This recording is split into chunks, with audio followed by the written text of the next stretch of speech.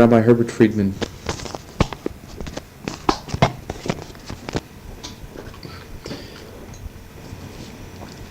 Sholem was in UNRWA agency uniform, and he worked in the warehouse, and he sorted the stuff out, and not all of it, but what he was looking for was the most precious items.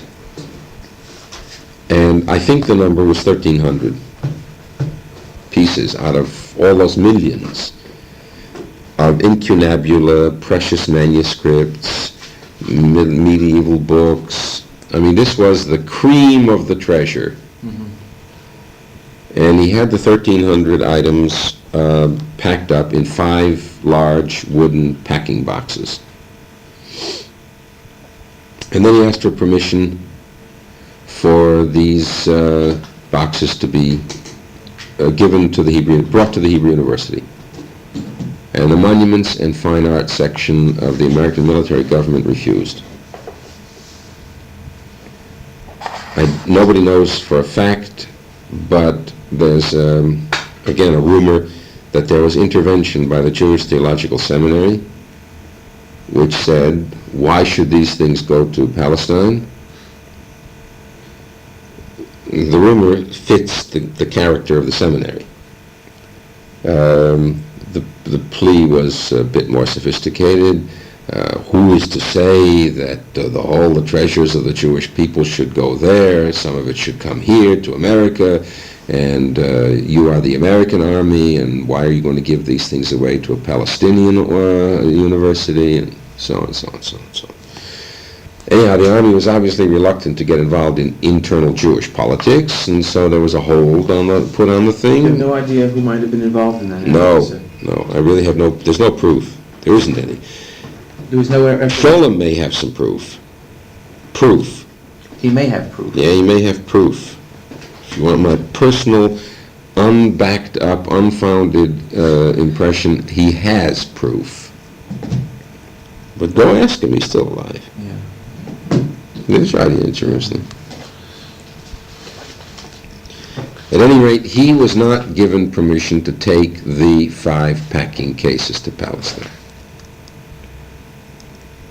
And as I recall it, again, I'm a little bit hazy on this point, I think he came to Bernstein, and I think he, again, said, like you say to Papa, what can I do? Is there anything you can do for me? Can you persuade the army? And Bernstein said, I don't know, let me think about it, and let's try to figure this out. And I decided, in my own typical way, to steal the stuff, because while they'll wait to decide, these 5 boxes are now more vulnerable than they ever were before, because all the material is collected, and here's the... Yeah, the collection was done by Rabbi... was done by Sholem. Well, the Rabbi... Isaiah Rakowski said he was involved in that. Might have been. And there were a couple of other people as well. I don't know who did the selection. Mm-hmm. I know that Sholem worked in that warehouse night and day. And if he had other guys helping him, that sounds logical, because I don't see how he could have done it all himself. Mm-hmm. There was also a captain in charge of that warehouse by the name of Benkowitz from Texas. I remember him, because because I used him in the night of the robbery, and okay, so let's be systematic. Having heard that the stuff was there, collected, and therefore fragile, because now anybody can go in, swipe the 5 boxes, doesn't have to bother with 5 million other pieces, because the culling is done. Boxes, how big were they? Half the size of this table, packing case. So it wasn't a vast amount of books. 1,300 items. Oh, 1,300, okay. You were changing the tapes. But you'll hear it. 1,300 items, so not a vast amount. 5 wooden packing cases, maybe each one the size of this table, be'erech.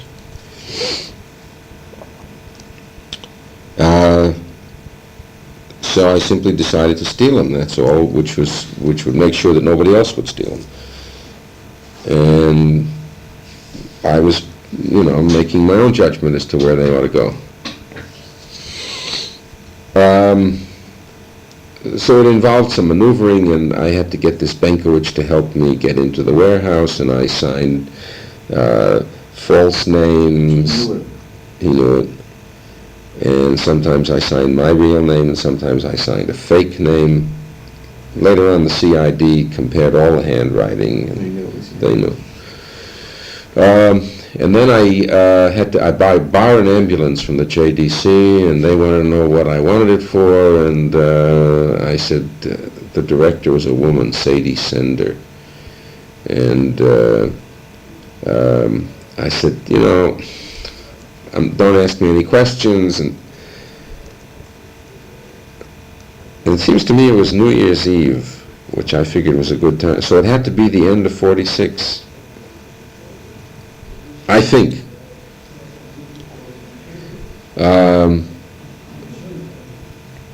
Which I thought was a good time to try to empty the joint out. And I rolled the ambulance up, and we wrestled the boxes in, Benkovich and I think there was another guy, German guard involved. And I went over to the railroad station, and I got the boxes into a freight car, and I stayed in the freight car with them, and we went to Paris. And then I went to the Jewish Agency office at Wagram, 143 Wagram, and said, I got a truck downstairs loaded with all these books for Professor Sholem, and you better send them to him. And they said, you know, so before they straightened that out, somebody got the bright idea that Chaim Weizmann's books were being shipped from London to Palestine on a boat from Antwerp, England to Antwerp, and maybe put these things on that same boat as part of his. So that's what happened, and they came here, and they were delivered to the Hebrew University on Mount Scopus for Professor Sholem, and he received. And they're still at the Hebrew University? Hebrew University was conquered by the Arabs. Yeah, I understand. So we almost lost him again. We almost lost him a time before that. There was a big hullabaloo and hue and cry and so, and the CID got into the act, and they finally traced the whole thing down. One fine day, two of them walk into my office, and... You expect to be caught? You know, I don't know what I expected. I don't think I thought about it very much. I just, I don't remember what I was like in those days, but I never have been much of a worrier. I don't worry about the consequences if I think I'm doing the right thing. Now, you know, that I understand philosophically I was taking the law in my own hands, and I had to be prepared to pay a penalty, I suppose, but I suppose I was prepared. I don't know. So they had everything, the CID guys, and I stalled, and I said, I don't know what you're talking about, but of course I knew what they were talking about, and I went in and told Bernstein. He had known. No. And he said, oh no. I said, oh yes. And he said, come on, we go tell General Clay, which of course was the smartest thing in the world to do.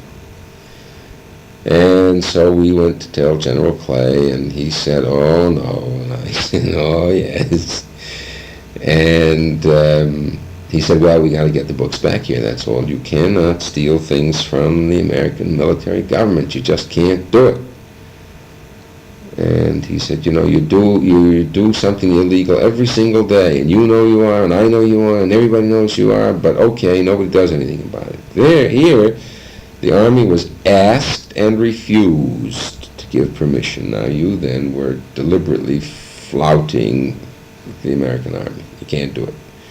And I said, please don't subject the books to another voyage. Don't try to bring them back here. A plane goes down or a boat goes down and they're gone for good.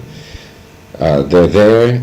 You want to take jurisdiction of them again? Have the American consulate in Jerusalem take the 5 boxes away from Professor Sholem in Jerusalem. Don't bring them back to Germany. And he finally agreed to that, which was, I thought, real fair. And they were opened here in Jerusalem in the presence of Professor Sholem by the American Consul General, and inventory was taken. Sholem had a list, and nothing was missing. Okay.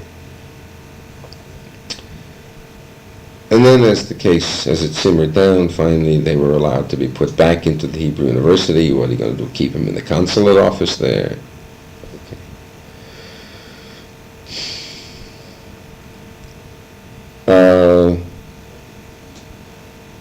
Clay then ordered the CID to kill the court-martial charges and ordered me returned to the United States. He said, now you're finished. That's it. No more. You can't stay around here and pull any more tricks. You are to be discharged from the United States Army for the good of the service. And at first I thought I was going to get a dishonorable discharge, but I didn't. I got a commendation medal. But a very interesting thing happened when I was discharged at Camp Kilmer. The ordinary formula by which an officer is asked if he wishes to remain in the reserves and retain his rank was not offered to me. There was a notation on the record, I found out later, that this officer is not to be invited to remain in the reserves. So you could never be a chaplain then? That's right. And you lost all benefits from that? What benefits? Well, if you had remained in the chaplain, there are certain benefits that accrue to you, I suppose. Pension and things of that sort. Don't know. All I know is I was not called back to Korea just a few years later, and I was certainly still of age. So there were other benefits, which I gained. Okay. Mount Scopus gets captured. The books are now in Arab hands, except that they're really not, because we had this police guard up there, which was changed every 2 weeks. And Sholem put it to me years later when I went to him to find out what the hell ever happened. Every second Wednesday, that guard was changed. And every second Wednesday, underneath somebody's shirt, one of those pieces came down. Gradually, they all came down. I had a teacher who was one of the guards. Really? Yeah, he told us about that. I didn't realize that this is the part of the story that I never heard. He said that that's how they got out all of their... precious stuff. All of the, yeah. So that's that story. There was... did I ever show you the Stars and Stripes? I saw it, but I never Xeroxed that. Oh, yeah. Well, so you saw it, though. That big headline, Chaplain steals $5 million worth of treasure, but they didn't name me. Yeah, maybe I'll get your secretary to give it to me one day, and I'll Xerox it up here. Well, if I can put my hands on it fast, I'll let you have it. But that's one that I want to save for my kids. So that you got to be careful of.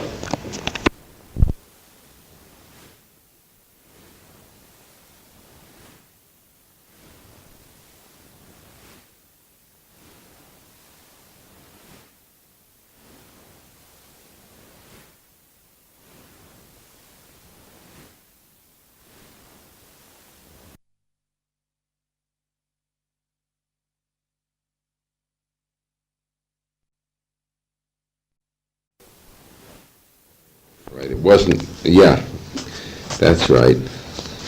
It was New Year's Eve that I stole the stuff, because I find a copy of an order here on or about the 15th of January.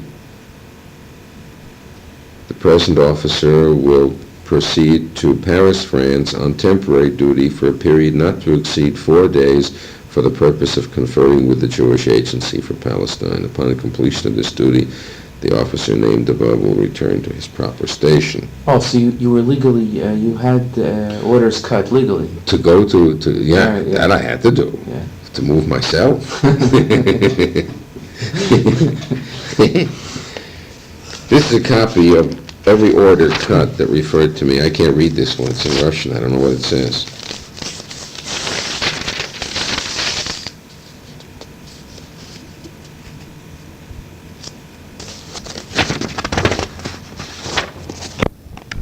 You went to 12 days leave to Copenhagen, Stockholm, Oslo. That was dated the 27th of March. 47.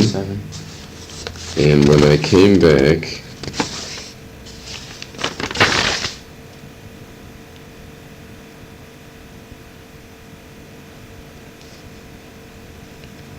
that's when I found the CID in my office. So that had to be at the end of March. They'd already tracked me down.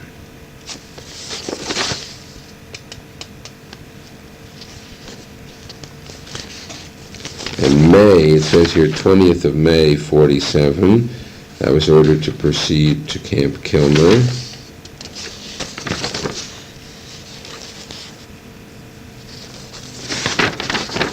From Europe. Yeah. So you left on May 20th. No.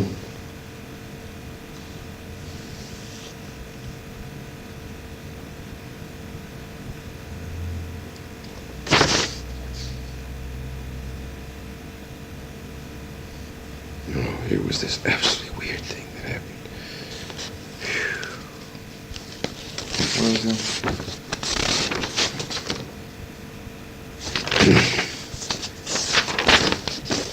I'm ordered to proceed to Camp Kilmer on the 20th of May. So I forget when I left, it doesn't show here. I flew back to the United States, had to be the end of May, beginning of June. Morgenthau got hold of me and said, look, you've got to come and speak at an emergency conference of the UJA, which we're having in Pennsylvania someplace. I said, okay, but I got to go to Camp Kilmer to get discharged. He says, no, you don't go to Camp Kilmer. You come with me to this conference. I want you there, and I want you in uniform. And I want you, because you're the freshest man off the European scene, and you got to tell these people here what's going on among the DPs. Do you know of your story? Sure. So I said, Mr. Morgan, he was the head of the UJA in those days, the chairman. So I said, I'll be delighted to, but you got to arrange it with the Army. So he says, I'll arrange it. I said, who do I have to see? I said, you call the first sergeant at Camp Kilmer and at the separation center, and you tell him that you want me. He says, I don't know anything about any first sergeant. I know the Secretary of War. I'm going to call the Secretary. He calls the Secretary of War, man named Robert Patterson, I'll never forget it. And he says, hello, Bob, this is Henry, and I'm dying because I smell trouble. I know it.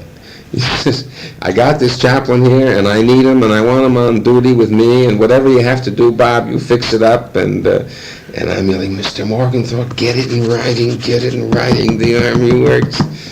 He hangs up, he says, okay, Bob's going to take care of it. I said, care of what? Okay. I go to that conference, I make that speech. It was a big sensation. He decides he wants me to go on the road with him for 30 days or something, I don't know.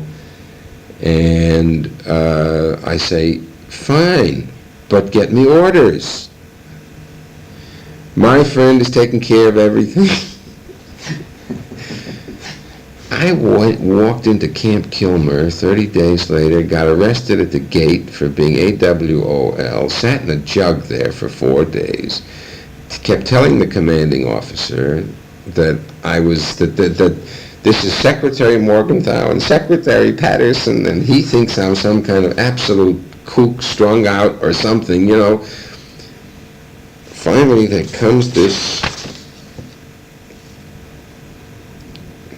cable, which is the beautiful one of the whole thing. From the office of Secretary of War, Washington, D.C., to Henry Morgenthau, Jr., 285 Madison Avenue, that was the UJ headquarters. confirming orders for Chaplain Friedman, care of you, are being mailed from Camp Kilmer Separation Center this afternoon, Lieutenant Colonel John Waters. Finally, the Army got down on paper and sent the proper papers so that I was released from jail. And then the commanding general of this camp in Camp Kilmer is kissing me, gives me a cigar, says to me, "I'm sorry." He says, "But I never heard a story like this." I said, "I never got caught in one before, but you know, those jerks, they didn't do it. I told them get the papers, and they didn't do it by papers. And when those up there in the stratosphere, the cabinet ministers talking to each other, and poor guys like you and me," I'm a captain and he's a brigadier general. "Poor guys like you and me, we get caught in a meat grinder." That's when I gave Morgenthau such hell. And finally, there's an extract of an order to the commanding officer, Camp Kilmer, that by order of the Secretary of War, Chaplain Friedman will be carried as attached, unassigned, until the 1st of July, and this is from the 20th of May, at which time he will be separated from the service.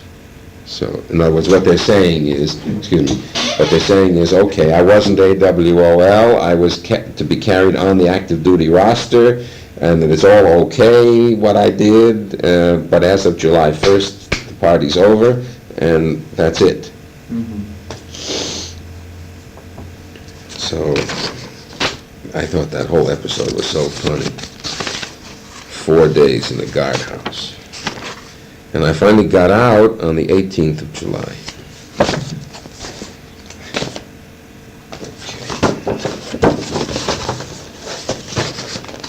Oh, that's not what I was looking for.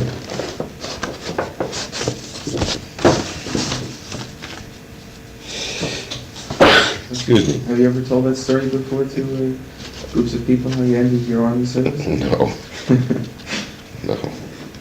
Did I ever show you this? I think I did. Oh yeah, this Adolf Hitler's calling card. Yeah. Yeah, I saw that.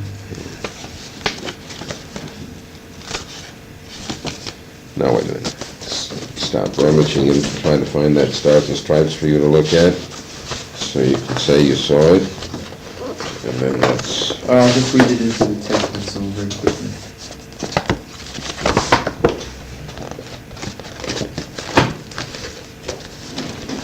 Oh, here it is.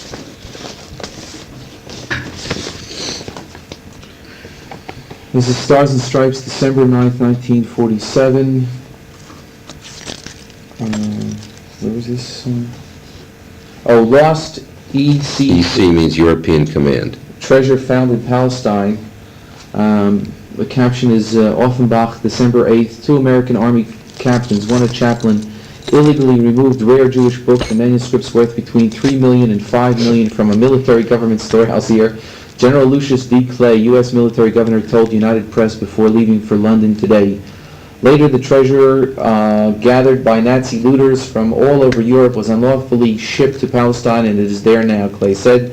The documents, 1,100 of them, filling 5 packing cases, were taken from the Offenbach archival depot where they were in American custody on December 30th, 1946. Oh, so we got the date. Yeah. So you took it that night. This has never been before disclosed despite a series of prolonged Army investigations. The monetary evaluation is based on an inventory taken in August of 46 by Gershom Shalom of the Hebrew University of Palestine. The inventory showed that the items were ancient Hebraic documents variously described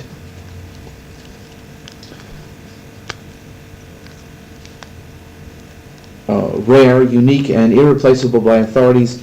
Following Army investigations which indicated the 5 cases had found their way to Palestine, Clay asked American consular officials there for verification. The volumes were discovered complete and undamaged at the Hebrew University, and a receipt was given to the State Department representative who forwarded it to Berlin, according to Clay. The general explained that this was done rather than risk damage or loss which might result from shipping them back to American military government or legal custodian. He emphasized that the treasure is not being used and will not be moved pending receipt of claims from original owners of the material who have not yet been heard from. Are they kidding? Yeah. Clay pointed out that neither of the overzealous officers had gained personally from the deal. He added that he, quote, let them go on home, end of quote, when their European duty tours were completed, rather than prosecute since the missing items had been located. After 2 weeks of investigation, interviewing, and examination of official records in various German cities, all verified by Clay, United Press was able to reconstruct the incident thus. On the morning of December 30th, the chaplain visited the archival depot, then under the direction of the second captain. Following a conversation between them, a receipt for 1,100 items were prepared. The depot record book logs the incident in its outgoing section as follows. American Joint Distribution Committee, 30 December 46, 5 cases, 1,100 items. End of quote. These records also show the crates were allowed to leave the depot under a Clay letter which authorized the loan of 25,000 novels, readers, prayer books, and other books, quote, of no historical or artistic merit, end of quote, for use in Jewish displaced persons camps in Germany. The receipt was signed with the name Kopel S. Pinson, educational chief of the HADC. That was the name I forgot. And the only man authorized to sign for such loans. I forged this name, that's right. The chaplain's initials were scrawled below the signature. Pinson had left Germany more than 4 months before. The afternoon of the same day, the chaplain returned with an HADC ambulance and took the crates away. German employees of the depot later told investigators that the name of an official of the Hebrew University of Palestine was stenciled on the cases. The papers were traced to HADC headquarters in Frankfurt. Employees there said the boxes were removed about a week later, again in an ambulance for an undetermined destination under the chaplain's supervision. The chaplain told investigators he simply turned the books over to the HADC and, quote, assumed they had been distributed to displaced persons camps. HADC officials contradicted this, saying the chaplain removed them himself. Clay pointed out that probably 90% of the items eventually will, quote, wind up in Palestine anyway, end of quote. This is impossible under present MG regulations, which state that all looted materials must be returned to the country of origin. The 1,100 items are thought to have originated entirely in Europe. Similarly, if their pre-Nazi owners resided in Germany, there is no provision for restitution to them. And MG is wholly responsible for safeguarding such materials. Yeah. So that's the story of the books. In other words, you had an interview with these, with the press or something? I don't remember. I don't think so. They said they reconstructed this whole thing. but- I don't recall having spoken to the press. Maybe I did. How come they didn't use your name? I think Clay just put it under censorship. In other words, they didn't want this to really be blown up out of proportion. I think no. The business of the name is, I think they were just being kind to me and to Benkovich. I mean, Clay was a really compassionate guy. And he figured, what the hell, if he's not going to put us up to court-martial, then he might as well protect us all the way and just keep the whole thing anonymous. I'm surprised that, I forgot about the part of the UP and the other independent. See, the Stars and Stripes was under Army censorship, but the UP wasn't. So it's like in Israel, they quote from the outside sources. That's right, that's right. So I'm surprised they didn't dig it further and find out our names. How would you spell his name? Benkovich. Yeah. Benkovich. Benkowitz. Houston or Dallas? Houston. Don't remember. He was an innocent victim. But a willing one. Yes? Yes. The one more thing I can think of is the relations with the JDC. We touched upon that, but you said to pick it up. I think that you ought to look through, what I meant by that point, I remember. I think you ought to look through all of the notes that you have, all of the men you talk to, and try to see if you can come up with a balanced picture. Klausner's relations with the JDC were stormy. Right. There were a couple of other guys who equally had low opinions of the JDC. Shubo had a lot of trouble with the JDC. Oh, yes, he did. He sure did. He didn't like, well, I think it was Skornik. He wrote terrible letters back to World Jewish Congress about the JDC work. Was it justified, do you know? Well, he got into that fight over the whole business of wanting to make that play of his trip back home. They didn't want him to. Yeah, well, from what I learned of him, it was that type of yes, he was a type of person. publicity-hungry man. Yeah. Even some of the things that he wrote afterwards that appeared in the Jewish Advocate in Boston gave me that impression that... and one of the JDC workers told me also that they had several farewell dinners for him. They just couldn't get him to go home. Sure. He was his end was a messy end in Berlin, and I didn't see him much at the end. So what I was saying, there are a group of guys who would give you a very low opinion of the JDC in terms of efficiency of their service, warmth and friendliness of their Jewish hearts, etc., etc. Yeah. Another group of guys that would give you a very high reading of the JDC. Which very few. Rabbi Bonin, for instance, had a very good working relationship with Rice, James P. Rice. Rice was JDC or Hayas? JDC. But aside from that, off the top of my head, I can't remember too many nice things being said about JDC. They talked, maybe Eli Rock was okay, then of course Helvard. Excuse me. Yes. So what I was advising you to do is try to strike a balance, and you're telling me that on balance, at least from what I remember, your recollections are that there are not very many of the chaplains who had anything too good to say about the JDC. Max Helvard, they said, was good. Henry Levy. Well, I told you those names because that was the Berlin crew. Those were Rock, Levy, and Helvard were my crew in Berlin, but there were 100 guys spread all over. Weinberg, Celia Weinberg, I heard was very good. Yeah, she was in Munich. Who told you? Rabbi Lippman told me. Yeah. Celia Weinberg was okay. She's in Detroit now. She's dead. She's dead? Yeah. That's that. She's not old enough to be dead yet. Some accident happened? Okay. How old would she be? You gotta be late 50s, 60 maybe. That's what I'm looking for. I'm almost sure. Okay. All right. So if you've drawn that judgment, I don't want to. I don't know. But at this point, that's the feeling. Either they didn't have any contact with him, which itself, is a sort of an indictment. Yes and no. It could be they just didn't have any opportunity, or because they were in different areas, which is what happened. But generally, I got the feeling that there wasn't any friction. Either a chaplain worked with a person, he didn't have any opportunity to work with him, or there's so much work that Ann Borden was very good, Ann Lippa, Levi Becker, of course. So we do find a number of good people there.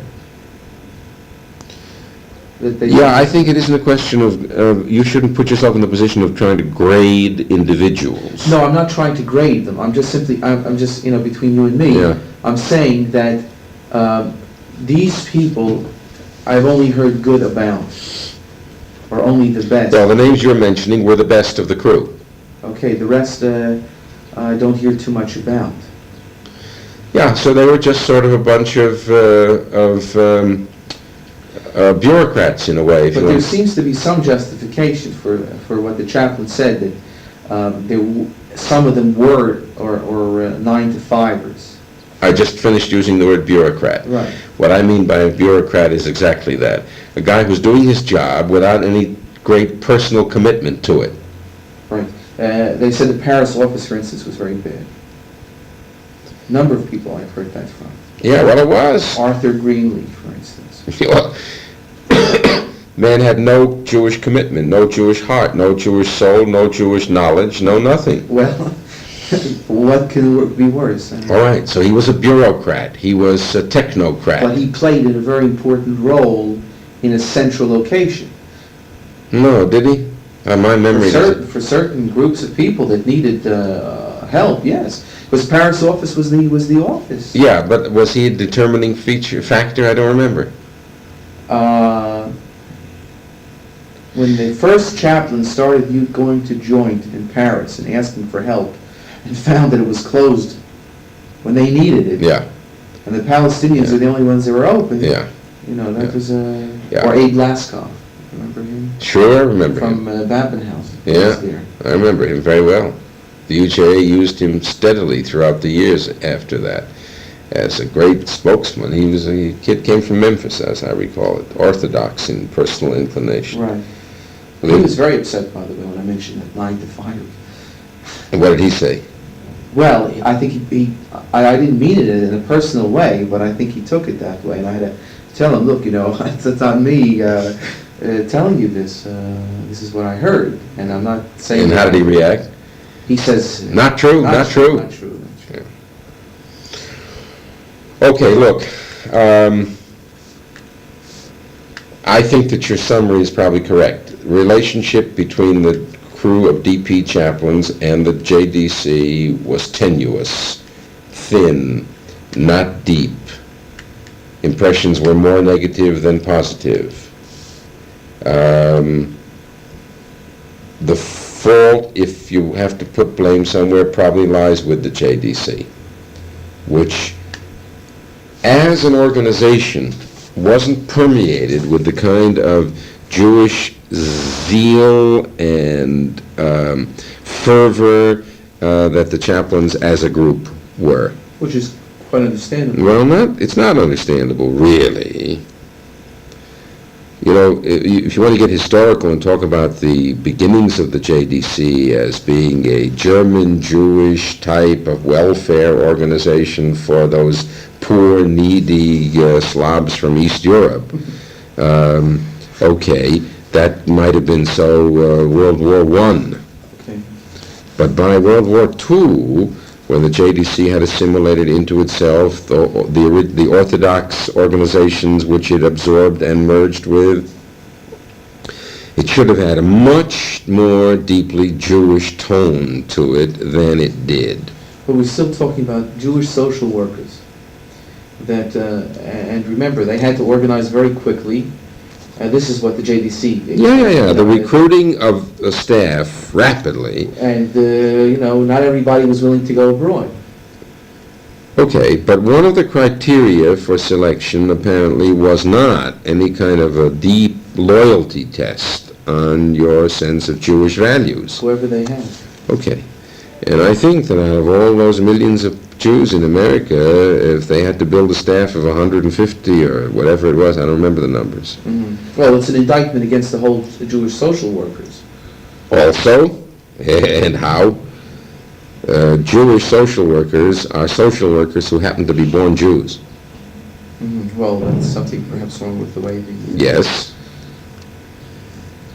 Okay, so maybe therein lies the seed of the tragedy, that they were looking for social workers and not Jewish social workers. Yeah, they'll tell you they had no opportunity. I mean, they just had to go out and get people, and there were people that were in Europe at the time that they took. One of Levi Becker's first reports is a negative report against some of the people that he's found. That they didn't speak Yiddish, they didn't care, they weren't concerned. You know. When Levi Becker came on the scene, there were letters of, "Oh, thank God you're coming," you know. Finally, we're getting a mensch. Leo Schwartz didn't get along with Klausner, for instance. It was a terrible relationship. Well, it didn't matter who the director would be. Klausner didn't get along with the JDC as a matter of principle.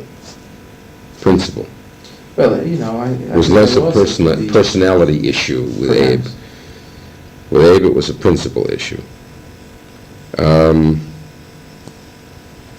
I can only tell you, as far as I'm concerned, my relations with them were always in Berlin when I was still just one guy on the totem pole. my relations with that crew were excellent. But that was, that was an exceptional crew also. And that was an exceptional crew. That was very atypical. Later on, when I moved upstairs and I was no longer just a guy on the bottom of the totem pole, but I was on the top of the totem pole, then the attitude of every JDC office to me was altogether different, of course. That's no way of testing. Exactly. That's why I'm saying it. Yeah. That's why I'm saying it. They deferred and they bowed and they scraped and, so that's no true indication. Yeah, but you must have had... My evaluation, my personal relation was always as good as I tried to make it myself as an individual, because I'm just that kind of a guy. Mm-hmm. I don't condemn and I don't pull rank, and I always try to the other person's innocent until he proves himself guilty. That's me. So that I really have nothing much to give you about my personal relations with the JDC officials. They were okay. My historic evaluation of the JDC in this whole period is that it was late.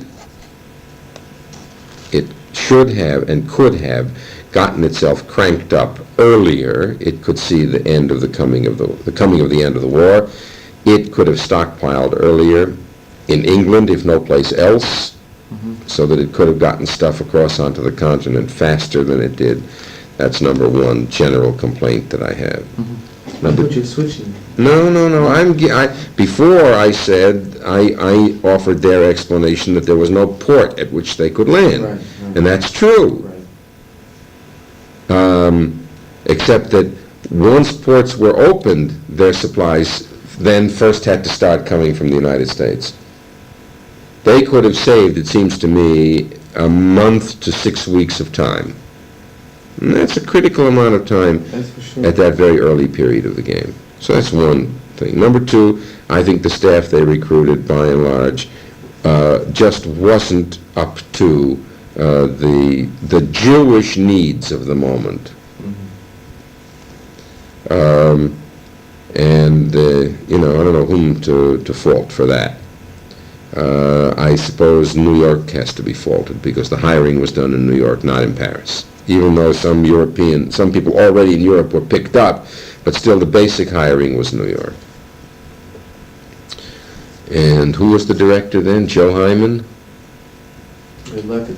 Moses Levitt? No, I don't think so. Joe I think Hyman was also, I think Levitt was the assistant. Yeah, he became the director later.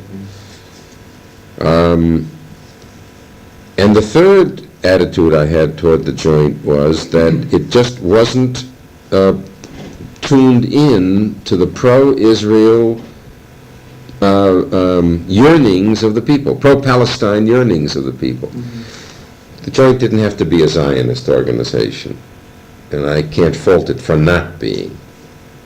But if you're a welfare service organization and you come over and you see what the people want, you have to tune in to that if you want to serve the people.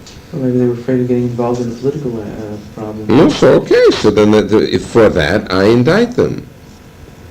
Well, they'll say that they'll lose their effectiveness if they become political. And especially since you had Rosenwald and Beerwald with the money over there. I'm not asking them to become political, and I'm not asking them to transfer the American Council for Judaism fight inside their own organization. But when a worker of theirs is serving inside a camp and he sees that all the people are dying,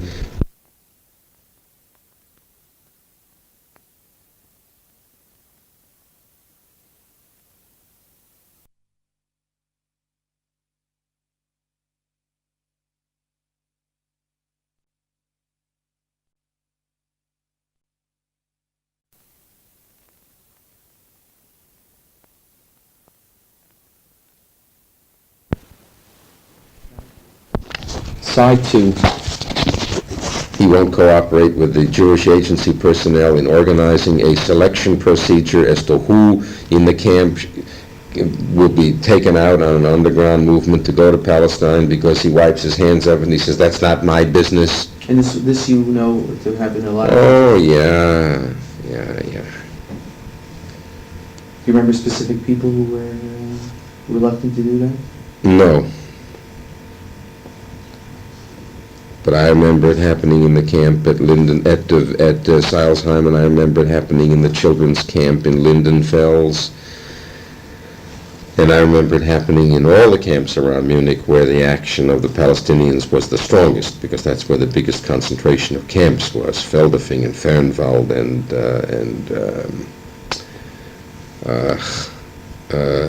Landsberg and Ulm, and all the caserns around Munich. By and large, I'm talking about their faults. One fault, strong fault, was they just weren't tuned into, and they weren't going to get involved with. And of course there were exceptions to this generalization. But that was the rule. Yeah. All of these are very strong indictments. Balance that off with the fact that they did manage to mobilize enormous quantities of supplies. They did spend $75 million a year, year after year. That's how much money they were getting out of the campaign. They were getting more money out of the campaign than was going to Palestine. In the campaign of 1948, the very year that Israel was established, the high point campaign of the American Jews, 1948, the JDC got more money than the Jewish Agency got. The emphasis in 1948 was still more on Europe and the DPs, even than on newly born State of Israel. So they did have an enormous amount of money to spend, which means a great responsibility. They were clean. There was no hint of corruption or stealing inside the organization. I think that's a great tribute to them. So, that's all on the plus side. They did handle a lot of money, handled it well, brought in huge quantities of supplies, did mobilize a staff, even if it wasn't the best one, it could have taken them a year to do that, instead of just a couple of months. So the picture isn't all negative. Picture isn't all negative. And so when I balance, myself, my own personal opinion, when I balance the negatives against the positives, I have to come out being appreciative that they were there, and being thankful that they did what they did, and having good personal relations with as many of the people, even though I didn't see eye to eye with a lot of them, as I could manage to keep going, because the day-to-day work suffers when you have bad personal relations. And they were all very nice to me, maybe because of the position I held. So when it all adds up, I don't see any big, fiery, Jewish, patriotic zeal motivating them, but I saw a steady relief operation going on over a 3-year period, which certainly I'm glad we had, and the absence of which would have really made a great difference in the lives of the people. I found, are we finished with the JDC? Yeah. I found an interesting letter that Rabbi Bernstein wrote in 44, 45, before probably 44, in which the first indications from the chaplains are coming in, must have been 44, that they were confronted with the refugee problem. And he says something to the fact, we have to do something about this, or that we knew this was going to happen, yet nothing was done. Yeah. Yeah, I think the JDC was slow and late. I think they didn't wake up, actually, until December of 1945, and I pinpointed to that date because December every year is the annual conference of the UJA. They get their money from the UJA. They're a very cautious conservative organization. They're run by German bankers. They don't believe in going into debt. They only spend the amount of money which they have. So they wait every year to the annual conference of the UJA to see what the anticipated budget might be for next year. Okay? And I think this is important. The campaign of 1945, don't forget the war ended in May. Right. And there were all the months yet to go, but the campaign of 1945 produced $30-something million, of which they got maybe 10, maybe less. And that's the level along which they're going. December 1945 was the Electric UJA conference in Atlantic City, to which 2 DPs were brought over. Yeah, that's an interesting story in itself. And we organized that. I came in at the very tail end of the organization of that. That's when Greenberg was supposed to come and he didn't come. Correct. Because of the JDC. That's right. He fought with them. He fought with them? What's your version of the story? If the information that I got was because he represented the Central Committee, Mm-hmm. he was invited. Mm-hmm. Then they sent him letters, we have no space for you on the plane. Mm-hmm. But they did manage to get 2 people from Bergen-Belsen Mm-hmm. to get there. Mm-hmm. And then I saw a confidential memo from Herbert Mm-hmm. saying that Rifkin didn't want it, Rifkin was against it, and the JDC were against Yeah. it, and they squelched it. Yeah, that's what I mean by he fought with them. He was sore as hell at them. Oh, he fought with them afterwards, yes. Yes. Yeah, yeah. Yeah, they kept him out. Yeah, they kept him out. But why? I think because they felt that he would just give too much of a hot-headed Zionist speech. I can't prove it, but I think that that was it. And Rosensaft wouldn't. And Rosensaft wouldn't and didn't. Never did. Rosensaft you know, Yeah, well, do I have to say more? At any rate, didn't matter who the DPs were. It really didn't matter at all. Didn't. No. Greenberg would have been 1,000 times better because he was a man of 1,000,000 times more integrity than Rosensaft. But here again, Alex, you gotta learn to be detached. The historical moment was such that anybody who showed up and said, I come from the camp, I am the remnant, I am the survivor, I am the name of my people and their blood and the shadow of the wrecks of the human beings left in the camps behind the barbed wire on the bloody soil of Germany. He was also very dynamic. Who? Rosensaft. Yeah, he's a demagogue. So, all right, so how many speeches are made by people who are demagogues and have no personal integrity? no, I'm saying, so really, I agree with you. Right, so it didn't make any difference really historically. The crowd was electrified. Montour was then the organizing genius of the UJA and dared to put forth a $100 million target for 1946. Now, if anywhere near that amount of money were to be raised, the JDC could suddenly see that it could expand its operations. And that's why I believe that that conference in December of 45 was finally the thing that triggered the JDC to move.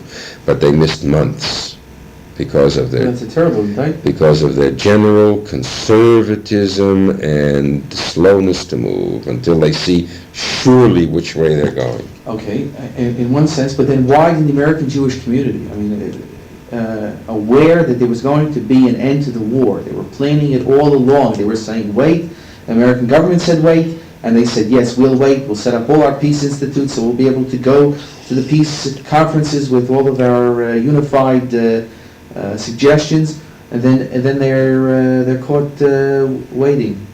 Where was the rest of the American Jewish community? Well, when you say the American Jewish community, Okay, I never know. Where's who, the UJA? Why didn't the UJA take people in the UJA? The UJA did. Where was Rabbi Wise? The UJA took its action In 46. Why didn't they? in December of 45. 45. It says it's 46. Yeah, well, the UJA... Why weren't they? Why wasn't there an effort before that? Why wasn't there an emergency campaign in May of 45? Or before, or in April. Well, okay. Before the war or after the war? Let's say in April. Yeah. We get sometime between April and May. It doesn't really matter. Yeah, okay. I can't answer that, except that I think that the UJA also was a... In other words, if we're going to indict the JDC, I'll say that we know that they are conservative and that they have to be pushed and that they're apolitical. And if we know that as a given, then where's the rest of the Jewish community? But there is no rest of the Jewish community. The American There Jewish... is. There wasn't then, and I'm not even sure there is today. Okay. There certainly wasn't then. The American Jewish Committee, apolitical. The American Jewish Congress, ineffective. The B'nai B'rith, apolitical. What they could say about the B'nai B'rith is something altogether. The American Zionist Emergency Conference, a small lobby among congressmen, wasn't a mass organization. The UJA, fixed in a rigid time calendar of its own making. It conducts a campaign once a year. Which is a mistake. No, if we're saying that the JDC made a mistake in not being able to move beforehand, then the UJA is just as I think culpable. the first appearance, I think, I'm not sure, I can't prove it because I don't have all the documents, but I think the first appearance of Henry Montour on the European continent was not even in 45 at all, but not until the spring of 46. I think that may make sense. I don't remember hearing that being there. So, okay, so the UJA was slow too. But it did, when it cranked itself up for its once a year operation, it moved into high gear for the year 46. Yeah. Higher for 47, higher for 48. But the crucial period was 45. Well, but so they were slow in starting. To have, put it the other way, you can say, the campaign for 1945, which started in December of 44, and went through its normal phase in 45, January, February, March, April, May. Couldn't they realize at that point that there may be need for more? Well, you know, that question is like the... I don't know. I'm saying that the information was coming back. Oh, come on. The information was coming back in 43 also. And why didn't they do something in 43? If you want to... No, but you see, no, that's a different question. I understand. But no, because the Jewish community was always saying, we can't do anything until the end of the war. That was their excuse. Right. So the end of the war is when we should have moved much faster. So the end of the war is being anticipated. Yes, the UJA, I think, is also subject to an indictment as much as the JDC is, of a different kind. It's a more rigid, less flexible. It was a more rigid, less flexible organization. It couldn't find a way of breaking out of the annual calendar. When did it break? When did it become more flexible? Yeah. When I took it over.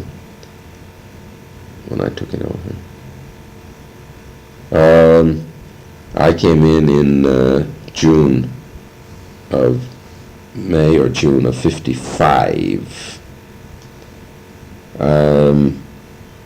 All right, let's use that as an example.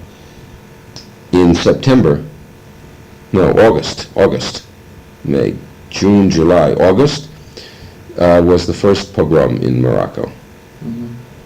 The French announced their intention to leave. The Sultan was going to be brought back from Madagascar. The Arab Nationalist Party was returned to power, and Morocco was going to become an independent Arab country. The first pogrom occurred in the summer, August. I went over. Came back in September, organized a big emergency nationwide conference on behalf of the Jews of Morocco. Didn't wait till December annual conference, we'll include it in the next year's campaign. No.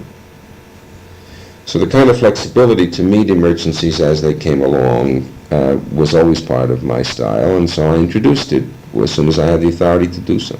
Were you willing to accept it? Were they what? Willing to accept it so quickly? Certainly the people were willing to. Look, the Jews are good people. They're willing to follow, but there are not many leaders among them. They're willing to follow the leader if there's a leader. If there's a leader who asks, they'll do what they're asked. That's my generalization. And I suppose that same thing could have been done in the spring of '45. So they didn't have good leaders in that period? I don't think, not the same kind that developed later. No. The leadership was primitive. I'll never forget the first delegation that I saw of them from the UJA came in the summer, or June, I think it was, of '46, a year after the war was over. 5 guys show up, of whom one was Sam Rothberg, and Sam Daroff from Botany Clothes in Philadelphia, he's dead, and Sal Luckman from Cincinnati, he's dead, and Joe Holtzman from Detroit, he's dead. That's 4 out of the 5. 3, then who was the 5th one? Don't remember. And they came and they poked around the camp. No, Montour wasn't with them. Rothberg was the leader of the group. And that's the first time I met him. Who were these guys? They weren't leaders, giants, national names, great personalities. Businessmen. They were local businessmen who cared and who were willing to throw in their time and their money to the extent of the ability that they had to persuade other people. They became leaders locally. And because a few of them were local leaders, they became national leaders. There was nobody else. All right, let's not get started on that. Okay, that's the chapter about the joint. Alex, I think you and I have come to a parting of the ways. Okay, fine. Thank you.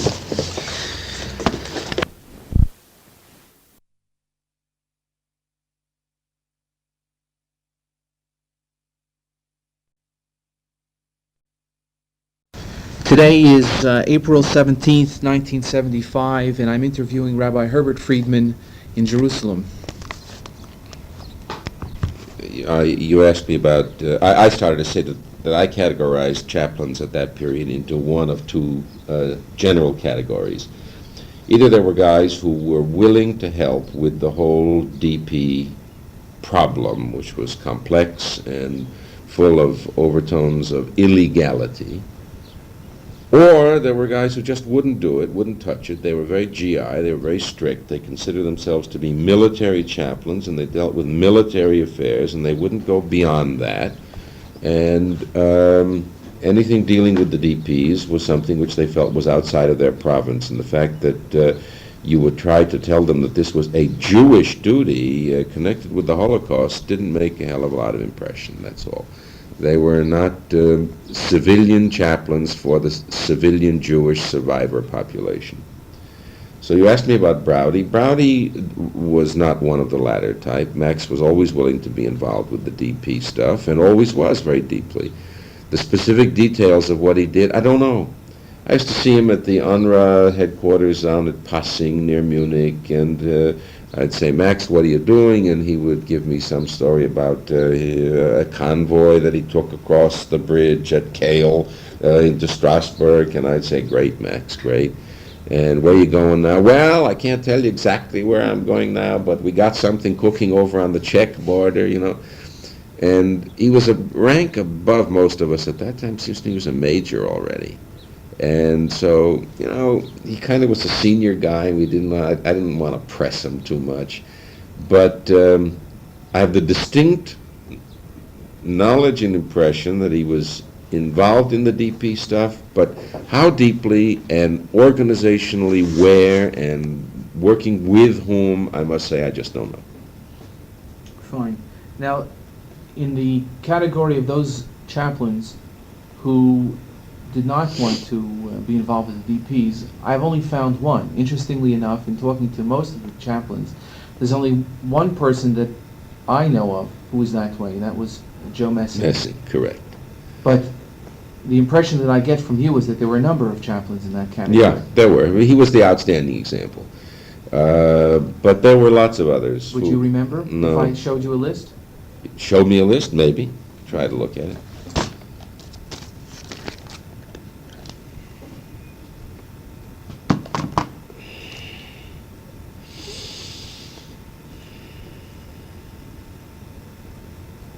Well, Abramowitz was in the DP business up in... the names that are crossed out, I should pay no attention. No, those are the ones I've seen, I've spoken to. Well, Abramowitz was in the DP business. He followed me up in Berlin. Barish, I don't have any great recollection of, no. He was later on, wasn't he? Yeah, he was later on, but still, the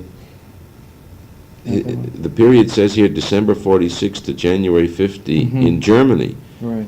No, I don't have any recollection of him. Ralph Blumenthal was Army, Really? chicken, pretty much Army. Bonin was DP, Browdy was DP, Breslau was before my time.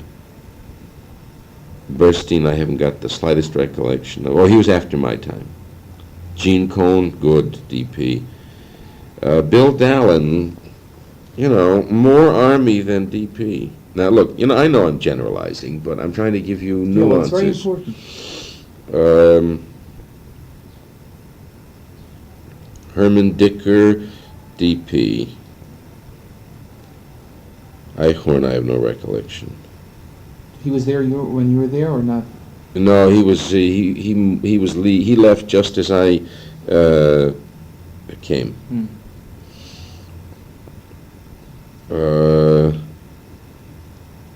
Feldheim, I have no recollection. Irving Gantz, don't even remember the name. It says Belgium, France, Germany. Frank Goldenberg got killed before he could get into anything. No way to judge him. Goldfein, I don't know. Goldman, I don't know. Samson Goldstein, I don't know.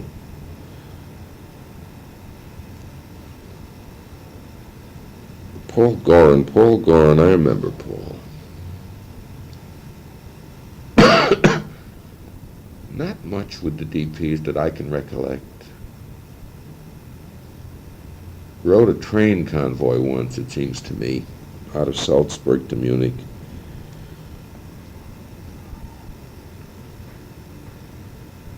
Abe Hasselkorn, dim memory. Yeah, but he did a lot. Yes.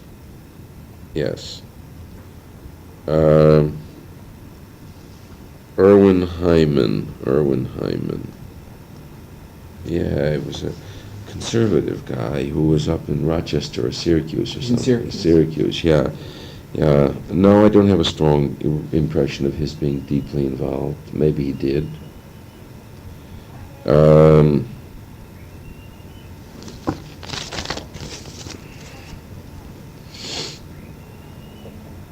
Klausner, yes. Klausner came back a second time. That's right. Oh, chose two periods here, right. Klausner was involved. Jacob Kraft, I have no recollection of. He was in Italy. Yeah, right. He was working with them. Okay. Krasnow, I don't know. Just can't remember even a face to attach to the name. Mm-hmm. There's an Aaron Kahan which we skipped, or we didn't get to yet? Aaron Kahan, no recollection. Okay, fine. No recollection.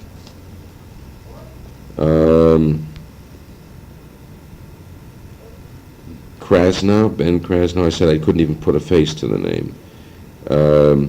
David Lefkowitz was gone, Sidney Lefkowitz was gone, Lifshutz, yes. What were your impressions of him? Of Lifshutz? Yeah. Yeah, well, look, he was a blustery guy, always, wanted to be seen where the action was, where the big shots were, but basically a good guy. He was just, he didn't have enough self-confidence, I think, to do his job quietly, nicely. He was a Schwitzer. That's the best way to describe him. Oscar was a Schwitzer. But underneath, the fundamental instincts were really very good. He was not a messing type at all. No. I don't know why you ask about him. He was strange because he was bucking for Army career long term, and I think he ultimately got up to a pretty high rank, like maybe colonel. He was lieutenant Lieutenant colonel. So that was the kind of guy that would have a tendency to shy away from our aspect of the work, but he didn't. His Jewish instincts were very good, deep. He loved the Jews. He really did. And so while he was bucking for promotion, he didn't give a damn if he did something to risk it, which is why I call him a good guy. The bad side of him is the Schwitzer stuff. Gene Lippmann was good. He was in it all the way. Hirsch Levaser also was. He came back a second time. Ernst Lorge, I don't have much of an impression of him. I know he was a German-born fellow, and I would have thought that he would have been in it very deeply, but my recollection of him is faint in our business. He was more Army than DP. Messing we talked about.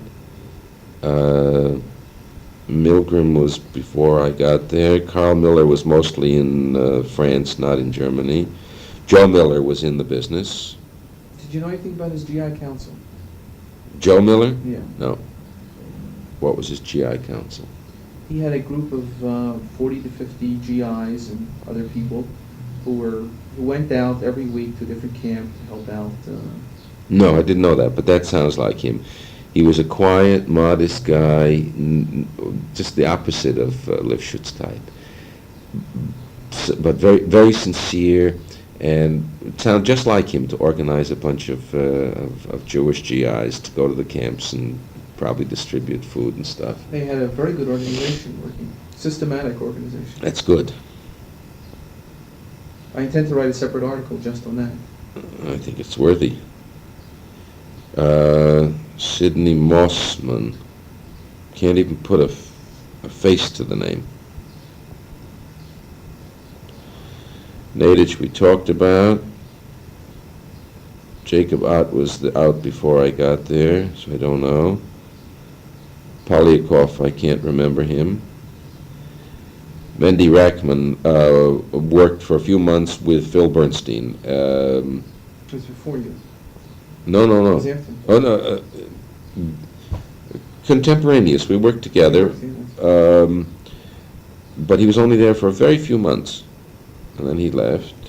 And so, he was officially in the DP business. That was his job. Correct. Rakovsky, I have no recollection.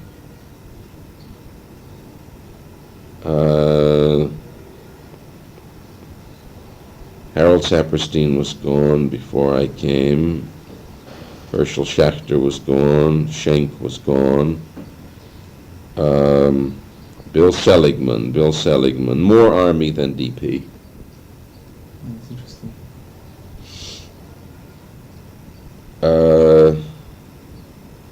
Shubo, heavy in the DP business, heavy. He got that house in Berlin first before I came. He was a despicable guy. He was a bad guy. He was a miserable guy. He was a mean guy. He was everything. There were just a lot of bad qualities about him. He was a blustering, bumbling, boastful, impossible egotist. But just on the one question, did he work with the DP? He sure as hell did. He broke his neck. He broke rules, regulations, worked hard, set up that camp at Schlachtensee with the UNRWA people. Really, kol hakavod to the guy. And I didn't like him, couldn't stand him. Mm-hmm. But kol hakavod to him. He died. He died, yeah. I think he's from Boston. Right. Abe Spyro deep in the DP business, deep. The little hustler ran around all over Bavaria, Kochlevel type. But you could always count on him, and he didn't give a damn if legal, illegal. No, Abe was okay. Seymour Stern. Army all the way. Really? Yeah, messing. Yeah. Really? I just spoke to him. He happened to come to Israel for about a week or so. Yeah. I spoke to him last Friday. You got a different version? Yeah. I'll give you an example. He told me, for instance, that when he went to Munich, that he couldn't or at the time when he was beginning to do something, the army transferred him to Nuremberg. He was moved around a lot. Well, all right, but his feeling was, at least what he told me, was that any time that he really wanted to do something, he couldn't. Now, I heard from somebody else also exactly what you said. What do you mean any time he wanted to do something he couldn't? Who everybody was in the same boat. No. You have another corroboration Of what you said.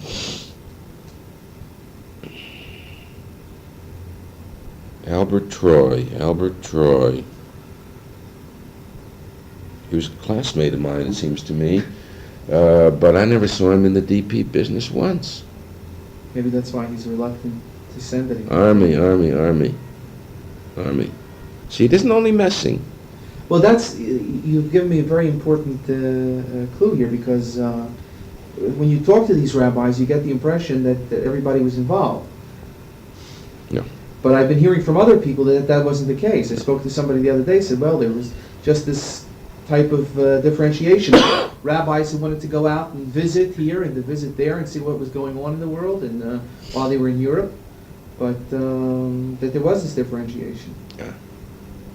It was really clear. There were a small number of devoted Hasidim. They were just devoted to working for the DP business as much and as hard and as often and under whatever circumstances as they could. And they would take any assignment that anybody would give them, the Bircha or the Joint or anybody, or the Central Committee of Liberated Jews. There were only a few like that. Equally, there were only a few of the opposite type, the messing type. The Messing, the Stearns. Yeah. The great bulk of guys in between were much more Army than DP. All right, that's very important.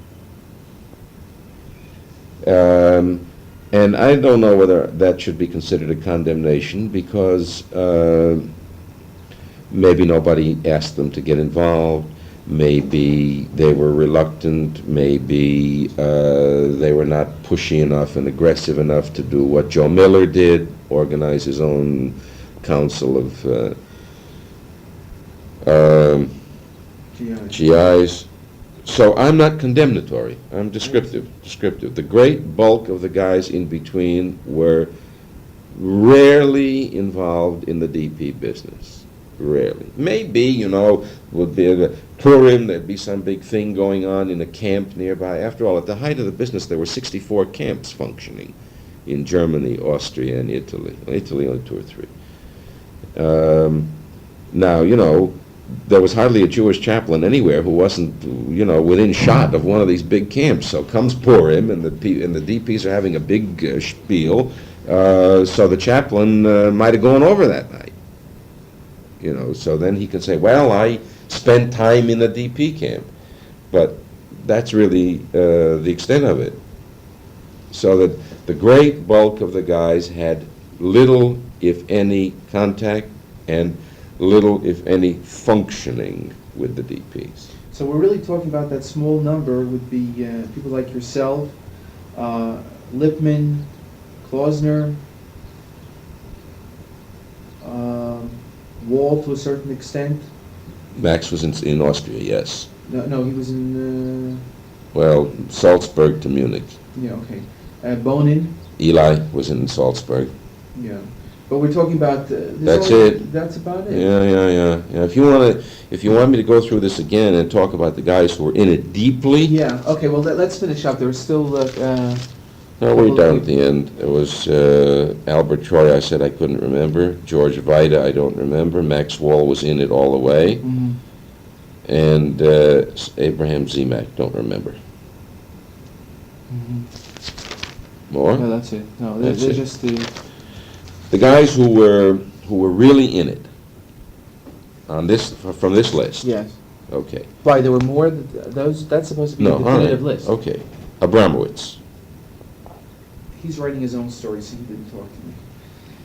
He'll never write his own stories. A lazy loafer. He's a sweetheart. I love him, but he's just, you know. I called him twice. Yeah. He wouldn't do it. Yeah. Okay. Abramowitz was in it in two phases. One, it doesn't. So even- Abramowitz is another person we would include in that small group.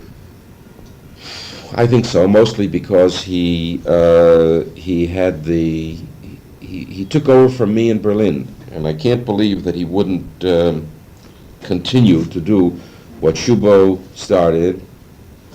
Shubo laid the groundwork. Berlin was crucial. Berlin was the whole northern Aliyah Beit route. There were two routes out. One, Stettin, Berlin, and we pulled 45,000 people. Do you want to do this in a systematic way in terms of what you were doing, or do you want to Okay. just go through some of this and then All come right, back? Abramowitz, let's call him an activist. Eli Bonin, number two. Ed Browdy. For all the mystery, I just don't know enough to, I don't think it would be fair to eliminate him, so let's keep him in. Is three. Gene Cohen is four. Gene worked hard. Myself is five.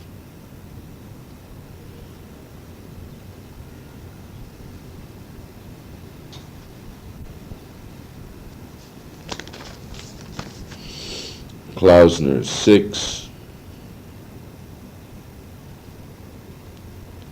Lifshitz is seven. Gene Lippmann is eight. Herschel Levazer is 9. Joe Miller, 10.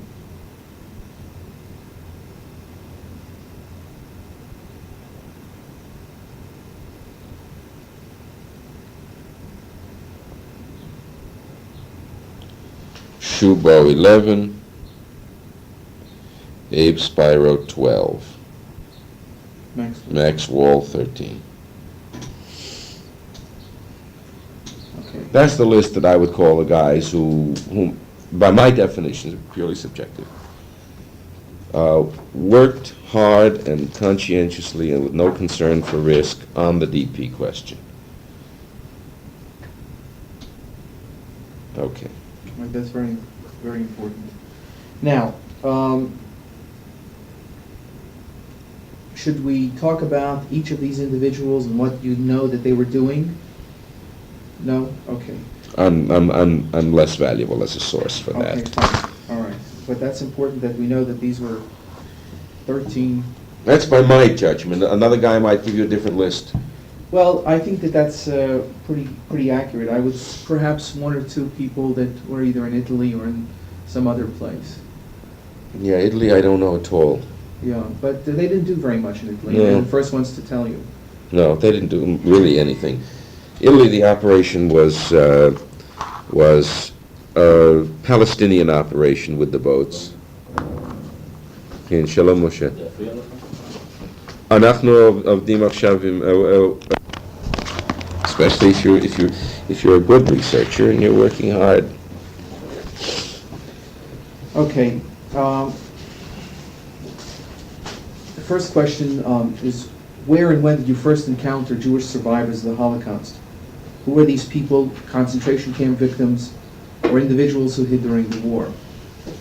And what was your response to them? Well, my first encounter was in Belgium, and you'll have to find the month. Well, it's right there, actually, in your article. The question was there anything more?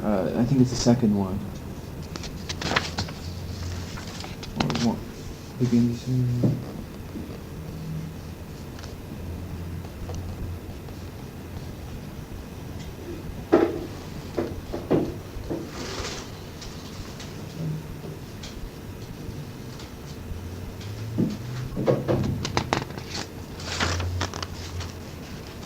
some reason that was the end of that particular article. I'll go back to the main source and check all of these out again, so that's not a problem. But in the meantime,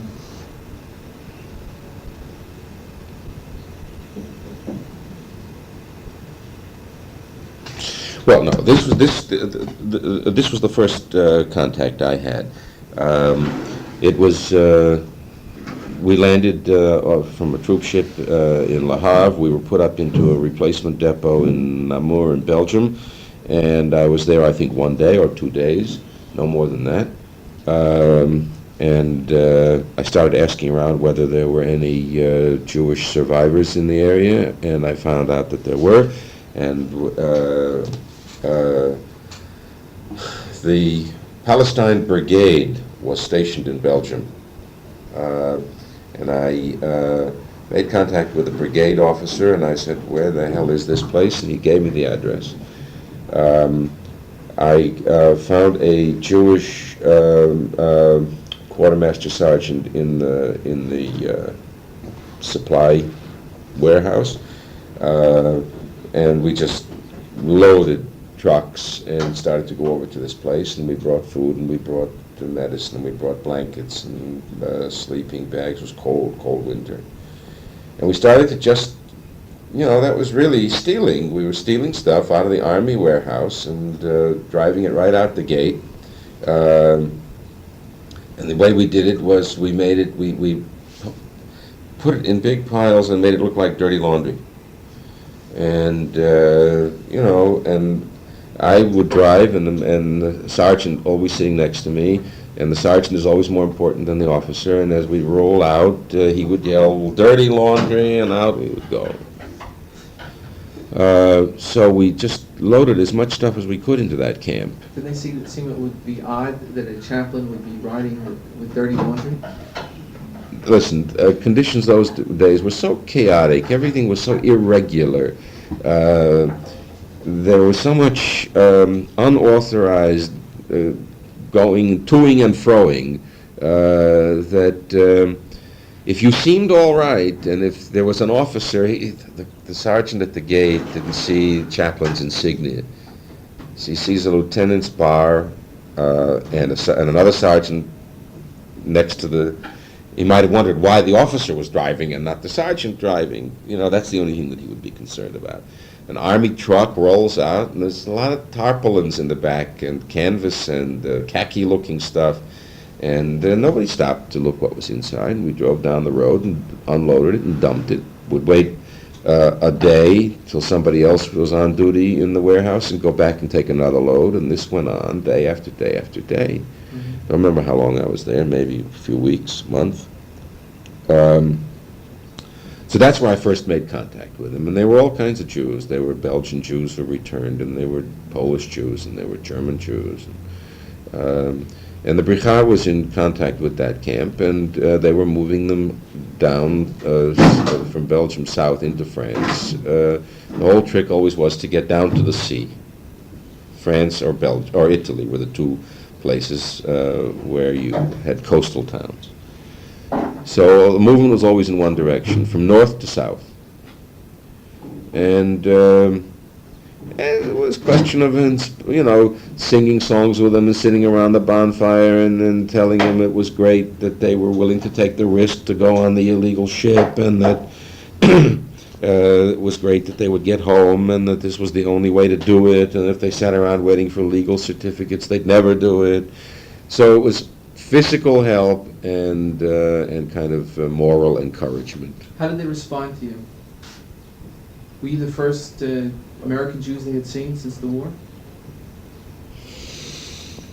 I don't really know how to answer that, because already it was now, whatever the month was, November, and so they'd been on the road maybe almost a half a year, since May or June, and they may have encountered other American Jews. I'm sure they did. Although here again, there's a whole other chapter which you're not interested in, but the story of the general attitude of Jewish GIs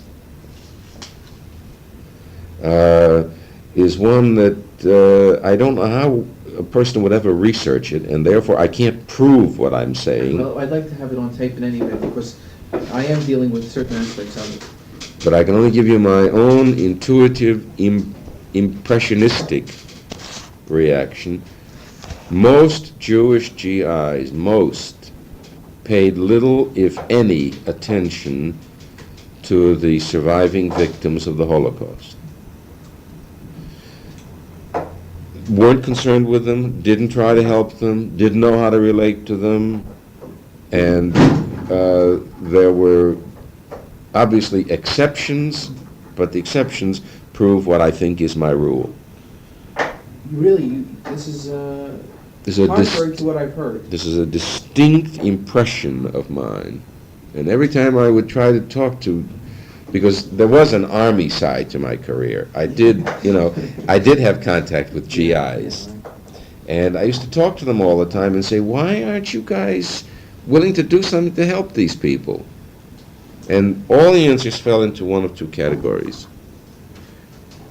A, lack of very much information about what the Holocaust had been all about and what these survivors had gone through.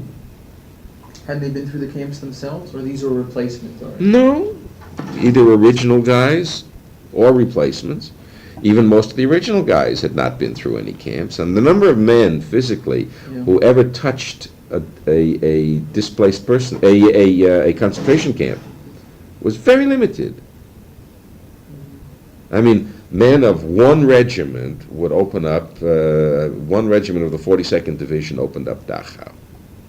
One regiment of one division. So what is that in terms of the whole army? So number one, I found their answers to my questions were that they didn't know much about it, and they didn't really know that they were expected to have any special attitude toward these survivors. They didn't know there was anything special about these people. In other words, general low level of awareness, even bordering on ignorance. That's one explanation that they gave.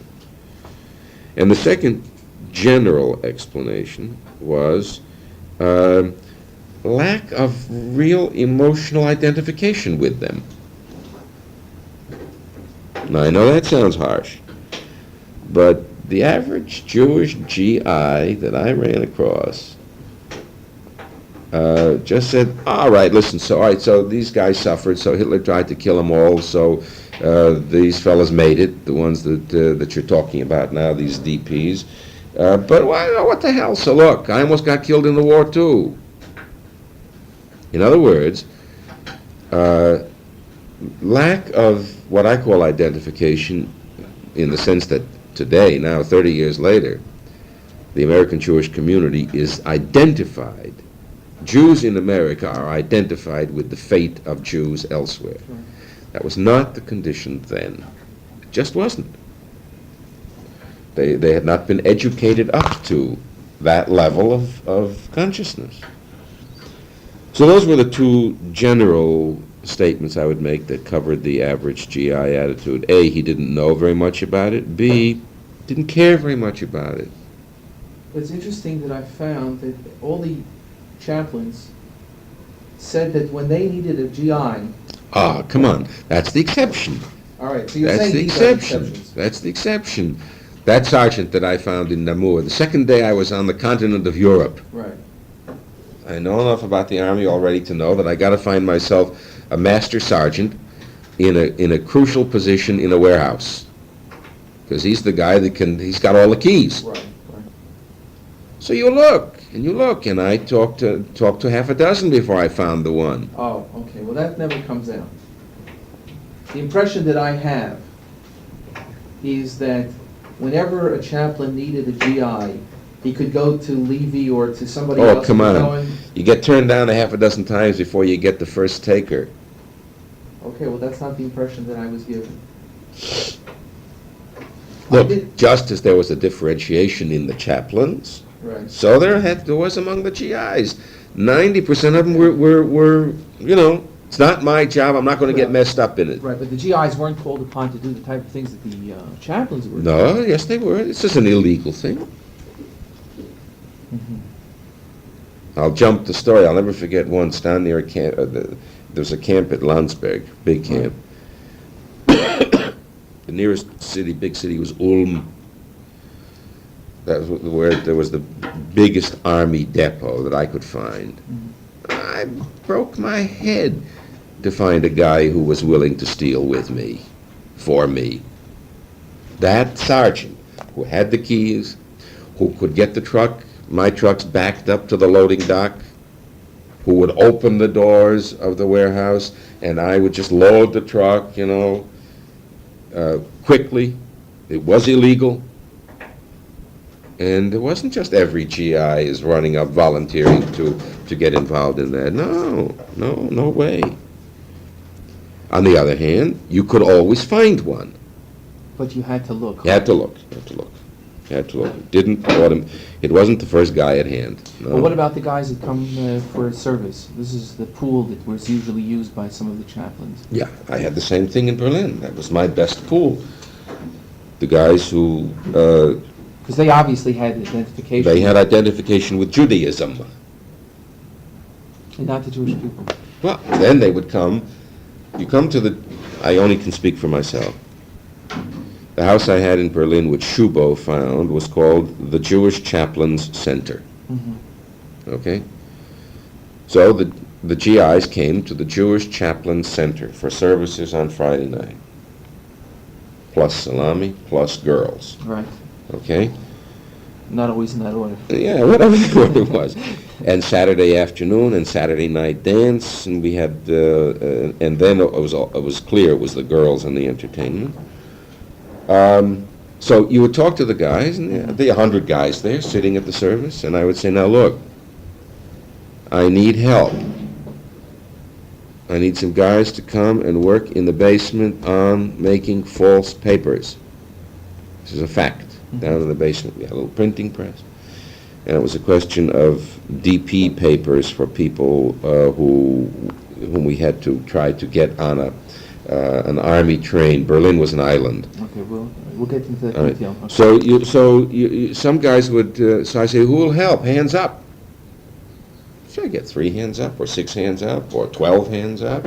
I had all I needed. Didn't need. I was never without the help that I needed, but I didn't get 100 hands up. And that was among the best, the ones who already came to the Chaplain Center. Right. Okay, so now where were we? That's the answer to your question, where was my first contact? It was when I first arrived, and it was in that Hachshara camp in Namur. Okay, now I'd like to stay with this question of the GIs for a moment.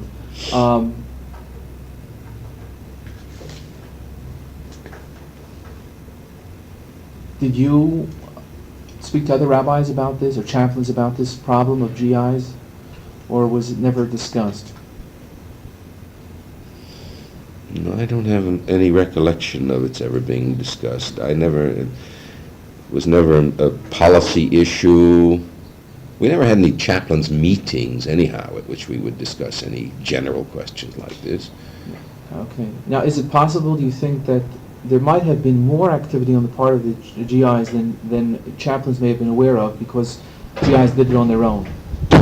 Absolutely possible, theoretically possible, I'm sure. But your impression is that there wasn't much more than what you were aware of? That's right. I repeat, that's my impression, total personal impression. I can't give you more than that. I'll give you an example.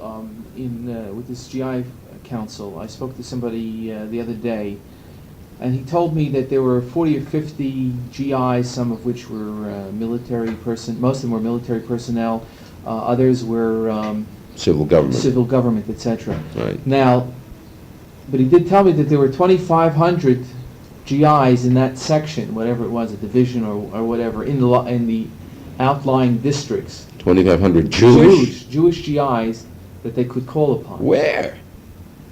This was in Frankfurt. I asked him specifically.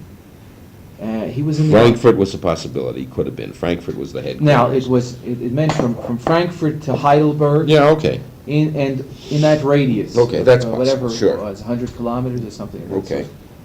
And there was a notice in their paper. They put out a paper of asking for other GIs to help.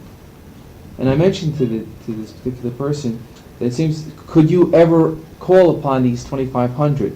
And his feeling was, Not really. Yes, that's what I'm saying. But I thought this was an atypical situation. I wasn't sure, because all of the other chaplains told me that the case was different, that they always had people to call upon. Now, perhaps I didn't push it. Yeah, the way I think we there did. may be just some confusion. Yeah, okay, all right. Everybody had a helper. Everybody had 5 helpers. Right. You were never short. You could always find guys who would help you. But you never had huge volunteering, and you never had immediate reaction and Well, response. what about, some chaplains told me, for instance, they had a service on Rosh Hashanah, Yom Kippur, where they had thousands of people, or at least 1,000. Sure. And they would ask them for money. Sure. Money they would give. Sure. Sure. So you're making a differentiation between money and... I thought we were talking about work, willingness to take risks, willingness to break Army regulations, willingness Fine, for, all right. you know. Right. Now, but you're saying that... 1,000 guys come to a service. But they were sensitive enough to that, or they were just didn't want to be embarrassed not to give? They were told that they were DPs. Yeah, listen, you got 1,000 years of Jewish tradition of tzedakah. So when the soldier comes to a service, He knows he's going to get... and somebody says to him, we have a lot of DPs here, and we need to raise some money to help buy them penicillin, what GI is not going to take out $1 or $5? Okay. I had a more critical situation than that in the Berlin thing when I was needing cigarettes, which was more valuable than currency. Right. And the price of moving a Jew across the border was a carton of cigarettes. One Jew, 1 carton of cigarettes. Value on the black market, $150. I had 6 trucks. Capacity 50 Jews each truck. That's 300. I need 300 cartons of cigarettes a night. Times $150, $45,000. Night after night after night after night. Where am I going to get 300 cartons of cigarettes every day? So when I was out schnorring cigarettes among the GIs, if a guy gave me a pack, it was $15. If he gave me a carton, it was $150. But mamash, real money. He could take the carton of cigarettes, go down to the Brandenburger Gate, which was the black market center, sell it to anybody, a Russian GI, a German civilian, a black market operator out of a camp, not Jewish camp only, although Jews were in the black market deep, but every DP camp. Hungarians, Latvians, Ukrainians, God knows what. 5 seconds after he's standing there in the Brandenburger Gate, he sells this for 1,500 Besatzungsmark, occupation marks, 1,500 occupation marks. There were no dollars in circulation. He takes, but it was each occupation mark was a dime. He takes 1,500 occupation marks over to the Army post office.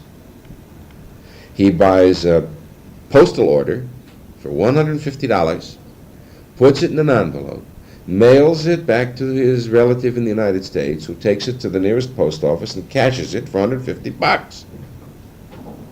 Now, he paid for that carton of cigarettes in the PX 70 cents. He was rationed to 1 carton a week. If you asked him for the carton, for this purpose, and I used to explain what I wanted, he says to me, look, I can buy a carton a week, 10 packs. 1 pack gets me a girl for a night. 1 pack, $15. 1 pack gets me a bottle of whiskey. Few packs I smoke. So I'll give you 1 pack. And I needed 300 cartons. I'm telling you the story to prove the point that when you wanted something from the GI in a monetary financial way, he'd give it to you. He understood the necessity of helping the DPs through giving money. I couldn't collect 300 cartons a night. I wound up getting most of it ultimately sent from my father in Connecticut. But nobody would turn me down for a pack. Some guys even gave me the whole carton. That's quite different. Right. That's quite different from what we were talking about before. Yes, Efrat. Where were we? The GIs and the carton of cigarettes. Yeah, okay. All right, so we finished with that point. Okay, fine. With what Army unit were you involved during this period? Which period? What are we talking about? Well, let's start at the beginning. When you first arrived, you changed the Army units as you went along. Yeah, I don't remember. I'd have to look through that, through the 201 file. Mm-hmm. Okay, well, we can get that later. Is that terribly serious? We went from Belgium into Germany. I was assigned to something and then something else, and I was assigned from one unit to another when that other guy told you the story about he was moved from one unit. I was moved many times, all in southern Bavaria, and whatever unit I was attached to, I found the nearest DP camp the same day. Okay. But most of the time I was serving with the 9th Infantry Division, 3rd Regiment of the 9th Infantry Division. And we were stationed in many places in southern Bavaria.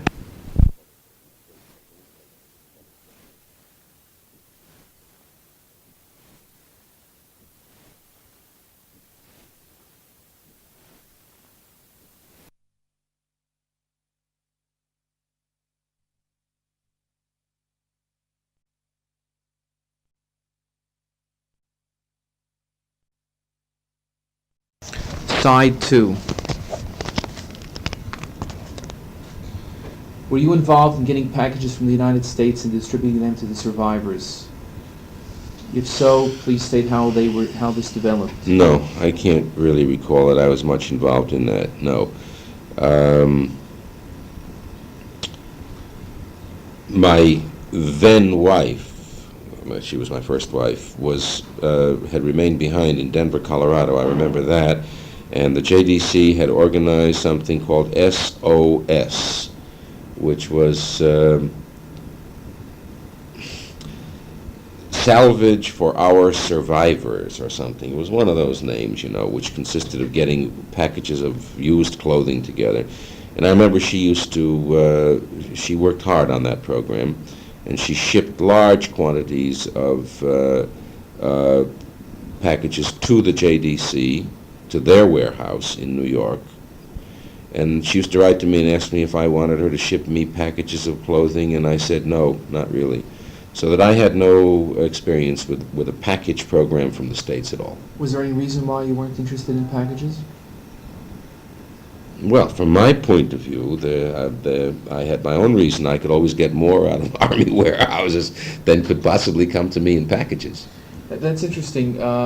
You and Rabbi Browley are the only ones who felt that way. I don't know if there's a reason or not. He told me the same thing. He says, why do I need to go to the United States?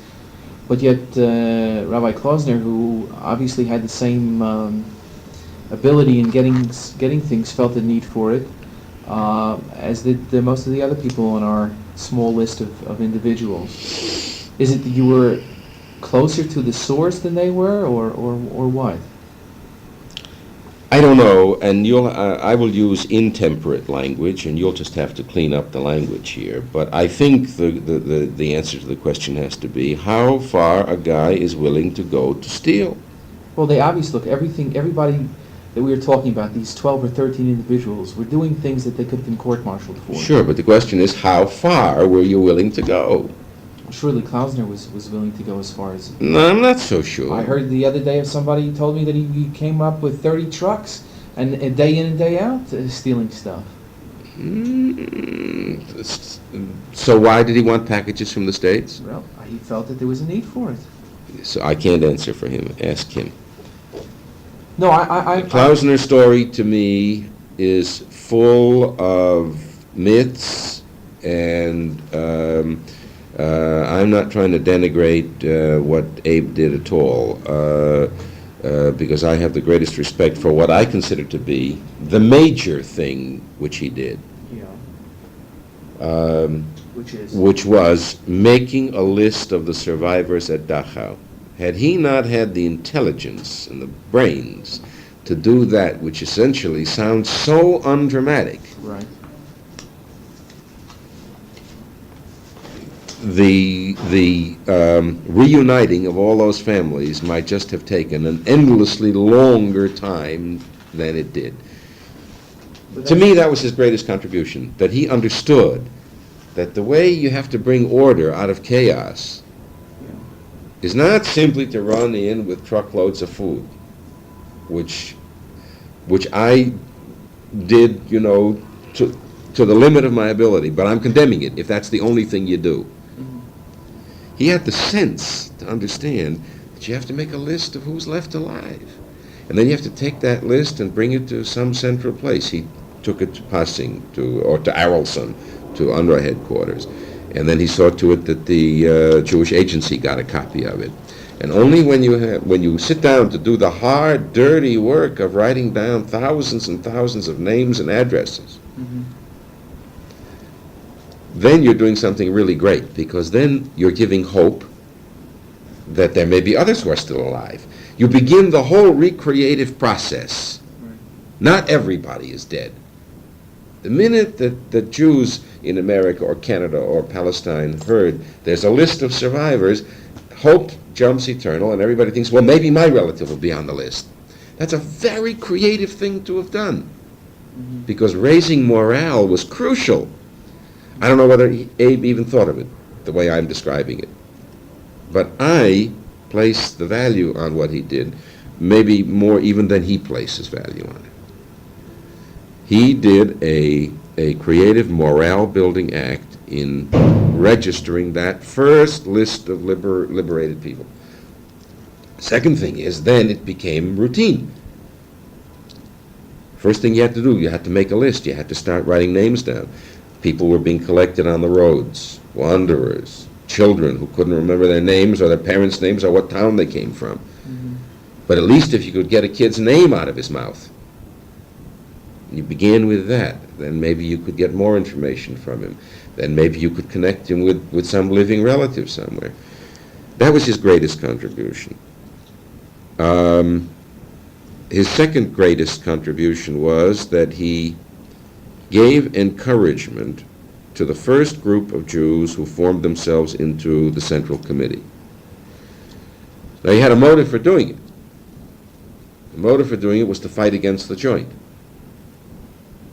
He had a deep, passionate hatred for the JDC and everything it stood for. And the trucks of supplies that you're talking about, he used to raid JDC warehouses to crack them open because he felt that the JDC was loaded with goods which it was not handing out to the people. And the DPs also had it in for the JDC because they said the JDC isn't giving us enough. So Abe, being the kind of a guy he is,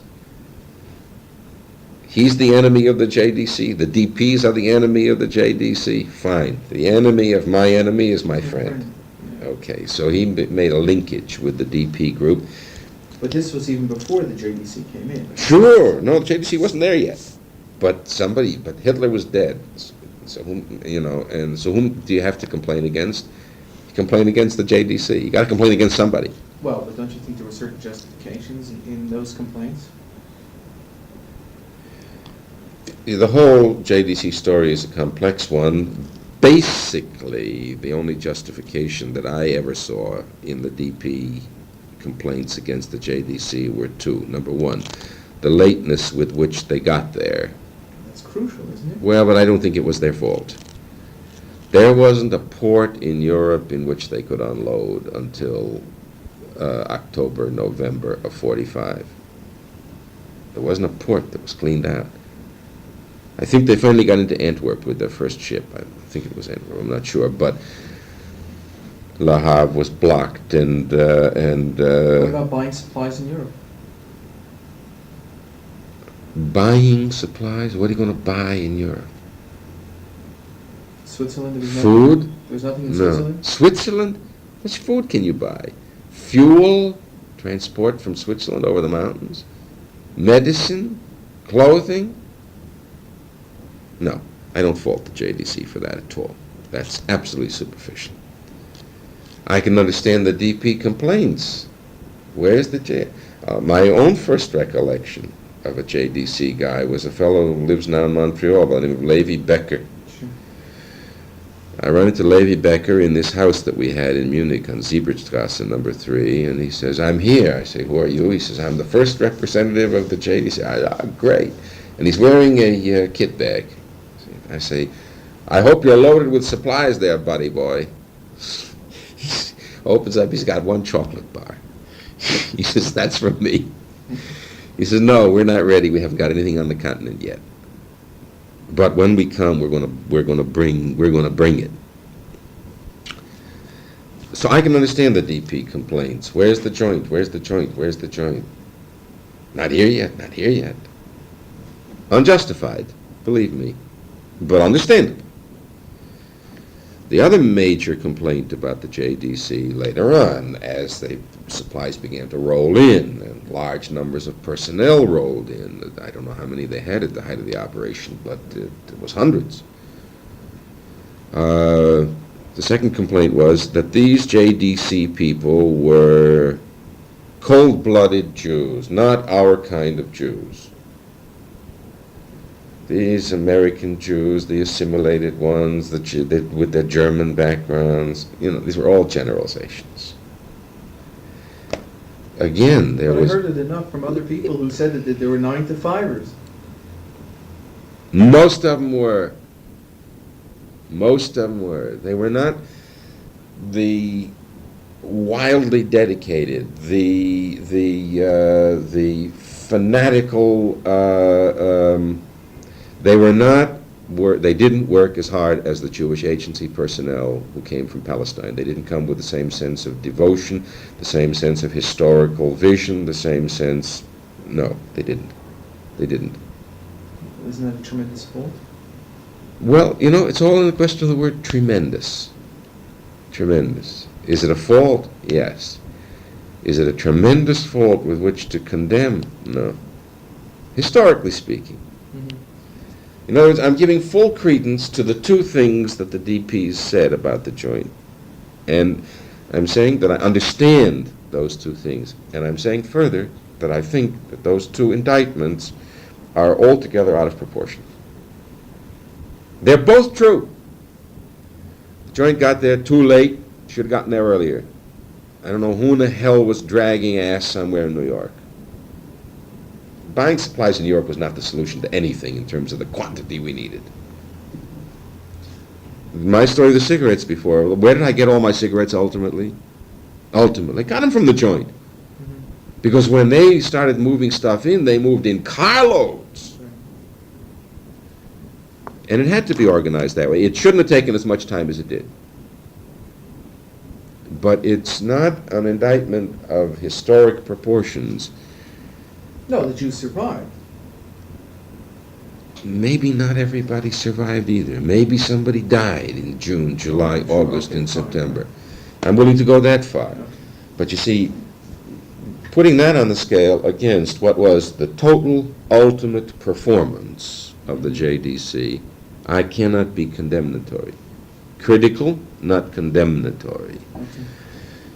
And in terms of the second thing, I think the people they recruited in the States were sometimes 9-to-5ers, sometimes cold, sometimes not possessed of the Yiddish language with which to talk to the DPs, sometimes not possessed of the Jewish background, the warmth of the Jewish love and identity, so they didn't come in and embrace these people. And all true. The JDC personnel lived in an enclave off there with the UNRWA personnel. They didn't live with the DPs, as many of the Jewish agency personnel tried hard to do, although many of them lived also in the UNRWA enclaves too.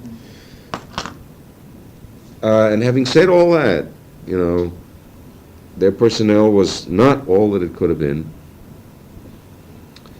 But on balance, when you got all done with the thing, and I had a lot of contact with a lot of their people. In a short time, they whipped together a big staff to come over and do a big operation without a hell of a lot of cadre people to train them and brief them.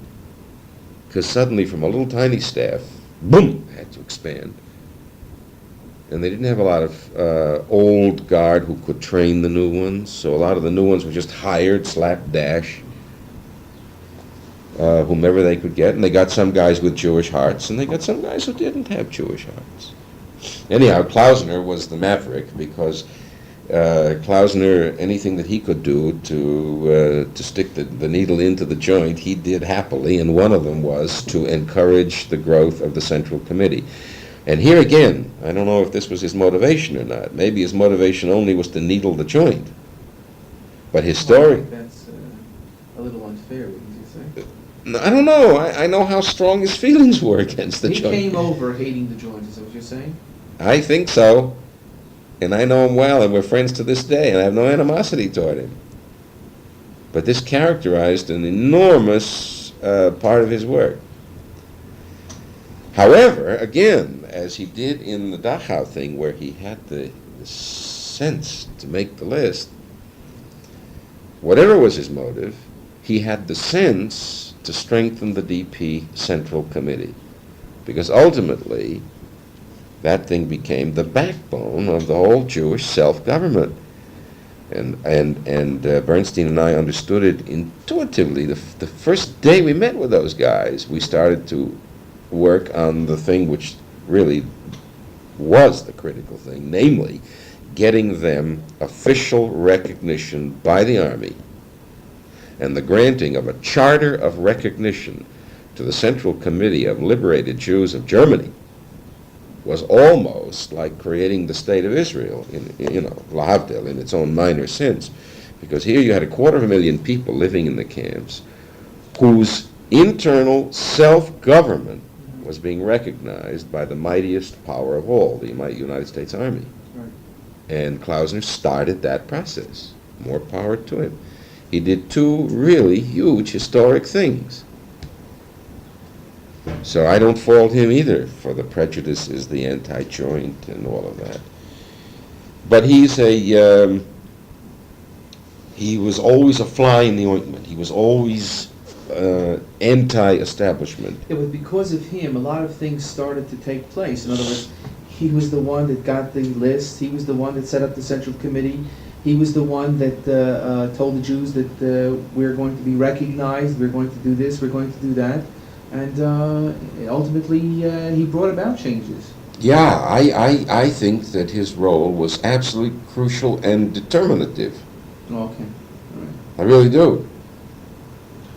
I have another problem with him, which is a sense of disappointment that after that really great moment in his life, which lasted a year or two, he never did anything thereafter. That's a personal beef. Because this is a guy of enormous talent, You think that... but with a kind of a self-destructive streak in him somewhere. And that's not relevant to your research, but well, it's also possible that because of his anti-establishment tendencies, the establishment wasn't going to accept him. I think that there's a case to be made for someone else also, in that same vein. So what was your next question? I forget. We were talking about Klausner's contribution. It was a tangent, but I would like to, since we're on Klausner, to say... Yeah, well, I told you, I thought it was massive in those two spheres. But you said there was also a lot of myth involved in what he was doing. I'd like to clear up that. Oh, I don't know how you ever clear up a myth. Well, what's the myth? I mean... The myth was that that Klausner saved the Jews of Germany, saved the liberated. That Klausner was the first chaplain to come along to do anything for them. Not true, because Nadich was there before he was. The myth of the Klausner superiority, the myth of the Klausner superior achievements. It's interesting that most chaplains I speak to, they always say, well, what I did was small in comparison to what Klausner did. And that's exactly the myth I'm trying to tell you. That's a myth that grew up over the years. But amongst people who saw them. Wall saw him? Yeah. And what did Wall think were the greatest achievements of Klausner? I don't know if I can remember what the achievements were, but Achievements. saving Jews, What does that mean? actual saving of lives, What does that mean? giving them food. Okay. I don't remember what else he said at this moment, You're a scientist, right? so you don't deal with generalizations. Never. What I call a myth is the generalization. Fine. Puncture it. Okay, Deal with reality. that's what I'm I tried to be as specific as I know how. I think he is to be given credit for two massive historic contributions, But which nothing are, else. and then the rest of it is shikrati, was routine, what everybody else was doing. In other words, his uniqueness lay in those two. And beyond that, he was no different from Wall, and why Wall should take a second place to him, I can't for the life of But me every understand. chaplain that I've spoken to had said the same thing. Amazing. I mean, I'll show you the documents. Every chaplain, But if you tried to document, you said documents. right? Document. Ask, what did he do? I've told you the two things he did, which I think are unique. Nobody else did them, Okay. and I think they're historic. I think without those two things having been done, future history would have been different. Okay. So Well, I- that in itself is more than what the other chaplains did. So I'm trying to be... Well, isn't that enough? Sure, but the myth, which I said has to be Yeah. punctured, is the myth that he was the only one, or the first one, or the greatest one, or did the most. Well, let me put it to you this way. My impression is that amongst this group of 13, Right. we have Klausner, yourself. I don't know that much about Spyro because he's unfortunately not around, and there isn't that much material about him. Yeah, no, he was just a good guy delivering truckloads of food, more food than Klausner ever in 100 years delivered, Spyro delivered. Okay, you see, but all right, but you see. But there was nothing historic about that, nothing determinative about that. All right, well, isn't that the difference between a person who makes a contribution on one level and a person who does makes a historic contribution? Look, if you want to try to make qualitative or quantitative appraisals, I don't know whether I will, but yeah, I think you'll get into a kind of a competitive situation where you'll do somebody a disservice, and I wouldn't, but I'm just saying that if you, out of this small group of 13 men, if you would have to pick 2 or 3 people... Well, I think that Lippmann's role was historic. No question. Okay, I would pick Lippmann. Lippmann opened up the Czech border. Fine. Lippmann, all right, so we have yourself, Lippmann, and I'm not saying it just because I'm talking to you. Yeah. And Klausner, perhaps Bonin. And now you used to tell me Spiro and No, Spiro was among the 13 guys. so you see, so it's three or four of them out of that. That's right. Always boils down to 3 or 4 or 5. All right, but you see, I don't see anything Klausner out of this. I'll tell you, I think maybe what I'm trying to get across to you is Klausner was the only controversial character in this bunch among his own colleagues and with the establishment. Okay, amongst his own colleagues, that's a different aspect which has not been touched upon. And with the establishment. Bonin didn't fight the No, that's establishment. right. Lippmann didn't fight the establishment. I didn't fight the establishment with all of my annoyance with Well, you almost were thrown out. what are we talking about by the establishment?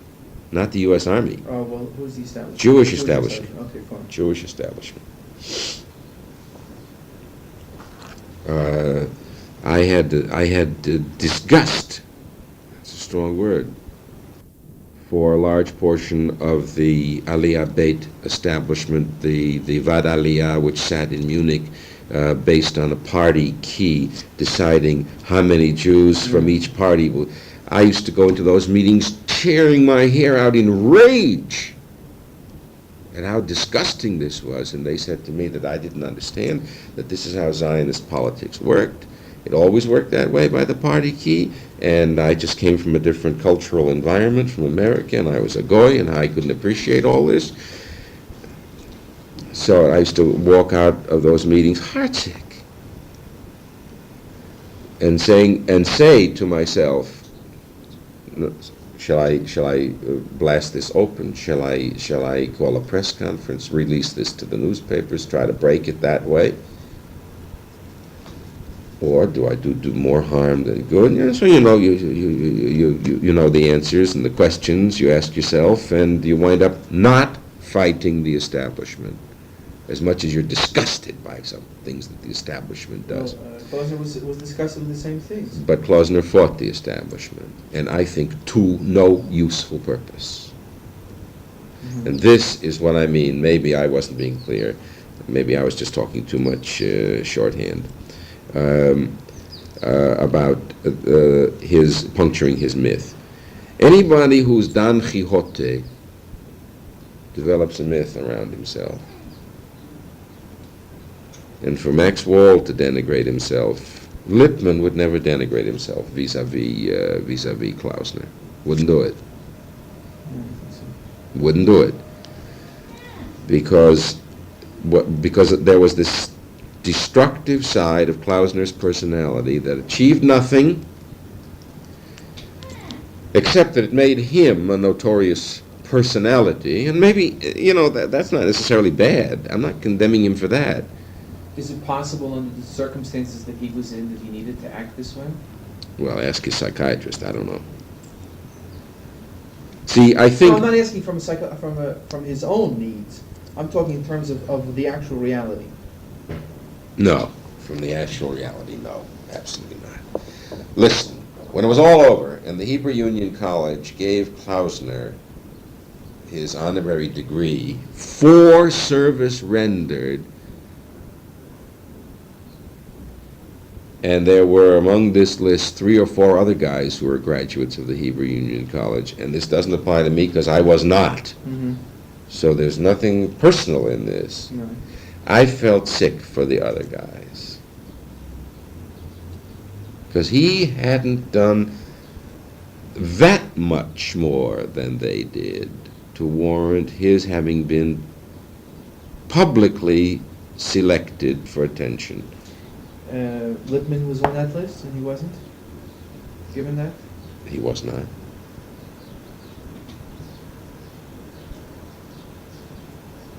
So I got this, it's I'm really not obsessed. May sound like it. No, I don't get that impression. I just have a feeling that a guy has got to be given full credit for what he has done, and no more than that.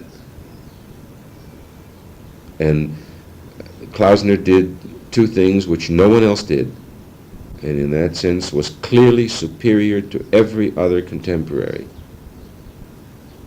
Isn't that enough for what he did to get that? No, because again, I'm always annoyed when I see politics playing a part in it. Having been given that honorary degree, Glick then appointed him his assistant, which was a second reward, and I began to get a little stomach sick. It got to be too much.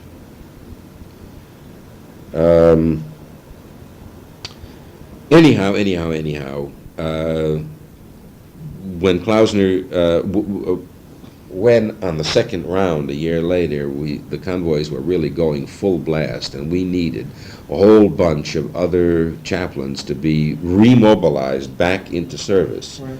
To work as convoy escorts, train escorts, right. And we got permission to ask from the Army to recall 20 guys. Yeah. And Klausner said he wanted to come back. Right. There was a great big goddamn fight, and the Army said no, we don't want him. Right. And Bernstein and I went to bat for him and said we want him. And we got him. It was the Army and the Jewish organizations, or JDC that was concerned also. They didn't want him either. He was a bone in the throat as far as they were concerned. And Bernstein and I said, no, we want him because he's good. And See, he's under the impression that Bernstein may not have gone to bat. All he's got to do is ask, because I know. And this was the case. Yeah. You really went to bat for him. You really forced Yeah. the issue. Yeah, we said we want him. We made up the list. We want him. And General Clay said, okay, you want him, you want him. The hell did he care? Well, he did prove a problem for the Army. So why He was did or didn't? He did. Sure. So why was Clay so anxious to Because get him? because what Bernstein said was Torah Misinai, as far as Clay was concerned. So how did he end up in Kassel, Instead of, Munich, Berlin? who says that one place is more important than another place? Well, He considers that he was put in exile there. Isn't that the case? No. No. Well, wasn't Munich more of a center than Kassel? Excuse me. No, I think that was, memory is faulty after all these years, but my recollection is that was, let's use the word compromise. My guess is, my recollection is that that's probably the way we compromised the damn thing out. He said, I want to be in Munich, and the Joint said, no way, and we didn't want you here in Germany in the first place. And so Phil Bernstein, one of his great skills is that of a compromiser, and he said, look, go to Kassel, Firth, the whole area north of Frankfurt, up to the Russian border. And Kassel was a crucial point, by the way, in terms of the evacuation out of Berlin, because it was the first point we got to once you crossed out of the Russian zone into the American zone. And we didn't know what kind of problems would exist there, and whether we'd have to set up a holding camp operation, or whether we could just keep the people on the trains and keep them going right continuously south. Okay. Thank you. You're welcome. So it was a compromise not to put him in Munich. He wasn't interested in going to Berlin. Berlin was not the scene of enough action as far as he was concerned. And he fought a little bit at the Kassel thing, and then he realized that he wanted so much to be in Germany that it was better to do that than to refuse it. And anyway, how the hell would he have looked? Having created a big fight to come back to serve his people, but then suddenly he doesn't like where he's being sent to serve his people. Did any of these other 13 ask to come back, the way Klausner did? Abramovich just came over, Shubo. No, Shubo was gone already. So, Bonin, Browdy became involved with the IRO. Cohen. Cohen stayed. Cohen stayed. Cohen was in Salzburg. Cohen was invaluable there. Lifshitz, he was already there. Stayed. Lippmann.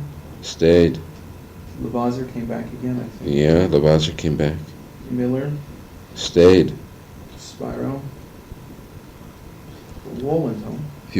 Wall went home, yeah. If you ask me the names of the guys who came back on that second go-around, they didn't stay very long, by the way. Mm-hmm. We needed them for, just a period of few months, 6 months. And I don't remember them. There are no names that stand out. Well, I have a list, a special list of all those. Of who came back? I believe so. Yeah, I'd like to see it just for the hell of it, for my own. But Blumenthal was there until 48. Blumenthal was Army all the way. Come on, I thought I told you that. Blumenthal was there till October 49. 49. Yeah, I remember you telling me, but I thought he was supposed that he came over as a later on as a VP chaplain. Maybe not. I don't know. I'll check. I have a file on the VP chaplain. Okay. Next. Okay.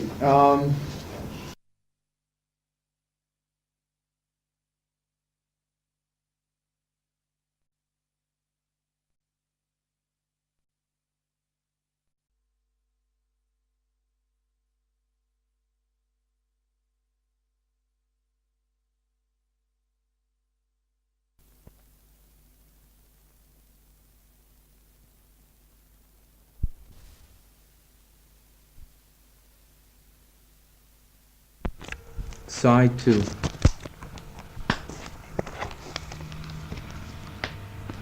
Well, that was a tightly knit operation. That was all carefully planned and worked out.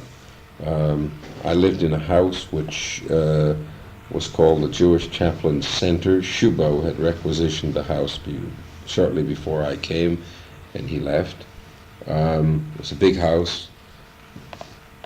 Had a cellar where we could keep supplies, clothing, false papers, little printing press, a mail drop for the people in the DP camps. It was a really well-functioning cellar. They had a lot of sleeping rooms upstairs, and 4 Palestinian boys from the brigade stationed in Belgium lived in the house with me. Had a big backyard, big enough for 6 trucks. Do you remember Saul Loeb? Yeah. Yes, he gave me he gave me a little prayer book, which I saw the other day when I was shifting the books on my shelves. Saul Loeb, Army, Air Force Sergeant. What was he? Remind me. I don't remember. I don't know if he was an Air Force sergeant, but he was an assistant to the chaplain. Who? To Shubo, to Kurtzer, to Breslau. But not Berlin. He was in Berlin with Shubo. Uh-huh. And he just remembered you from a distance. But you were talking about that place. It was off a road, and you had to go in. It was like a circular road, half of a circle. Well, it was a big front yard, yes. It was off a main. It was on the main street. On the main street, but back. Well, set back from the highway. Back so that you could, it wouldn't be observed. No, it was observable. It was on the main drag, a street called Untitled Chapter, which is a main street going through Dahlem. It's now in the hands of some Arab group. Really? Yeah. That's interesting. You sure? Just a historical footnote. 78, 79, Untitled Chapter. Because Loeb went back a couple of years ago and he found out that... I went back some years ago and found it was being run as a wholesale house for a coffee company, Germans. And I went back, it must have been a year ago. I just drove by the place. The street has now become a wide highway. The whole front yard has been demolished. The house sits right on the sidewalk, and there didn't seem anything abnormal about the place. I didn't stop. I didn't go. Well, when was the last time you were there? Aside from that, he was there in '60-something, I believe. Anyway, it's not important. Yeah. So that house was the center of the movement. The guys used to go out at night from the house. You're talking about the people from Aliyah Bay? Yeah, and take the trucks, and I got the trucks from the army, and I got the gas from the army, and illegally? Sure. How'd you do that? Steal them from the motor pool. That's all. And what year we're talking about? 46, obviously. Yeah. And when in 46?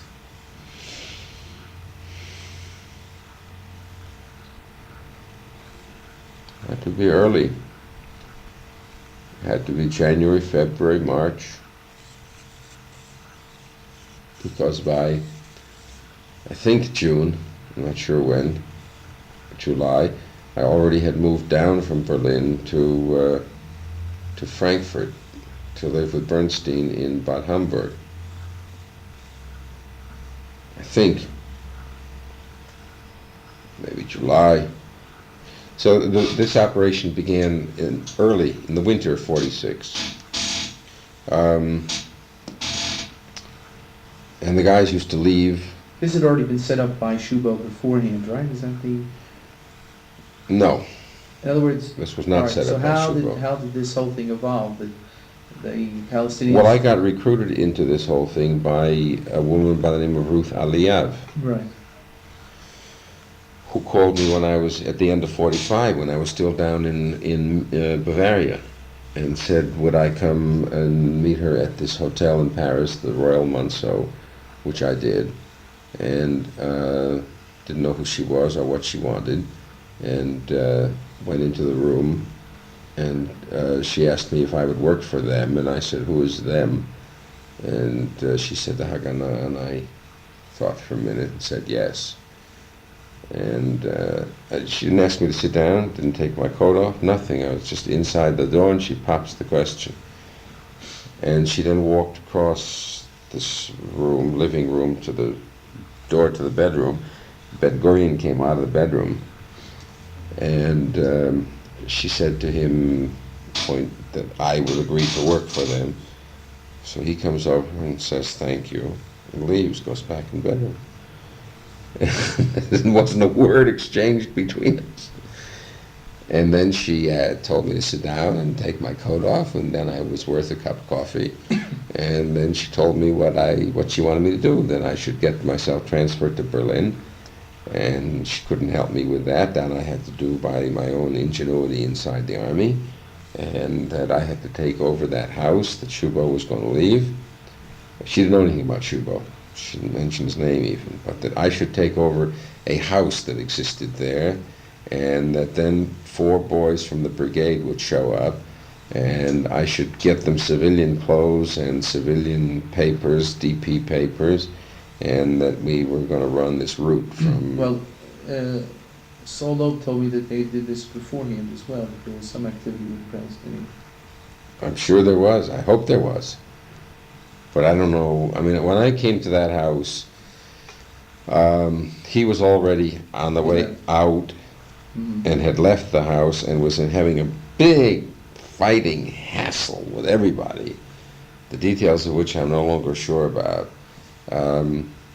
He was having a fight with the army, as I recall it, because he wanted permission to go home, to be returned to the United States on a refugee ship. And the army thought that was grandstanding and didn't want to let him do it, and said, you're an army officer, you get redeployed in the usual fashion. So he was having a fight with them. He was having a fight with the Jewish organizations because they didn't want him to do it either. But he was a very, very single-minded guy, and he was a real bull. And he did it his way, and he walked down that ship in Boston Harbor, I think, carrying a Torah, coming down the gangplank with all these refugees after him, and he was bringing... What? He never told me that. He didn't tell you that story? No. He may not have wanted to raise the issue of the fight. And I'm not too sure of the details, but all I remember is Shubo was ending his career in Berlin in a big whole brouhaha with everybody. Army, Joint, Jewish Agency, Hayas. Yeah, now I remember because they... Shubo or Loeb? Shubo. Oh, you mean the Shubo story is not Loeb? No, the story I told you was a Shubo story. Oh, Shubo, I'm sorry. No, Shubo I didn't speak to. Oh, I thought maybe you saw him before he died. No. No, Loeb maybe didn't know the story. Yeah, he probably didn't. I'm sorry. So anyhow, I came to the house, and I found a caretaker, not a caretaker, that's the wrong word, a Polish Jew by the name of Leo Bierstein, who now lives in Miami, and his wife were sort of the house father and mother of the house. They were living there, and they ran it. They ran the German staff, and they saw to it that the housekeeping went on. I don't know who found them. All I know is I was delighted they were there. And we became good friends, and we correspond to this day. So they saw your activity? They were aware of what Oh, sure. So it might be worthwhile to interview them? Yeah, I don't know how much they remember by now. But, they lived in that house over a year. They saw everything.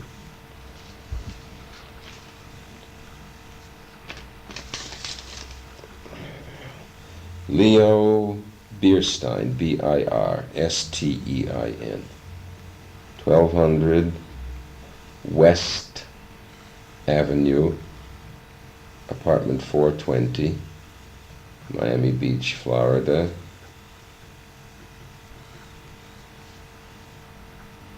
I think it's 33139. Yeah, they might remember some things.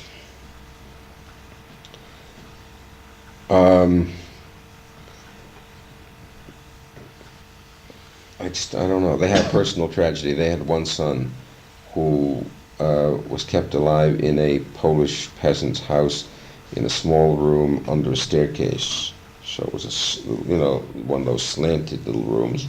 2 years inside that place turned him into a depressed, melancholic, and he was, after they got him,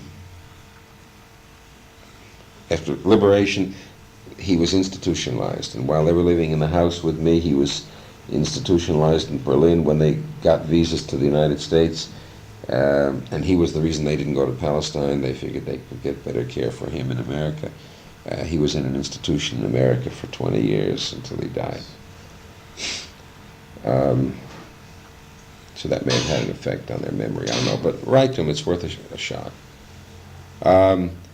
So that house served as the center of the movement, which went on every night at dusk. Those guys would take the trucks out of the backyard. The army must have known what was going on. Sure, the army knew. I never had hid any secrets from them. The whole business of the trafficking I was doing in cigarettes the army was asking me, and I was telling them what I was doing with the cigarettes. They used to drive out at dusk through the Russian zone of Germany, northeast up to the town of Stettin, cross the border, pay a carton of cigarettes for every Jew, load by about midnight, and come back and hit Berlin by about dawn. The geography of the city is not known to you, but when you go out of Berlin, northeast section of the city was the French section. And so when you came back into the French section, part of Berlin called Wedding, Wedding. And in Wedding, I forget the street, the Haganah boys had an apartment block in which they used to dump the people at dawn. Let them sleep off the night and DDT them and feed them a little bit. And the following night, after darkness, take them out of the French section of the city through the Russian section out into the camp, Schlachtensee, which was in the American section. So they would hit back into Berlin at dawn, and then sleep a good part of the day, and then get ready for the next ride at dusk. And that was day after day. 6 trucks, and I rode the route with them many times. And just as an observer, or yeah, just observer. They either they had enough of them to do the driving themselves, or they would recruit DPs to do the driving, and they would do the loading and It was a tricky operation. There were many episodes, many times. You had a Russian soldier on the German side of the line, because it was the Russian zone of Germany. You had a Pole on the Polish side of the line. Mm-hmm. Both had to be paid off. Sometimes after you had made your arrangements, the officer would get changed, and you hit a new guy who didn't know what was going on, and who hadn't been bribed. And there you got a real sticky situation. And then there was, James Bond kind of stuff, shooting and barreling through barricades, blockades, and every trip was really harrowing in a way. You never know how many people you were going to find on the other side, because that was the collecting point for all of Poland. It was called the Northern Route, and it was before the Southern Route opened up, eventually in much bigger quantity. The Northern Route was a smaller route numerically, but the first. So until they used to go south through Silesia into Czechoslovakia, into Vienna, Salzburg, Munich, which was the southern route, north, Stettin, Berlin, and then down into the American zone, was the only route, and the Jews would gather all through Poland and brought up to Stettin, and you never knew what you would find. You rolled in with 6 trucks, and you'd only have 50 people, so you only need 1 truck. Sometimes you'd find 500 people.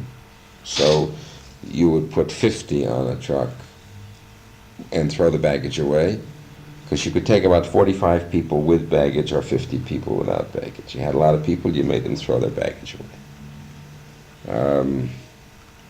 And so every night it was just nerve-wracking. The cigarettes were the crucial part of the whole business. A carton of cigarettes was 1,500 Deutschmark, occupation marks, on the black market. That translated into $150 American. $150 for a carton of cigarettes. I told you that whole story. You're right, you told me. Interesting story about that. You said that the soldiers were insensitive.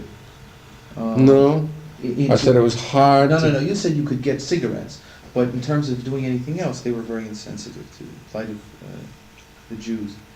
And I looked over the interview with Rabbi Miller, and he mentioned the fact that he was collecting cigarettes from you. And he thought it was a fantastic thing that, each week they would be able to bring a footlocker of cigarettes, and his interpretation was that this was a tremendous outpouring on the part of soldiers to the needs of their.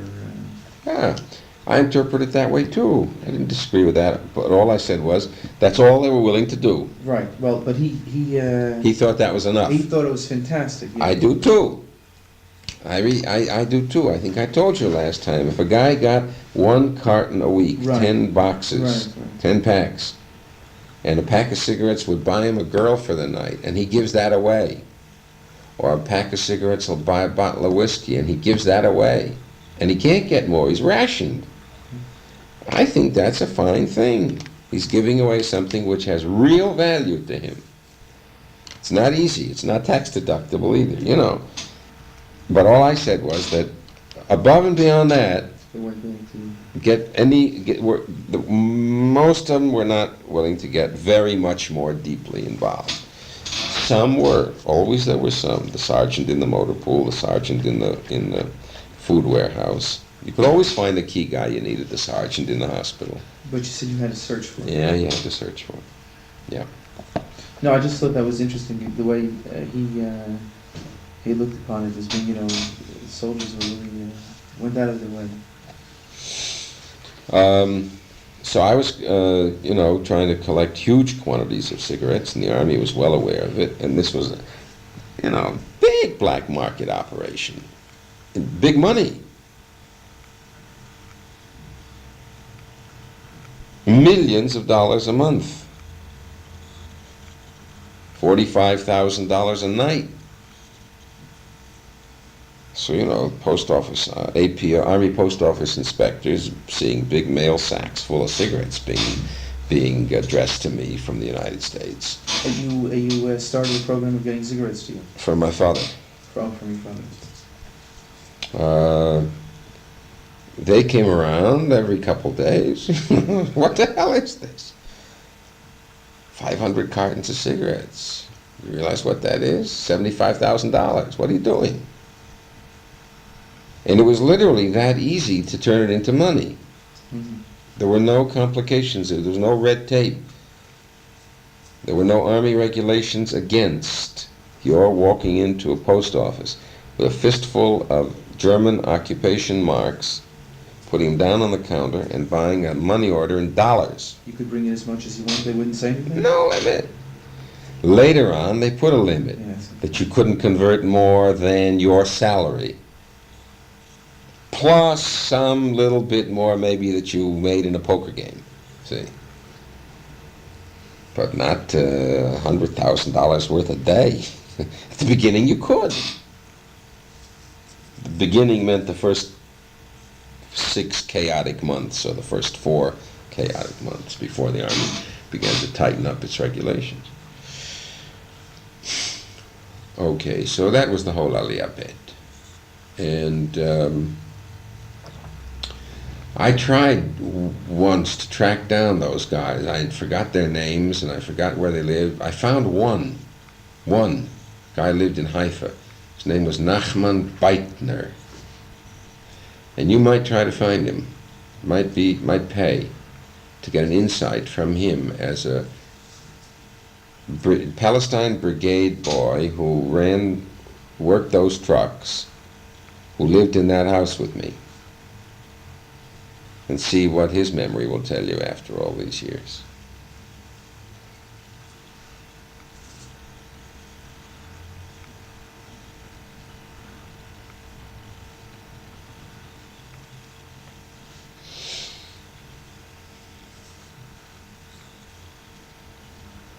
That's about it.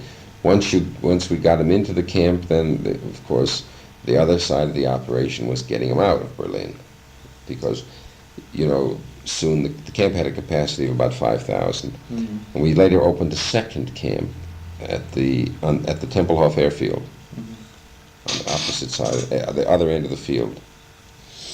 Had a capacity of another 1,500, but you fill that up very fast. 20 days worth of intake filled you up, and you had to keep emptying out all the time. And the trick was to get convoys out of Berlin, which also, they had to go southwest. They came in from the northeast and then went out southwest through another 100 and something miles of the Russian zone. And I didn't work that side of it at all.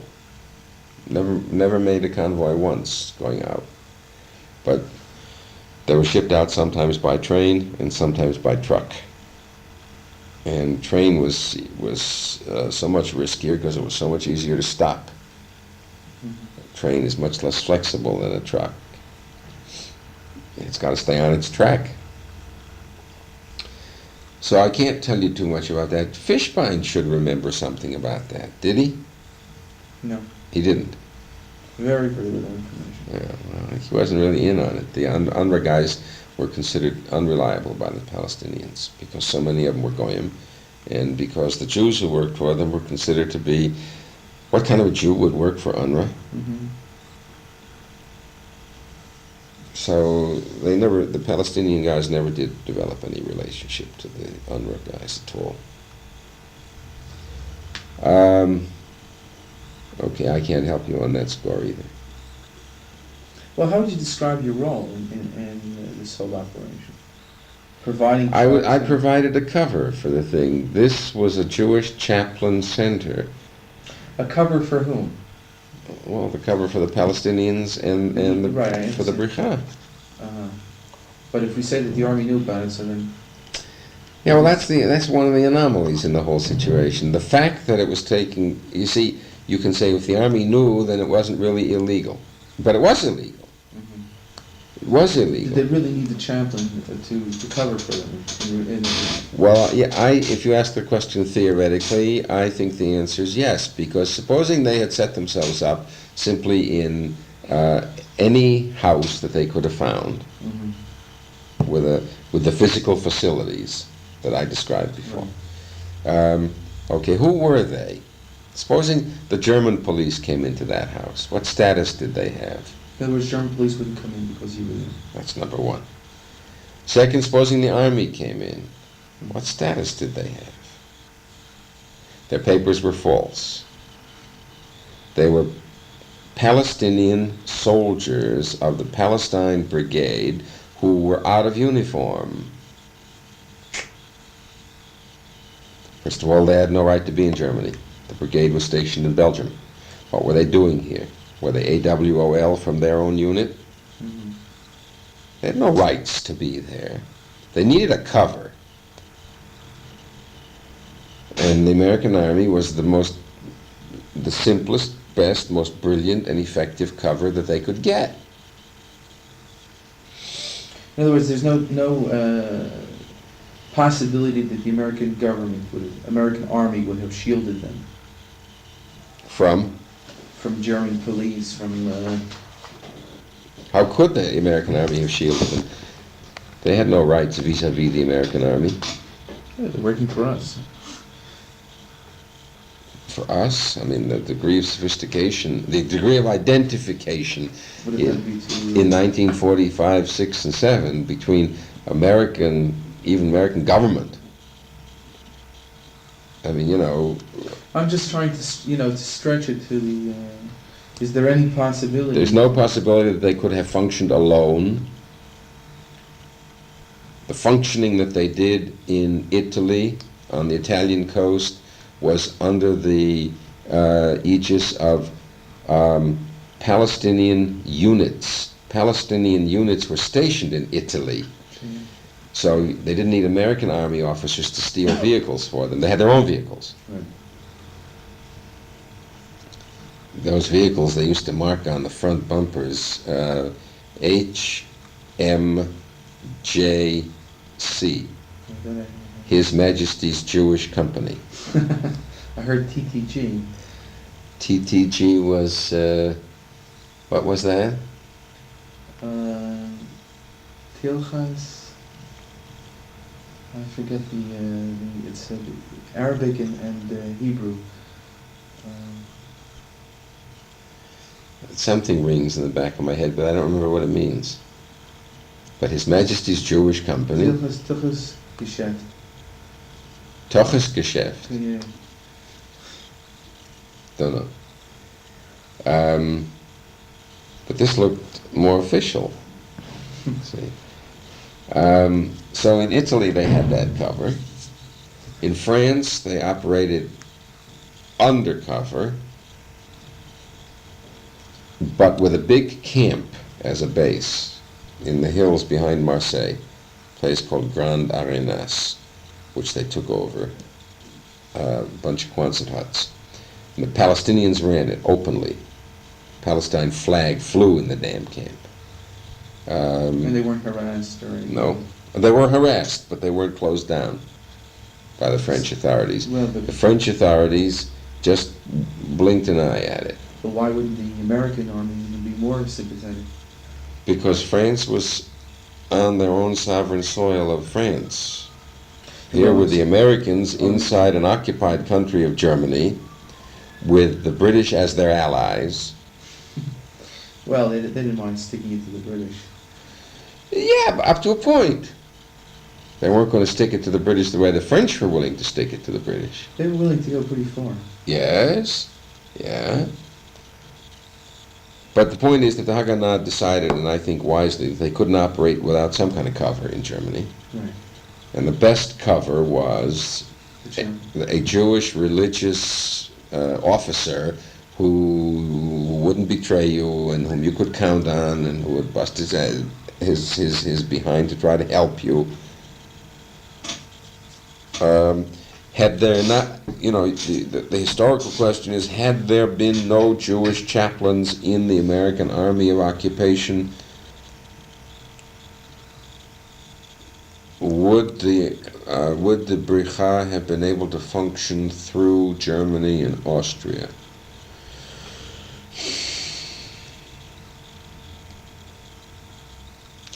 I would have to come down on the negative side on that one. I'm thinking to myself, there were no Jewish chaplains in the Russian army as a matter of principle.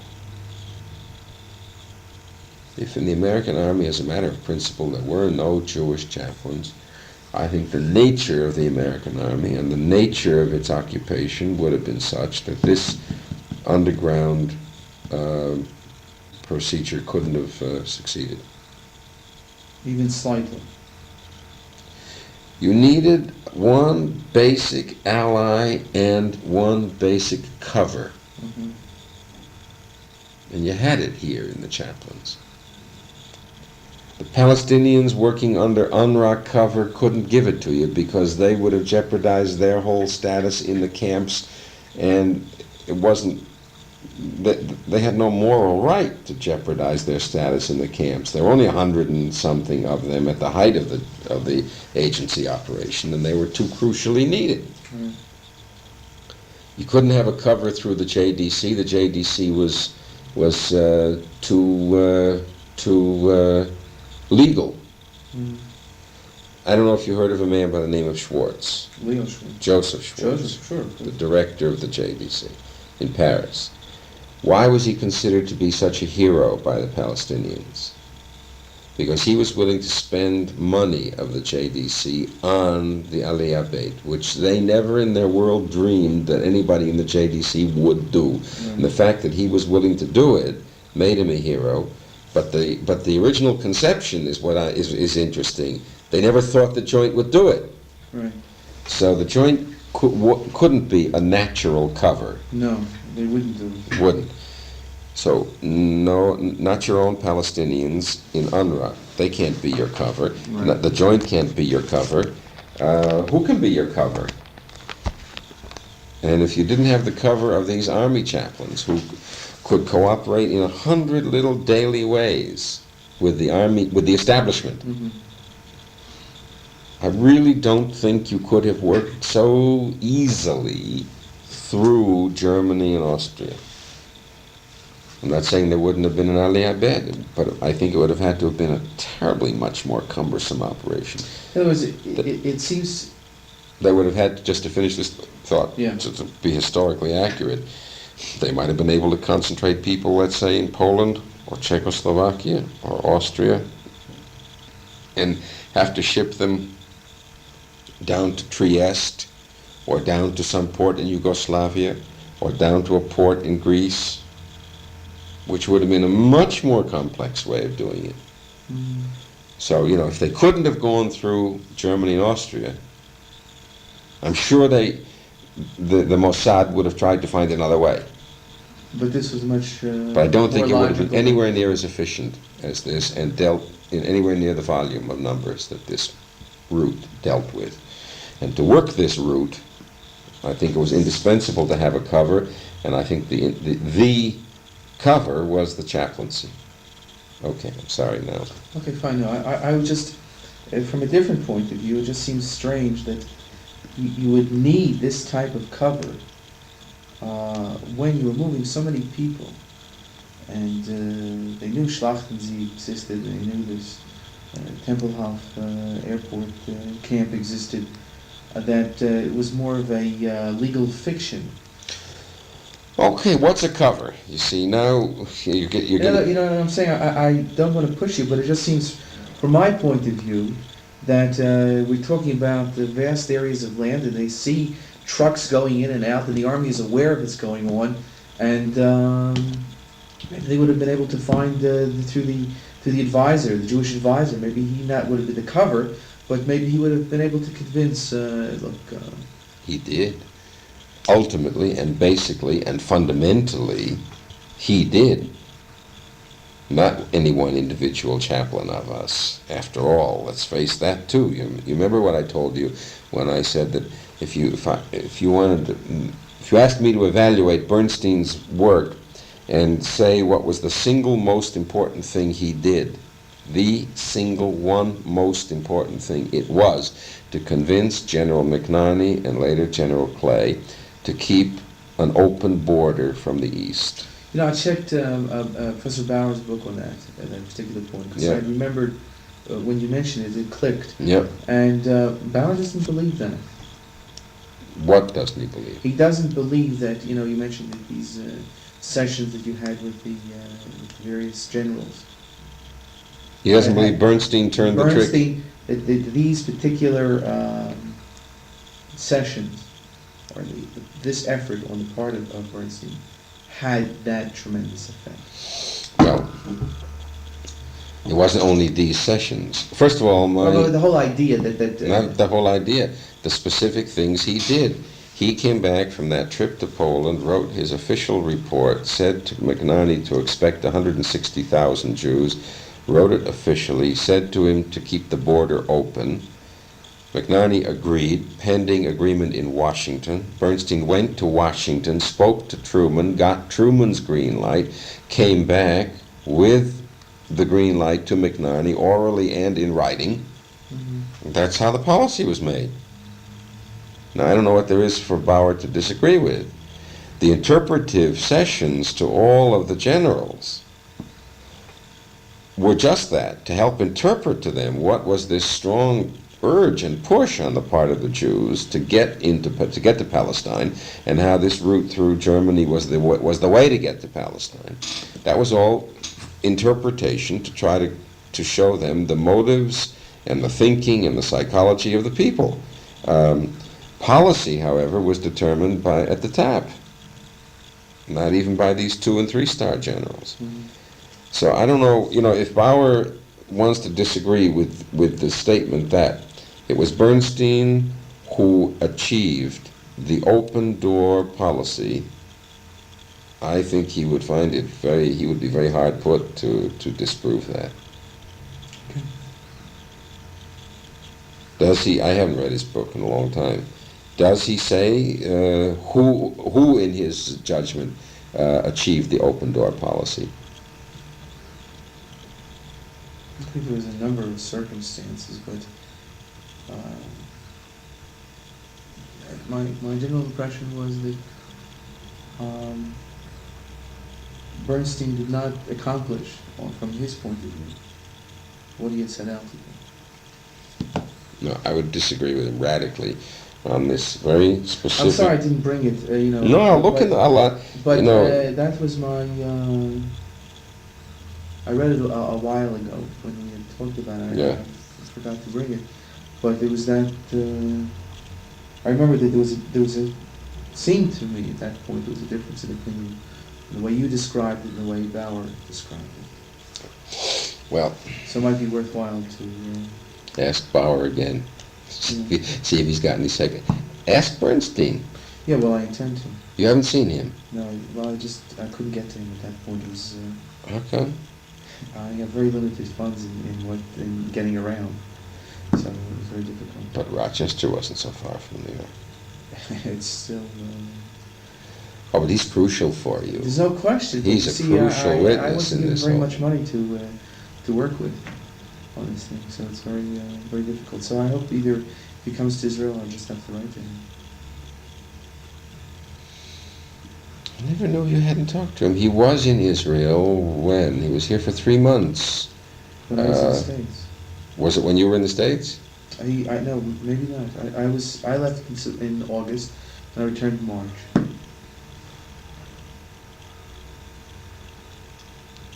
See, also I went. He left.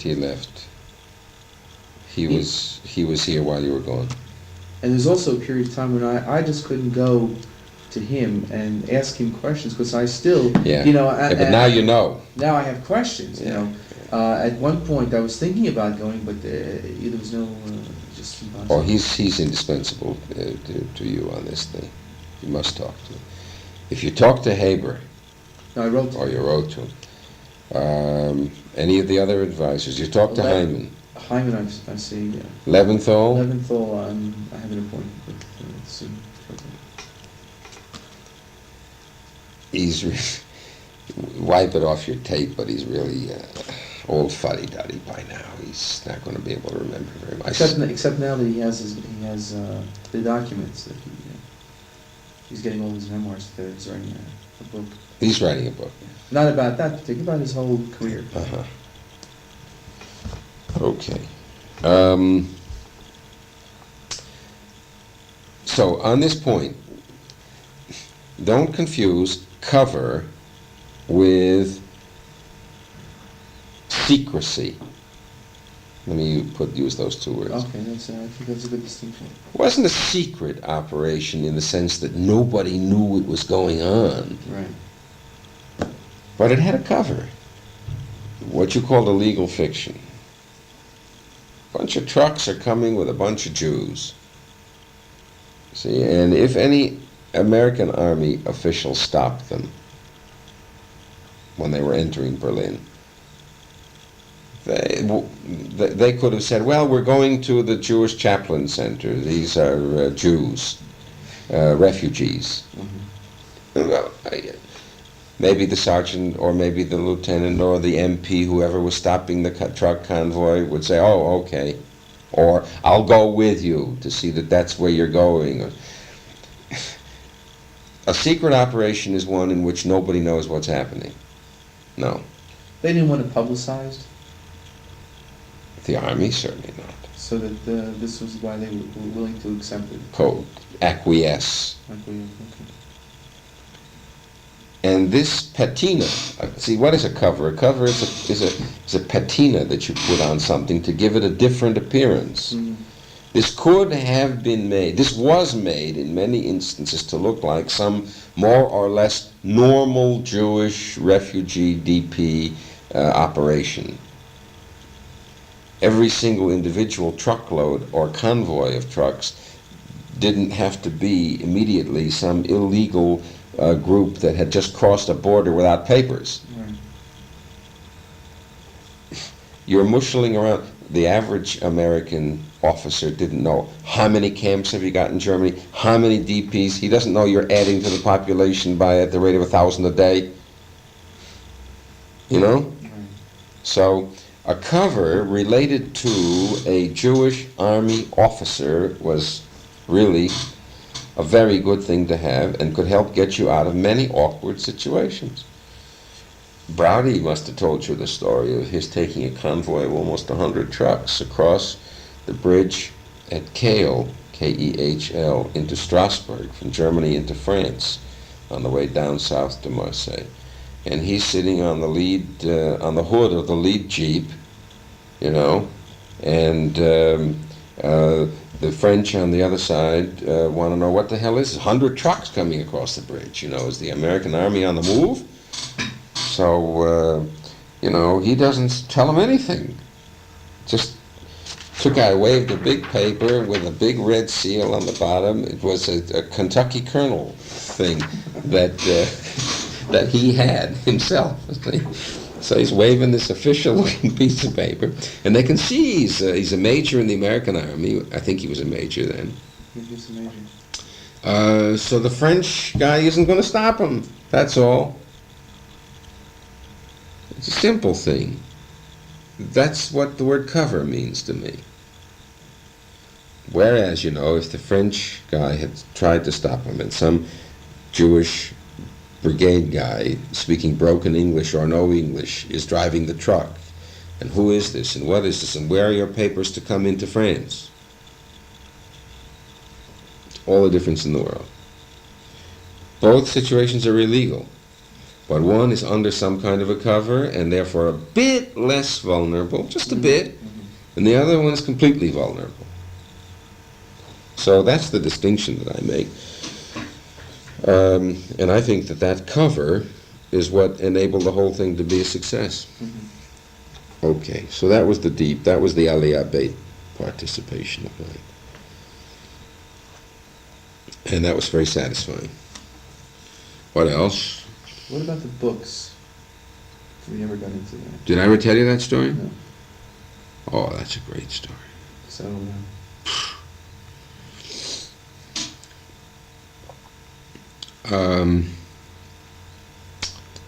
the Germans, you know, had collected immense number, millions of volumes, Jewish books, plus ritual objects, silver, Torahs, crowns, and all sorts of things. And they had them in a warehouse in Offenbach, across the river from Frankfurt. And they were just haphazard. They were in there, not sorted, not cataloged, not even guarded very well.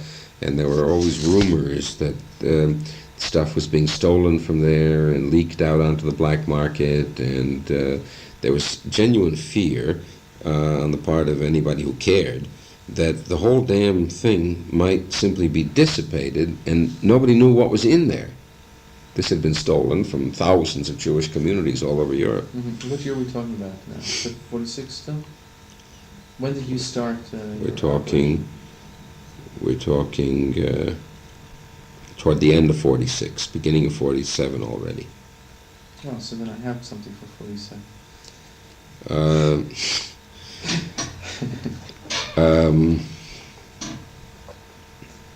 No, you should have plenty up to the middle of 47. Yeah. By some decision, and I don't know whose, I suspect some direct relationship between the Jewish agency and the American military authorities, Professor Gershom Scholem was allowed 90 days in the Offenbach warehouse. You want to stop? Yeah, to give you another tape.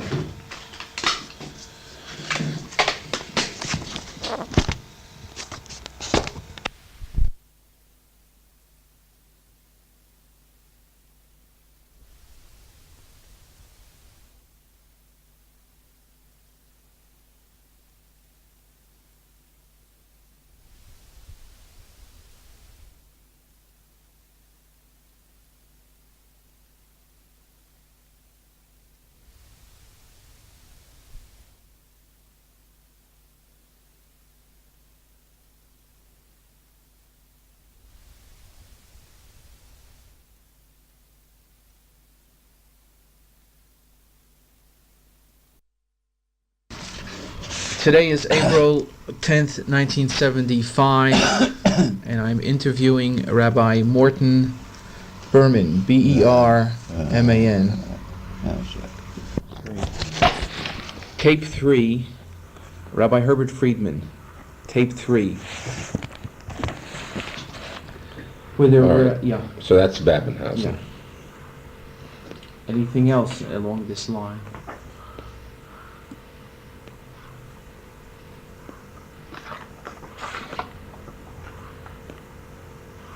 No, I can't think of any mass events. Well, wait a minute. There was one other. Maybe you'd call it a mass event.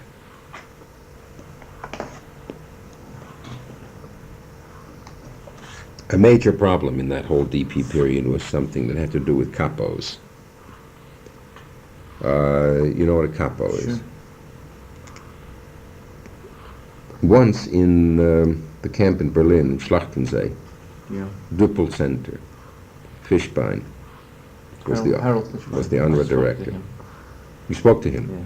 He's somewhere in California. Yeah. He wrote me a letter that you had gone to see him, of No, I course. called him. Or you called him or something. You passed my regards on to him. I may have, yeah, that's right. He wanted to know how the heck did I get a hold of him. Yeah, right. Okay, one day, in a movie theater, outside of the camp, about a block away, a German theater which we had requisitioned for use by the camp people. When was this? Spring of 46.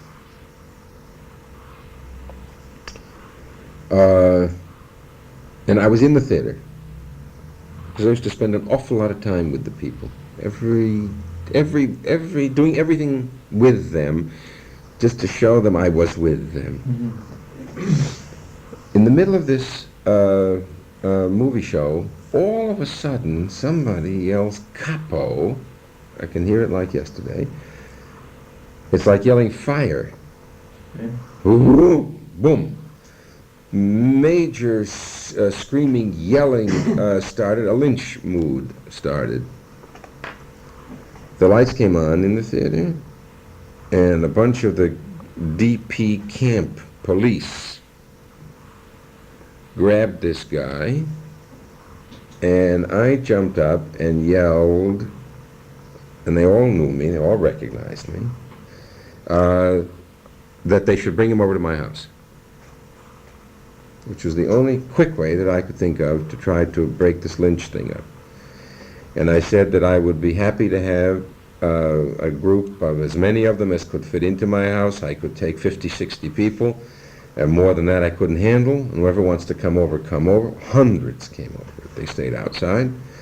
And I said, we're going to have to find out in an orderly way what this is all about, and there isn't going to be any lynching. And in my house, we're going to do it right. Then you talk about moral authority. I mean, all that somebody had to do was throw a rock at me or a Coke bottle or something and get me out of the way, and they lynched him. But they took it. Take him in my car, we go home, and we set up a drumhead trial right in the living room. And, there was clear identification of the guy, absolutely clear, no question. Man after man stood up and said they recognized him from, I forget what camp he was in. He didn't really deny anything. He was scared to death, and he was crying and screaming, and he was saying, well, I had to do it, and okay. By this time, of course, the German police are aware of what's going on, because there's a big mob around my house, and the American MPs are aware that and I saw only one way out of the thing. We finished what I call a drumhead trial, a few hours, because, it wasn't a court of law, but it was like a court of law. I made him keep quiet. I made somebody try to take notes. Everybody had to give his evidence in order, not everybody yelling at once. I asked if anybody wanted to be a defense attorney for this guy. Somebody did. When it was all over, it was pretty clear to everybody in the room that this guy was indeed a capo in camp so-and-so between dates such and such. Okay, what do? We weren't authorized to pass judgment on him, punishment. So I said our only question was to decide whom to turn him over to. Whether we turn him over to the German authorities or whether we turn him over to the American authorities. That's the only question. We haven't got a Jewish court. We haven't got the authority to set one up. And I said, whatever you guys want to decide is okay by me. So, of course, they decided to turn him over to the American authorities. They weren't going to turn him over to the Germans, not even in the heat of the anger against him. So then we turned him over to the American authorities, and he was put in the military stockade, and then after that there was a whole complicated business of who had the right to bring charges against him in an American court. Nobody. These DPs had no status in an American court. Mm-hmm. Would I bring charges against him? No, I wouldn't. Why? Oh, because I wasn't a party to the whole thing. I wasn't in the camp. I couldn't accuse him of anything. I was simply, here again, I was playing my role of trying to be supportive and sympathetic and helpful to the DPs, and yet at the same time try to, keep a sense of law and order among them. So I couldn't give to myself a role to which I had no right. I couldn't be his accuser. That would have violated what I was trying to teach them, that we were now living in a world of law once again. It's a hard thing to teach him. Not sure it was altogether right, but that's an aside.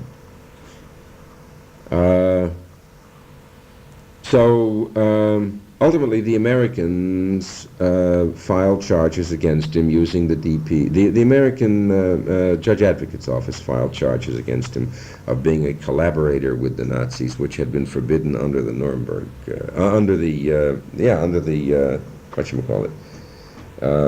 rules which were being promulgated for the war crimes trial in Nuremberg. You're right. Yeah. Which wasn't held yet, it was held later, but they were promulgating rules of operation for that trial. And one of them was that anybody who had collaborated and cooperated with the Nazis was indirectly a war criminal. Okay, so the Americans brought charges against him. And the DPs came in and gave evidence against him, and I think the Americans found him guilty and sentenced him to some months in jail. But for weeks thereafter, until it reached its end, the camp was in a steady, slow boil over the thing, and all kinds of hysterical outflashes of people thinking they recognized capos, you know. Witch hunt. Witch hunt. Understandable. But there again, there was a mass episode that could have flared, and had they lynched him, and had there been a murder in that movie house that night, and had the German police come in and arrested lots of people, and then what? The Germans tried, because it was a German movie theater, civilian German movie theater. True, we rented it, Right. but it wasn't Army premises. It wasn't UNRWA premises. So the Germans would have brought some Jews to trial for murder. It would have been something. There would have been something all over again. So blocking that, you see, again, that's an example. That's really a good example. Just thought of it this instant. That's a good example of the role of a chaplain in trying to keep a balance in a terribly tense environment. Okay. Now, the role of the JDC. Yeah. I'm interested in understanding, as best as possible, what relationship the chaplains had with the JDC, and in particular your own involvement. As far as the first question is concerned, I think the relationship was probably minimal. Right. I think it was confined mostly to chaplains in individual places, trying to get supplies from the JDC for some camp or some function. Some of the chaplains indicated that once the JDC came in, their job was over to a great degree. Other Yeah. chaplains, not at all. Yeah, well, I would my own judgment in the matter would be that the chaplain who said the former conceived of his role in a very limited way, namely providing supplies. So once the JDC was there with big quantities, he didn't have to any longer try to steal small quantities. There were a number of chaplains that didn't steal either.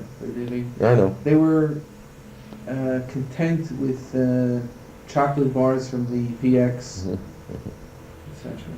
But those are the guys we talked about earlier who were in my book, Right. the more GI and the less... I don't know whether it's a matter of more GI or simply a matter that each person sees his job in a different way. Yeah. In other words, I find it strange when I see or when I read some of these incidents where, they're very proud that they went to a PX and the guy, where somebody else doesn't think anything of it, going to a storehouse and just taking. Yeah. Yeah, it has to do maybe with the guy's mother, and whether she told him not to steal. So I think it has a great deal to do with personality. Sure it does. Has everything to do with personality. Yeah, it's just, Some guys were more shy, more reticent, more moralistic, less imaginative. Inconceivable to some people to do any large-scale larceny. Yeah, it wasn't right. It's a risk also, personal risk. But the thing that comes across is, I wouldn't even think of doing that. Mm-hmm. Mm-hmm. It's, Yeah. I call those guys very narrow-minded. They call themselves very pure and moral. Yeah. I don't know whether it was. I don't know whether we can characterize them as GI though. I just think that this is, Okay. All right, you're right. You're right. I accept that. So, your first question, the relationship of the chaplain to the JDC, Right. mostly it was minimal. Really minimal. Your second question, well, and then you had some really negative, mainly Klausner, but there were a couple of others, who believed that the JDC was not good, not fair to the people, that the JDC was loaded with warehouses full of stuff and didn't distribute it to the people. Klausner once broke into a warehouse of the JDC, I think in Kassel or someplace up there, And I think it involved a bunch of shirts. I think something about shirt sticks in the back of my mind. And he said, what the hell right have they got? Collecting money in America from Jews, buying supplies, bringing them over here to give to the people, and not giving them to the people. I'm going to break that warehouse open and get those supplies out and give them to the people. In other words, I'm going to be the JDC director. See? So that when you say attitude of the relationship of the chaplains to the JDC, mostly minimal relationship. A few guys, antagonistic relationship. Who else aside from? I'll tell you, in the 44. And Joe Miller. Joe Miller could be. I don't remember offhand. Gene Cohen. Were you going to say what in the 40? Well, in the 44 period, and in the beginning of 45, there was a lot of letters going to JWB, complaining about the JWB. No, because they weren't there. They weren't there, and that was the burden of the complaint. That was the Why isn't the JDC here? Right. Afterwards. No, but that's a different story. Yeah, no, I'm trying to think. No, afterwards we don't have that. But maybe that was a cry of anguish. You see, yeah. Why aren't they here? But really, there was an answer to that, unless the JDC wanted to airlift stuff in. There really was no way to get boatloads of supplies in as a private voluntary organization. And maybe you could say the JDC should have been more imaginative and forced the Army to carry stuff in on Army ships, which were landing, after June 6th, 44. But I don't know how to pass judgment on that. I don't know whether the JDC ever thought of it, or maybe they did think of it and couldn't get the permission. I just don't know. I think here was a question of the whole Jewish community, not only JDC working. In other words, JDC was not a political arm of American Jewry. No. And so that if No, America... but that's not an excuse, even as a relief arm. If as a relief organization, and that was its clear mandate. Hey, but they're not the type of people that would go out and demonstrate and say, look, Okay. They sure aren't. I'm not saying that that's good. I'm just simply saying that's it. That is the situation. That was the situation, That yeah. was the situation. Anyway, your other question was my personal relationship to them. I just want to, you mean today they aren't as timid or as... No, they're not. Okay. That's why I put it in the past tense. Okay. JDC has altered in its makeup.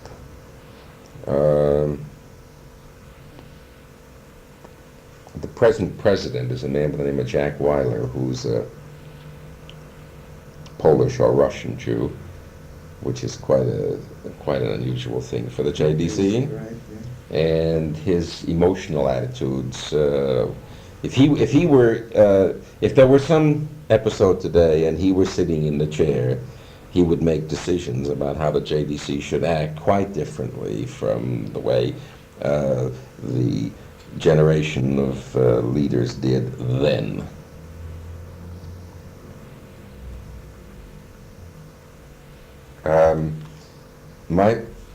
Oh boy, 5:30. My personal, 2 hours just evaporates.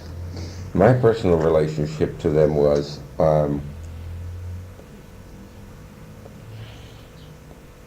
always good, and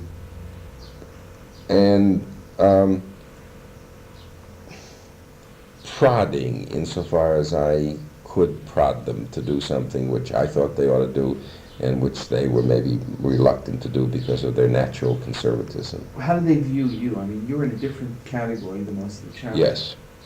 So that's, we're talking about a different situation. Different, altogether different. So, did they view you as more of a chaplain or more as an advisor? More as an advisor. That's what I would think. Yeah. So perhaps it's really not valid for this particular situation. The only period in my own work that would be valid would be the period when I was in Berlin before I went to Frankfurt with Bernstein, which was the first half of 46, in which there was a JDC team operating in the city. The director was a man by the name of Eli Rock, and the assistant director, and the other guys on the staff, I remember two very clearly, with whom I've kept friendship over the years. A man named Henry Levy, who lives now in Moza. Oh, he lives in Moza. And I think it would be worth your while to talk to him. I met him before once. Oh, very good. I'll give you a number where you can get him. I thought he works in Tel Aviv. No? Very good. I thought he's in Jerusalem. Henry Levy, where the hell is he? 521-565. Okay. And another member of their team was a man who now works for the Bond organization in New York by the name of Max Helvarg. I spoke to him. Okay. Now, Mr. Helvarg told me that he felt that he as a JDC worker took the bull by the horns and really didn't need a chaplain for the type of work that he was doing. That's okay. I would buy that. That team in Berlin, Rock, Levy, Helvarg, was an absolutely wonderful team. Those guys were great. There was nothing stiff about them, nothing reserved. They weren't holding back. They were the type of guys that would go out and steal. Yeah, they were great. I mean, I worked with them hand in glove. I wasn't the advisor. I had no status. I was nothing. I was the Jewish chaplain in the city of Berlin. But they knew that I was working for the Haganah, and I was running the convoys in every night and loading the people into Schlachtensee every day. And they knew how strongly I felt about it. And we used to eat together and drink together, and they were even friendly with Fishbein, which was unusual because there was not always a lot of closeness between the JDC and the UNRWA, especially when the people were both Jews. They worked well with everybody, and they were just a pleasure. And when I would say to them, hey, listen, you know, the camp needs this and this or that and such, boy, they were on it right away. Would you say it was a compliment So that I would, of the relationship? Yeah. We worked hand in glove together. So I can see what Helvarg would have meant when he said, look, we would have done it anyway had there been no chaplain there. He's absolutely right. He's absolutely right. On the other hand, he would also say, I think, if you asked him, that they were glad that there was a Jewish chaplain in the city, because it was just an extra assist. Right, yeah, that would make sense. I think so. Yeah. He didn't say anything particularly unique about right. chaplain, because he was there too, and, you know, he did whatever was necessary. Right. Now, I just wanted to ask you about Fishbein, just for my own interest, because I've heard both good and bad about him. What was your... No, listen, basically Harold Fishbein is a tragic person as a person, because living all the time under the shadow of his famous brother, and he's the nobody, and with a big inferiority complex in regard to that. And here he was trying to do something important on his own. The strength of his Jewish feeling was good. The depth of his Jewish knowledge was nil. So that I don't know what bad things anybody would have said about him. Sensitive. Yeah, okay. Yeah, right. He wasn't. That's an important thing. I mean, if you're trying to do a good job, that seems to me he was a tremendous failing. He was a friendly camp administrator, without being terribly sensitive, deeply emotionally involved. Their pain wasn't his pain 24 hours a day. Then he could have been like any guy. But most of the UNRWA camp directors weren't even that caring. They just weren't. They were doing a job. They were really just, professionals. Well, that's So that I wouldn't fault him. I wouldn't fault him. Okay, fine. No, Fishbein was an American. Fishbein didn't have any European roots. I don't know if Fishbein maybe even had been born in America. Fishbein didn't speak any Yiddish. Fishbein didn't have any feelings of Russian or Polish origins. There was no emotional identification. He was a Jew. He was a Jew by religion and didn't know much about his own religion either. So what got him into being... Oh, I don't know. I think he was with the Red Cross during the war. He was a Red Cross officer. When the war was over, there was nothing for him to go back to America for. So he switched over from the Red Cross to UNRWA. He might just as well have wound up as the director of a camp full of Latvians or Hungarians. But he wound up as a director of a camp full of Jews.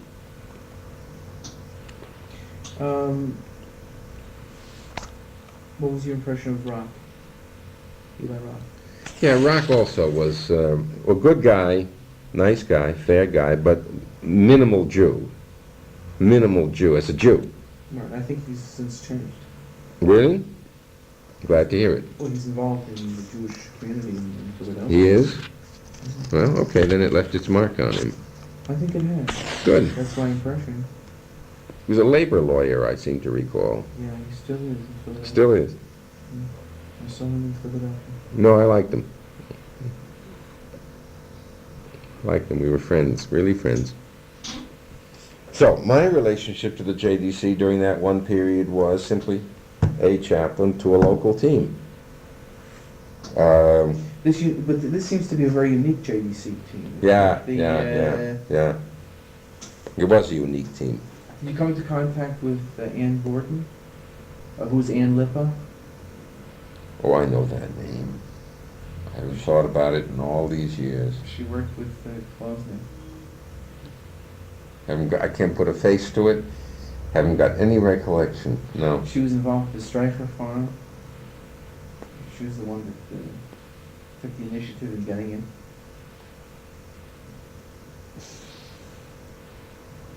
You're setting up echoes, but Okay. I never worked close enough with her. Alright.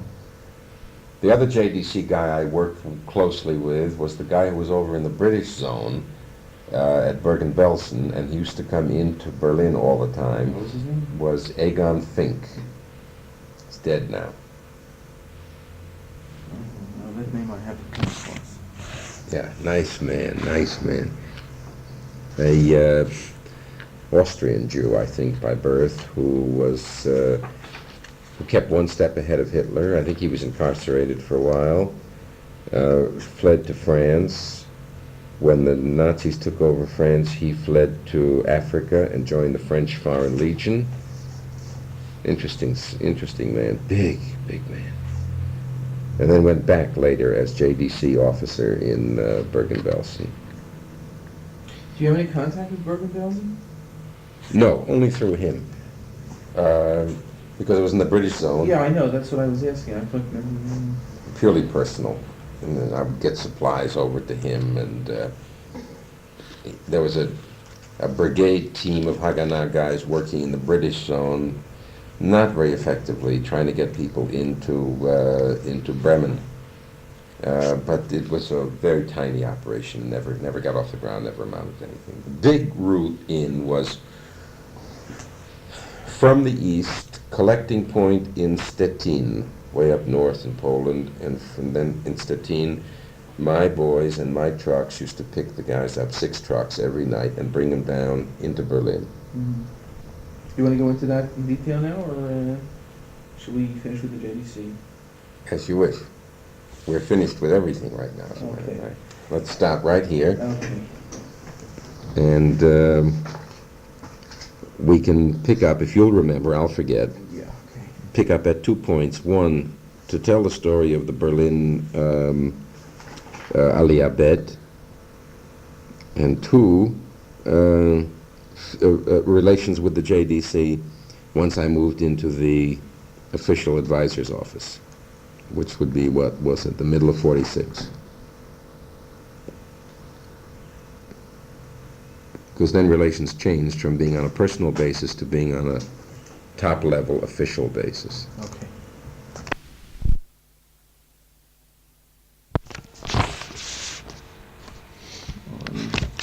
Last time was on some dramatic event which killed the whole program. And you were hinting at the fact that it was because more chaplains couldn't be recruited because somebody had said, I forget who, that they were all doing black market. Well, that's too much. That there was some activity on that part. Yeah. And I've already written to Dr. Haber. Haber, right. And I kept telling you that I didn't think there was anything dramatic. I think that that was 48 actually. I'm talking about 47 and 48, that period of time. In terms of anything, it was like a holding action. There were only 7 or 10 chaplains during that period of time, and there wasn't very much happening. That's the point. You were right. It was a holding action. Most of the Aliyah Beit movement in to Germany and Austria from the east was over. Most of the movement out was well organized. The Haganah had a good operation going by then, the Mossad, and there were no particular crises. It was kind of routine, if you want to use that word for an illegal operation, which is never really routine. It always has its crises and its dangers, and almost every ship was caught. But that got to be routine after a while. So there wasn't any need for any more creative. There was nothing creative happening anymore between 47 and 48. It was routine. There were no big camp episodes, outbreaks, fights with Germans or fights with GIs. There was no more issue of supplies. Everything had been, cranked up so that the DPs were getting a full stream of supplies from all sides, Army, UNRWA, joint. Well, but it's interesting that as late as at the end of 47, I still have information from Chaplain Gans that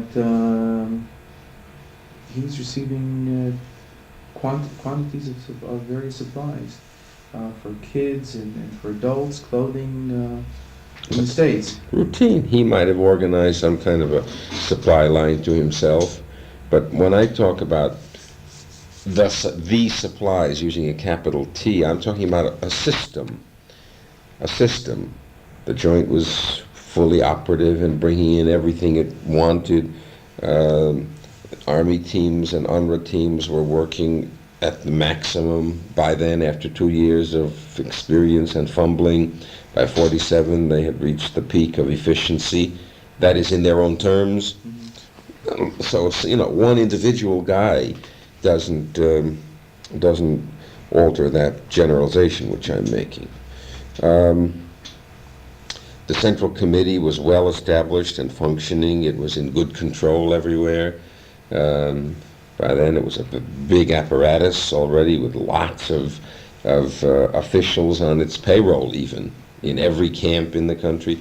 So that the period of improvisation was over, the period of influx was over, the period of outflux had not yet begun for masses. I mean, Israel wasn't yet established. There were no outbursts or outbreaks of anger.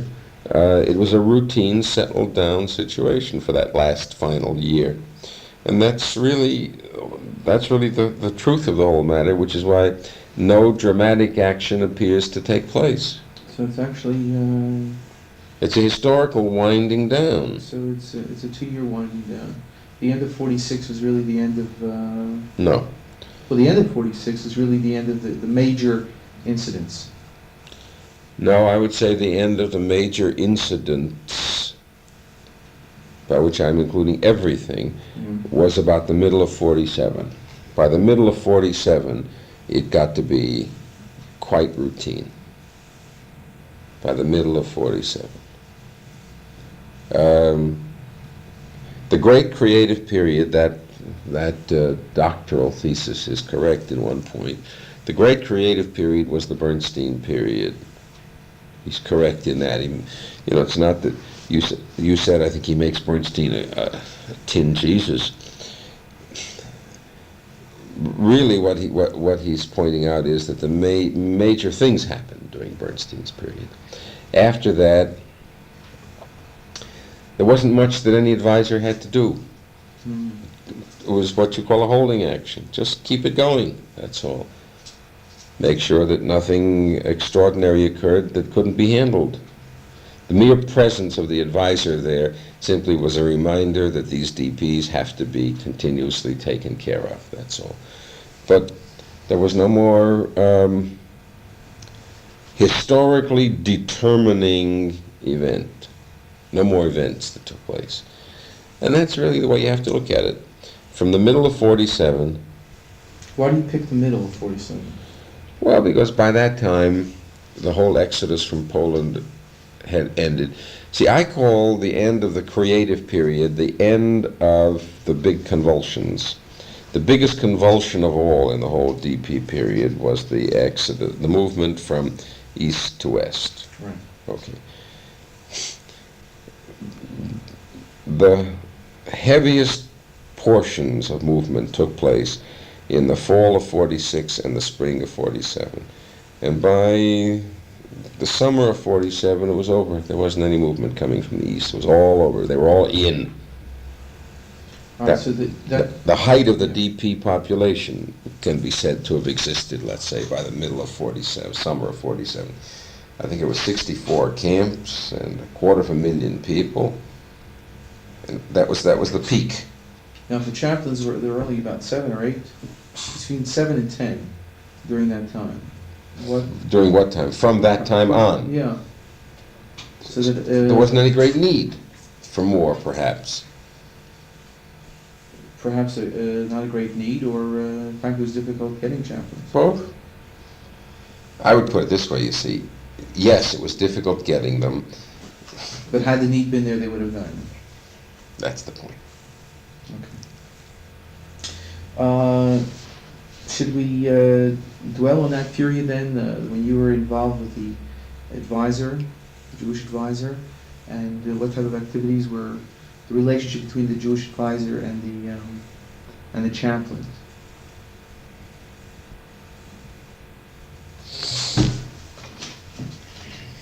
In other words, we mentioned... Hard to remember. There wasn't really any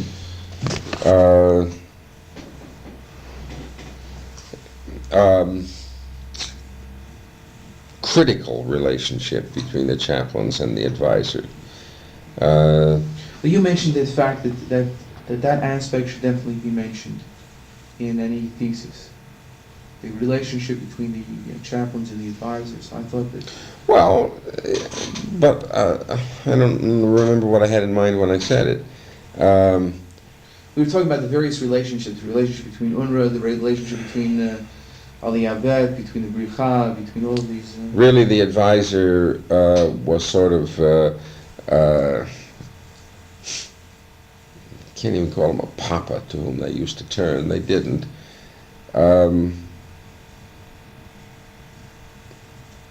He recruited that whole second wave. Right. And therefore, in a sense, they felt they weren't responsible to him in any military sense or even in any organizational sense. They didn't have to make reports to him. They didn't have to tell him what they were doing. But the fact is that they did.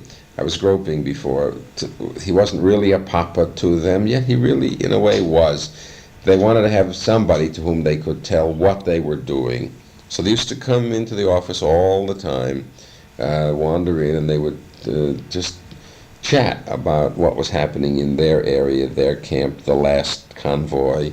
And there were sort of eyes and ears, informally, for him, telling him things which he might not have known otherwise, because he didn't have a whole staff of people out in the field. Right. It was just Hyman and me. and we both traveled a lot, but we couldn't be everywhere. You were the troubleshooters. Yeah. Yeah, well, from some of those reports you could see. that, right. Yeah. Well, when you were out in the field, for instance, when you were making these reports, did you come into contact with chaplains? And, No. Usually not. You were sent to places where chaplains didn't exist? No, not necessarily. But if I went out, either to make a routine visit, so I would go to the Army, the UNRWA, the Joint, the agency, and there wasn't a chaplain based in a camp. Went around. That's right. And if it was not a routine visit, but if it was a visit as a result of some flash problem, then I would always run into whoever was the nearest chaplain, because he would have been attracted to the fire also. Mm-hmm. And I'd find him there, usually. Then you'd... So I'd get his version of the story, and then you usually, brief him, fill him in on it, and leave him to try to soothe down some of the burning fires. Mm-hmm. Remember any particular incidents where that may have happened? That's your general... That was just standard. The chaplain was the person to whom you went to in that type of situation. In other words, rather than the JDC worker to smooth out the problems. Yeah, I didn't go to JDC workers to smooth out the problems, or even the agency workers, who in a way were closer to the people, because the agency workers represented Palestine, and the JDC workers represented, American do-gooders. So what you're saying is that the relationship was closest with the Palestinians, second with the chaplains, and third with the... Yeah.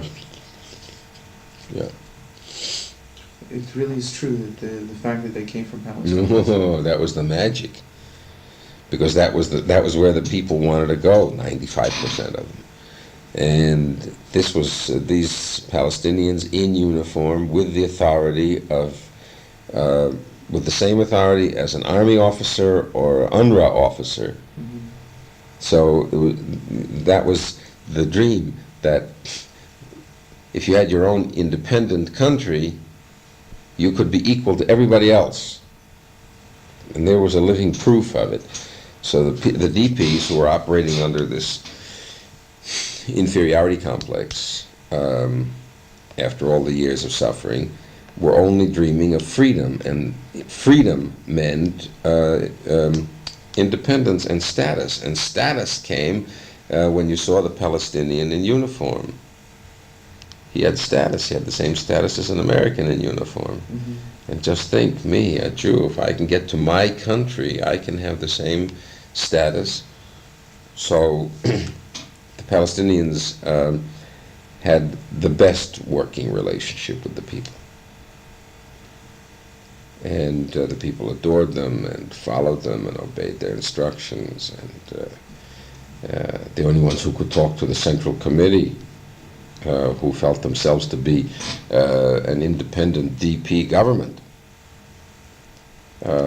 were the leaders of the agency delegation, a man who died recently by the name of Chaim Yachiel. When Yachiel would walk into a meeting of the Central Committee, no matter how they were yelling or swearing about what wasn't being done for them, when he would walk in and say, "Chevre, this is it," they would take it from him. Mm-hmm. Not the Joint. Stormy sessions with the Joint. When the Joint guy came in and said, "Look, I haven't got this or I haven't got that," they would yell at him and scream at him and curse him and, talk about the failure of American Jews to come to their aid. Whereas with the Palestinians, anything that they did was holy. So the relationship of the advisor's office to the chaplains was non-official but close, and they sort of all felt they were on his team, and they sort of all felt that they were not working for him, but working for the same objective of trying to help the people in the camps. They didn't really have any military duties, and so they weren't close to any particular commanding officer. They knew that Bernstein existed in Frankfurt, and that was it. And if you had trouble, that's where you went. Aren't you surprised that there wasn't more effort to coordinate your activities, or to keep a... It was never conceived of as a tightly knit organization. To coordinate means somebody is appointed to keep the boys in line, or give them instructions and then follow up to see that they do it. It wasn't that tightly organized. Mm-hmm. But considering the fact that you were all in the same boat, working for the same thing, aren't you surprised it didn't happen that way? It was closely knit, you mentioned, but informal. But informal. Should it have, no, I don't recall whether I was surprised as to whether it should have been a more tightly knit organization. No. I mean, I can't remember. It didn't affect it, in other words? No, it didn't affect the nature of the work, certainly. Mm-hmm. No. Okay, that's all I can think of on that subject. I don't know what I meant, what I had in mind when I said that you shouldn't overlook it. Maybe at some previous point in the conversation, something had struck me that caused me to say that. I don't remember now. Well, you said that it should be included in any... Okay. But there isn't very much to include, just a few sentences. That's all. Okay. What about your activity in Aliyah Bed in Berlin? We'll just...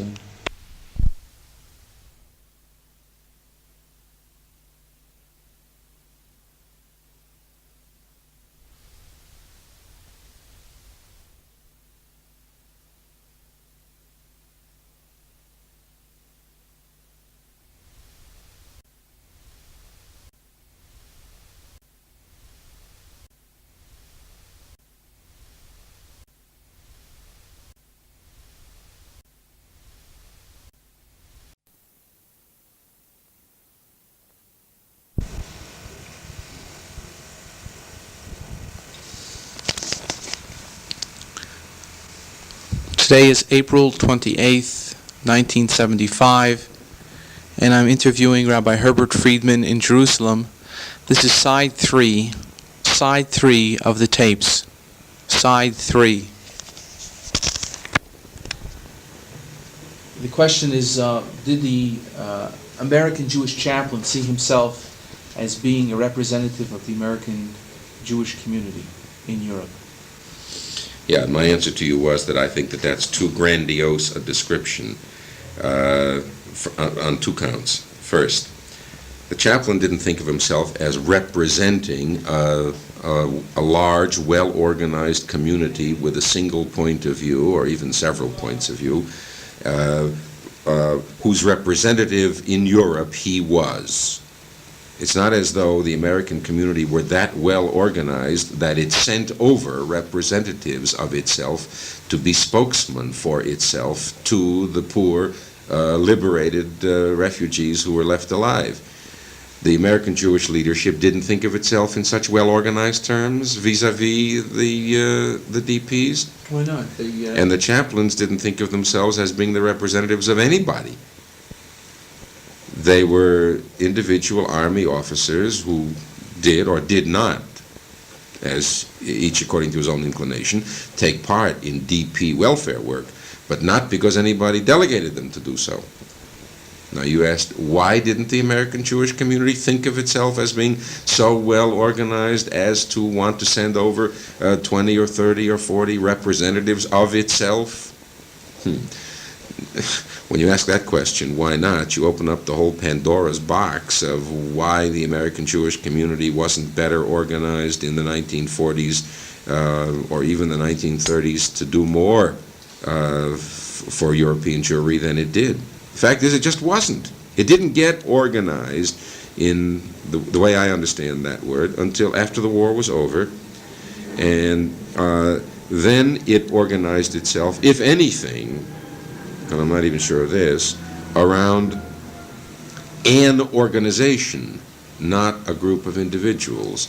It organized itself around the joint, The joint became known for the first time in 1945 and 46 as the vehicle by which you could do something to help the DPs in Europe. The fact that there were also some chaplains working in Europe probably was totally unknown to 95% even of the leadership. They didn't think about it. What they did think about was, when they finally got around to thinking about it, we have to try to help the DPs. How can we help them? Well, the joint is the vehicle. And the proof is, as a matter of fact, in the way the money was divided up of the UJA in 45 and 46 and 47 and even 48. Nobody realizes it, that even in 48 already, more of the UJA money went to the joint than came to Israel.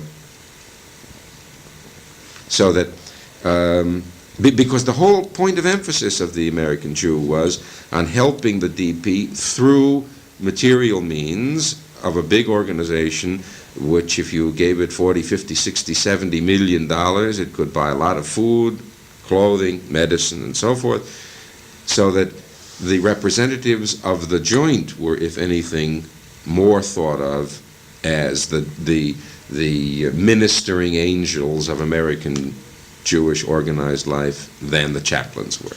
Yeah, there's no question. Even the chaplains themselves, through their various reports, always say, well, why don't we have a representative of the Jewish community here? Meaning the joint distribution community. Yeah, right. But I find that it's strange that no education, no effort was made to make the chaplains aware of what was happening, of what they might encounter. Yeah, it was nobody's responsibility to do so, so nobody did it. The chaplains technically were under the jurisdiction of the Jewish Welfare Board. Right. Okay. So if you say that somebody should have kept briefing the chaplains, educating them as to what the American Jewish community was doing for the DPs. No, I'm talking about even from the very beginning. A man lands in 1944 in France, Italy, and all of a sudden encounters... So who should have educated him? Only the Jewish Welfare Board. That was his parent, so to speak. When a Jewish chaplain wanted something, he went to the welfare. Went to the JWB. And what he wanted was gefilte fish and salami and prayer books. So he went to the Welfare Board. He couldn't go to them for instruction or education on what to do about the whole bunch of Jews whom he found in a field someplace wandering around, and what does he do with them? There's nobody to ask that question. No, but my point goes from before then. Why you have a special school for chaplains? Yep. Why wasn't part of that curriculum? Look, we have Jews over there. We could make the case. We don't know whether we're going to have anybody left or not. Nobody educated. The chaplain school, I went to the chaplain school at Fort Devens, and the curriculum was very clear. You learned about gas warfare, and you learned about giving lectures to the GIs on sexual ethics, and the curriculum was fixed by the Army, and there was no consideration given to... But even amongst yourselves, there wasn't a... we mentioned before, we turned on the tape,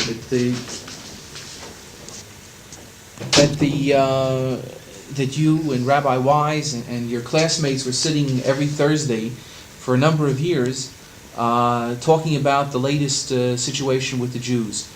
Did it hit anybody that we might encounter Jews there? Now, you went over a little later, so It hit individuals. You asked whether there was any formalized program of education. Okay, one, I'm saying that the Jewish community itself did not make any effort to say, look, we think that since you're going to be over there the first, that maybe you could tell us what do you encounter, so we'll know what to do. To the best of my knowledge, the answer to your question is no. No Jewish organization got hold of the chaplains and said, we want you to do the reconnaissance, send reports back to us, inform us as to what we should do, and we would like to also place a responsibility on your shoulders to be sure to do something for the DPs. Right. To the best of my knowledge, no organization did that. Right. Now that's one thing. Now the second point is on the informal level. How is it that a bunch of rabbis who supposedly are sensitized to being Jewish, to the needs of being a Jew, when didn't even question themselves. Well, maybe they did. My memory doesn't, recall every single bull session. No, I understand, but the impression that I am getting. And my impression, my recollection also is, each individual man, when he hit the European theater at whatever time he did, found himself involved in the work with the DPs based on his own initiative. And some guys did it more and some guys did it less, but there was no indoctrination, briefing, instruction of any sort from anybody. Do you think this was a mistake? Sure, it was a mistake. It was the same kind of a mistake as the whole mistake of the organized Jewish community in the 1930s and 40s not to do enough to try to save the Jews of Europe. I mean, this is only a derivative of that. You can say, why didn't the American Jewish community get up on its hind legs and organize huge protests against the American government for its failure to accede to the request to bomb Auschwitz? Okay? American government, British government were asked in 1943-44, bomb Auschwitz. Okay? Practical, specific thing. 25 years later, you can get American Jews to have a big protest march about Russia or Syria or anything. Why couldn't you do it then? The American Jewish community was asleep then. Totally asleep. Or disinterested, or disorganized, or without leadership except for Stephen Wise. For all those reasons, the chaplains also were. The disorganization in regard to using a corps of chaplains in a systematic way was simply symptomatic of the total disorganization in regard to the refugee problem.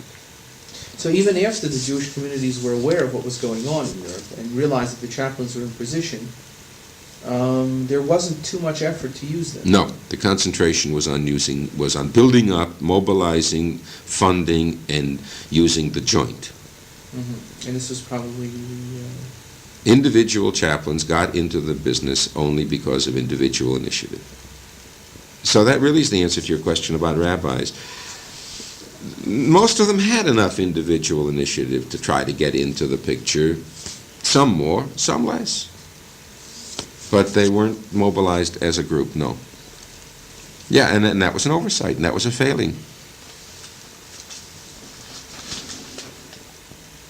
Make some kind of a summary, don't you?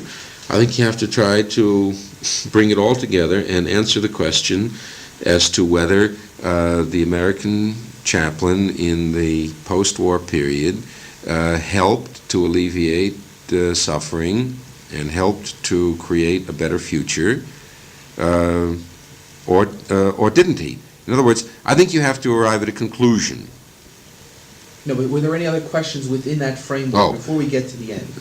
No, I think you got everything covered once you add the advisors, because that was an important item that you have to bring in. Okay, well, let's get back to the summary then.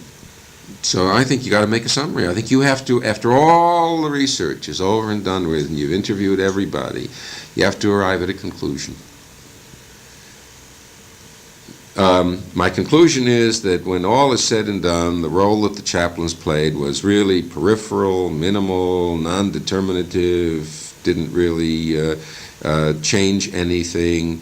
It was superficial, it alleviated a little suffering, but on balance, these 30 or 40 men really didn't do much. One conclusion you can come to.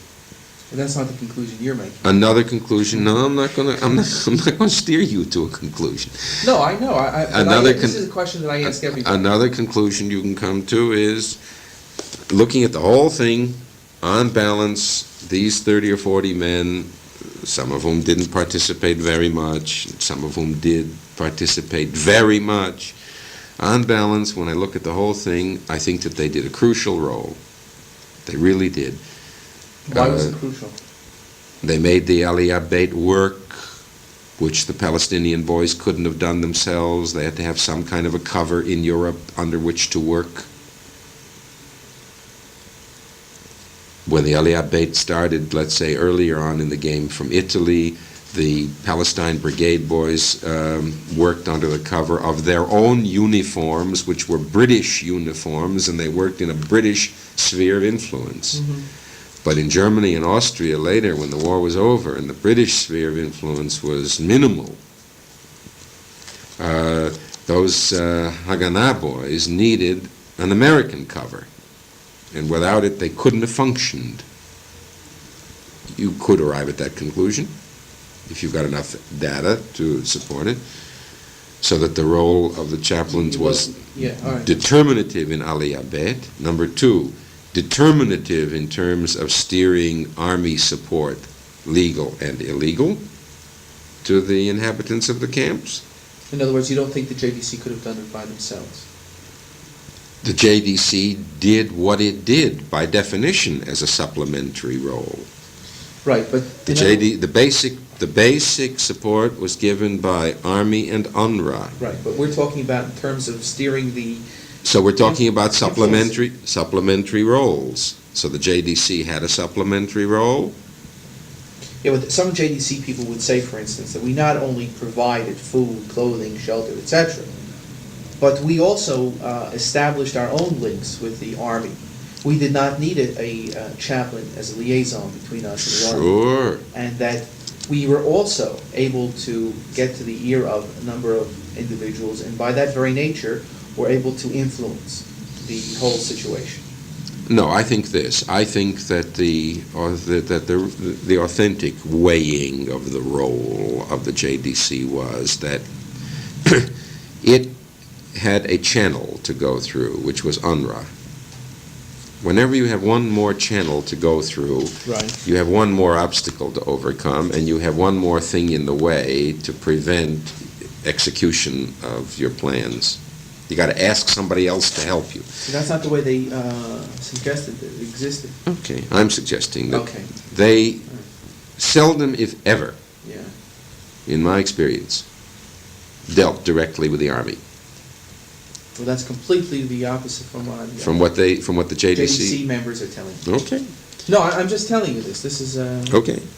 I'm interested to hear what you're saying.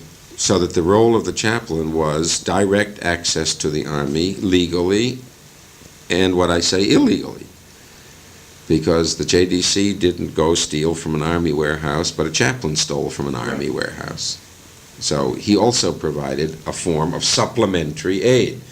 Now, the basic calorie count of Army plus UNRWA, supplemented by the JDC, supplemented by the chaplain, kept the DP in good condition. So you can say that the chaplain's role was determinative in also providing an additional supplement. Mm-hmm. And this is throughout the period. Yeah.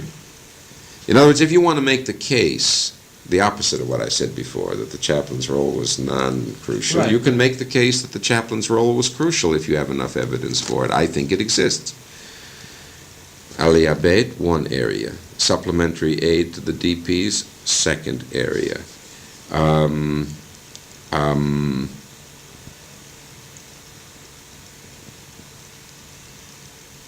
Support and assistance to the educational and political aims of the Jewish agency representatives in the camp world. There was often hostility between the JDC worker and the Jewish agency worker because they were working from two different points of view. The JDC worker was humanitarian, philanthropic. The Jewish agency worker was Jewish identity, nationalism oriented. The Jewish agency worker was much more interested in organizing a big Purim party for the sake of educating the Jews in the camp, and then using the Purim party to make a big political demonstration. The JDC worker very often would say, look, I'm not going to get involved in that. That's Zionism, or that's politics. So that when the Jewish agency personnel needed some form of backing, they found it from the chaplains, who most of whom were also of the same orientation as the Jewish agency workers, in contradistinction to the JDC workers. So there's a support role which the chaplains played to the Jewish agency, which I think was also crucial.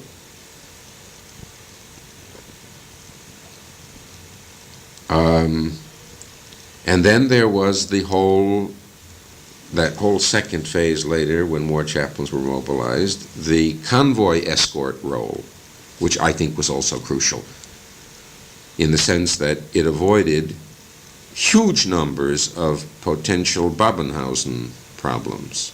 Mm-hmm.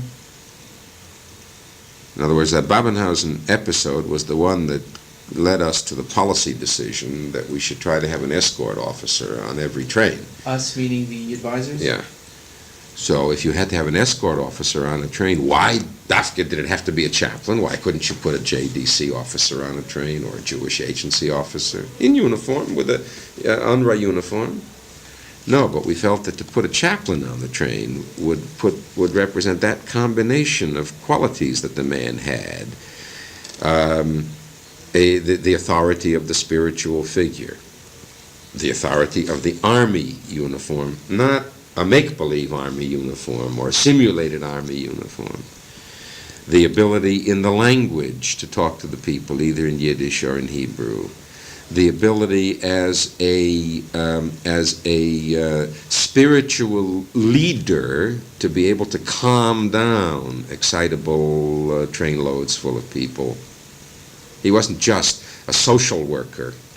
There was an extra dimension to him. So that whole role of being convoy escorts, I think, was a determinative role. Had we had very many more Babenhausens or very many more Landsbergs, it would have irritated the whole situation. That whole movement was quiet and calm. Mm-hmm. Because of that. Not only because of it, but I think they played a determinative role. Don't you think they saw Chaplin as a representative of American Jewry? The people themselves? Yeah. Oh, sure, they probably did. So that was an important point. In other words, while the chaplain himself did not see himself as being representative of the American Jewish community, the individual DP, individual Jewish survivors did. Yeah, but let's be fair. Had there been an escort officer with a uniform AJDC on his shoulder patch, American Joint Distribution Committee, the DP survivor would have seen in him the same. The same. Okay. Yeah. I think. He couldn't have performed the same, but they would have seen in him the same. You don't think there was something...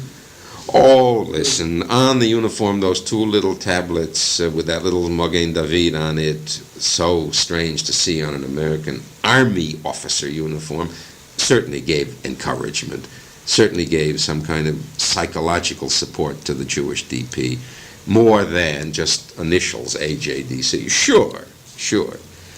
But I'm trying to be terribly fair and say that the DP could have seen in the AJDC worker also the saving hand of the American Jew stretching out to him. He probably did where there were no JDC. Yeah, because, the word joint was a magic word among those people. And by the way, just as an interesting footnote, I don't know whether you ever ran across this or not from anybody, but when they spoke about American aid, and they spoke about aid meant money, dollars, the DP code name for a dollar was a Stefanka. Mm-hmm. Stefanka from Stefan Wise.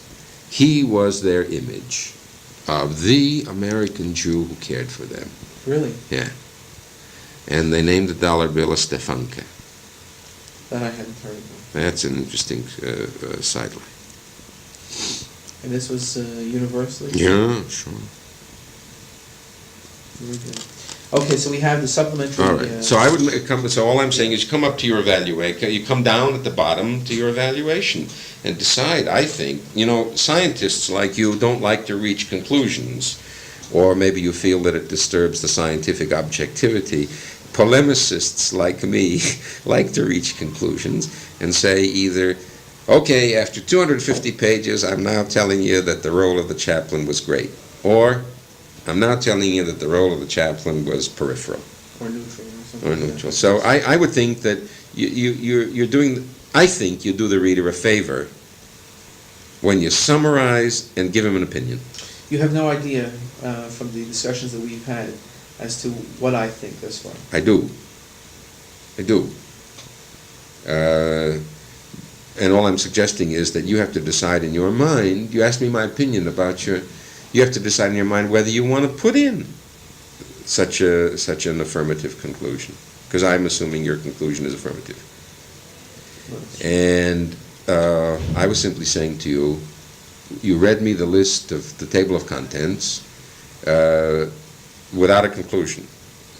Oh, well, because we didn't get to chapter 1, and what we're dealing in chapter 1 or chapter 2 or chapter 3. No, but I'm assuming that... Those were just introduction. That was an introduction to... I misunderstood. To a whole... Okay. In other words, all right. What am I... Sorry. Okay. Okay? Now, Rabbi Philip Bernstein was... Rabbi Philip Bernstein, later the advisor, Right. was earlier the secretary of the JWB in the recruiting of chaplains. Right. And his attitude was totally supportive, and that JWB directive was as much his shaping as anybody else. He worked as the secretary of the KENRA committee. KENRA, yeah. Committee on Army-Navy Recruitment. The lay chairman, so-called lay chairman, was a rabbi by the name of Barney Brickner, also a Cincinnati graduate, but a hot Zionist. I'm using shorthand terms. A hot Zionist was a guy who would do anything for the DPs, right? A cool cat was somebody who said, well, listen, it's not our job. Brickner as the chairman of the KENRA and Bernstein as the secretary of the KENRA, and the secretary is always more crucial than the chairman, because he's the guy who's there every minute of every day, shaped JWB policy and directives to chaplains. And you're right, you see, it was very, very encouraging in the early days. Later on, you know, it didn't have much, there wasn't much need for it anymore, because the sort of the train was on the track. Everybody knew, with few exceptions, that you were supposed to do what you could to help the DPs. Okay, so that's your early period. Okay, now the second period. The point on the relations of the American Jewish community to the Army, the single most important point there is the creation of the advisor's office. Okay, that's... In other words, the advisor's office was created as a result of rare unity on the part of American Jewish organizations. Thank God for that. Had the American Jewish organizations, I think there were 7 of them involved, fought among each other in attempting to persuade the Army and the State Department as to who the advisor should be or to whom the advisor should report, there would have been chaos, and the Army and the State Department could very well have washed their hands of it. But that rare unity luckily prevailed. Do you have any reason to believe why that took place? I think it was only out of the anguish of non-performance previously. The American Jewish community had just not unified itself in the previous years. Now, when the first real opportunity came up to extend help, I think that leadership had enough good sense to realize they better not fumble by fighting. They hadn't done anything before. Now here was the first real practical thing they could do. They were asked by the Army and the State Department to nominate an advisor, and they got together on the nomination. Had they not united and gotten together on the nomination, they would have been guilty again of another horrible political tragedy of divisiveness. So I think the reason that they united, aside maybe from the good sense of the personalities involved, the reason they united was because they realized historically that they had to make a move here which would be commensurate with the size of the problem. So they united. And I think you ought to look up the names of the 7 of them. I have the list. You have the list? There's no problem. Okay. And then the local situation, liberation of the camps and concentration camps and various areas of Jewish, and concentration of Jewish population. The concentration camps itself and various other areas where Jews are populated. Situation of chaos, its meaning and implications, increased opportunity for individual initiative, and then the individual responses. That would be chapter 2. Now, why do you end that in January 46? You said it was hard for you to decide how to determine a period. Right. So what made you determine a period?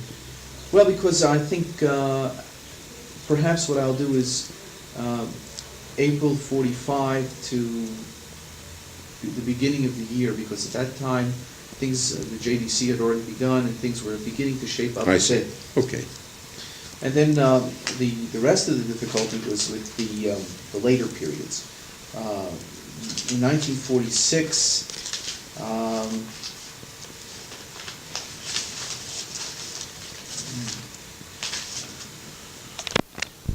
In terms of determining time periods, right. if you want to begin with January 46 as the period of more or less end of chaos and beginning of normalization, I would run the next time period from then until recognition of the Central Committee.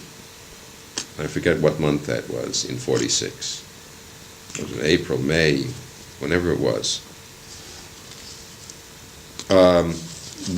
That was a milestone, because once the Central Committee was recognized by the Army and given a charter of recognition, that's what it was called,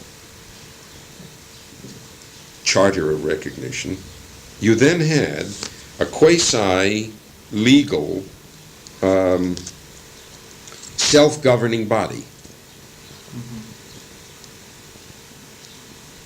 The Central Committee of Liberated Jews of Germany was accepted by the Jews in the camps as their own government. And the Central Committee considered itself as a government. It distributed portfolios among its members. It had a minister of health, it had a minister of, and so that was an important date. Okay. I would then go from that to the next important date, which was the calling together of the first all-German conference of DPs, which I think, if I'm maybe wrong, was December of 46. I'm not sure the date. Maybe it was earlier. Held in the town hall, in the city hall in Munich. And there you had an assembly convened. Hundreds of people from all the camps coming to a congress. And there were 2 such congresses held. One in 46. So that I would take the period from January to the recognition of the committee. Right. The next period from the recognition of the committee to the holding of the first congress. I see. And the next period from the holding of the first congress to the holding of the second congress in 47. That gives you kind of parliamentary framework. But does that, within that, do we have the role of what the chaplains were doing? In other words... Yeah, I don't think there's any time frame that you can fit onto that work. In other words, if you're looking for a framework by which to break up the chapters, I'm only suggesting this one doesn't... Well, I understand that, but it's... I'll see how I can... See how it fits out. Okay. Now, we're into 1947, into the Second Congress. That was held in Bad Reichenhall, near Berchtesgaden. And I don't know if there was a third Congress in 48. I think not. So you would have from the Second Congress... to the establishment of the state. To the state. Now, my own... year to wait before those people were finally liberated. Right. There's a lot to do. A year is a long time under those circumstances. We're always talking in periods of weeks and months. Right. I don't recall. Maybe Hyman does. Ask him. He's less critical than I am. I don't recall any policy-making contributions that either Haber or Leventhal achieved toward increasing the understanding of the Army toward the DPs and their needs. Mobilizing more effective support from any organizations, joined or agency. You know, for instance, he could have screamed that if he can't find 20 more chaplains, why can't he get 20 more JDC workers into the picture, or 20 more Jewish agency workers into the picture? The advisor had a lot of muscle. He was the man on the front line representing all the major organizations. He picked up the telephone and yelled to the Jewish agency that he needs 100 more people working. They would have mobilized 100 more people here inside Palestine to send to the camps. They were dying to send as many as possible. And if UNRWA wouldn't give permission for more, so he has to fight with UNRWA. Mm-hmm. In other words, there are lots of things that an advisor can do to improve from day to day the situation that he's dealing with. Right.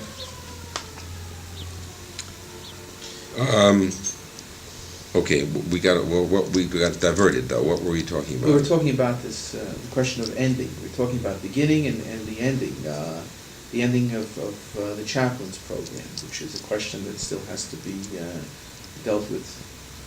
Well, when you say ending, in other words, my recollection is it's simply phased out.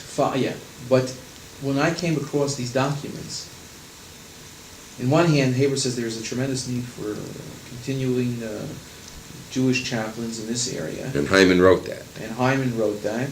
Well, I saw two different things. One, Haber says we need them, and then in this report we have the question of what do we need them for? What do we need them for if they are already involved with other activities? But I insist upon knowing where you get the idea that other activities meant black market. Abe Hyman.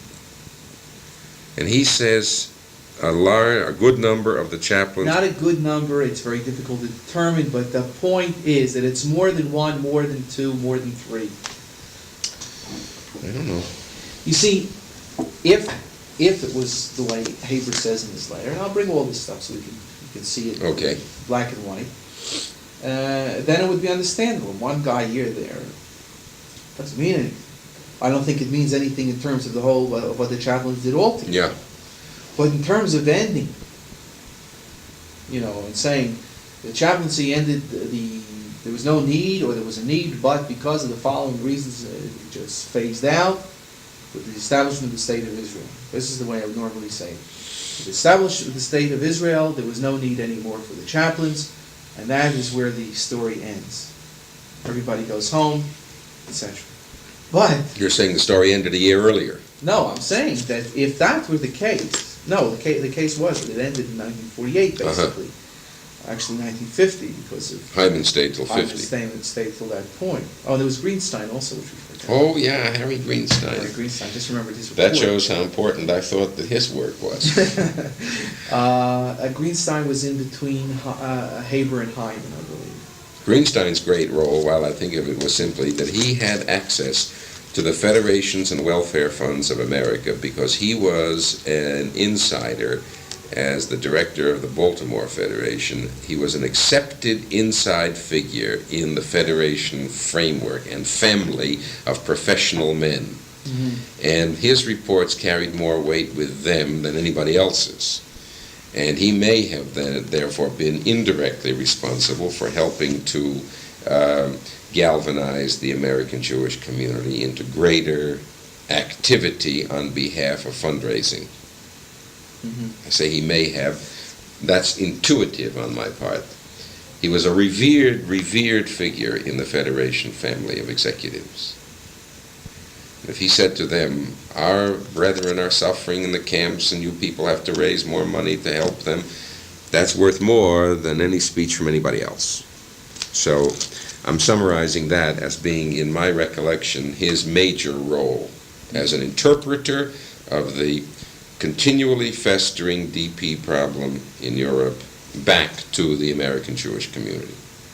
But the impression I get from most of the chaplains was that by 1948, with the establishment of the State of Israel, their work was over. They felt it was there, that's it. That's accurate. You have a place to go, Right. go. Yeah. You don't want to, I Right. have other things to worry about. Right. That's correct.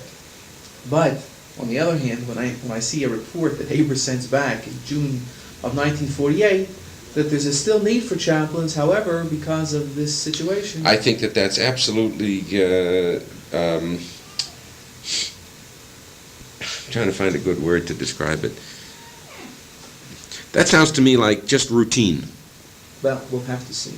I don't know. I mean, because I don't want to be guilty of putting something under the rug. I understand. On the other hand, I don't want to blow it out of proportion. Yeah, right. So No, I think my use of the word routine is right. I think that if Haber were to write a letter saying we don't need any chaplains anymore, the whole work is ended, in effect what he's saying is we don't need the office of the advisor anymore either. It's all over. So why cast some type of aspersions on the work of the chaplain? Well, every politician, rather than cast aspersions on himself, finds somebody else. That's pretty rotten. Well, I think so. Well, anyway, we'll discuss it. Okay, when you'll show me show you the material, and then we can see it from a different point of view. Right.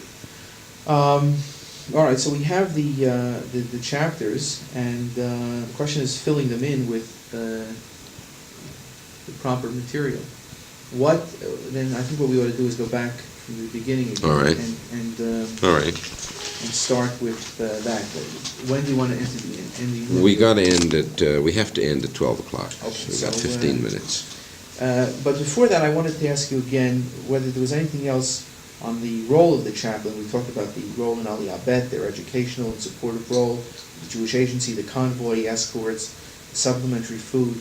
Was there anything else that you saw as major contributions in terms of what the chaplains did that you felt that should be emphasized? Interpretation to the army of the plight of these people on every level, bottom to the top. Somebody had to keep interpreting all the time. Well, the advisors could do that. No, on every level, I said. Oh, on every level. Every level. Okay. Look, you get down to the most practical problem. A camp is located in an area. The area is under the control either of a regimental commander or a constabulary commander, some lieutenant colonel. Okay? He changes all the time. Somebody has got to keep interpreting to the army, and I'm using a generic word. That means a master sergeant up to a lieutenant colonel. Mm-hmm. Somebody has to keep interpreting all the time who these people are in the camps,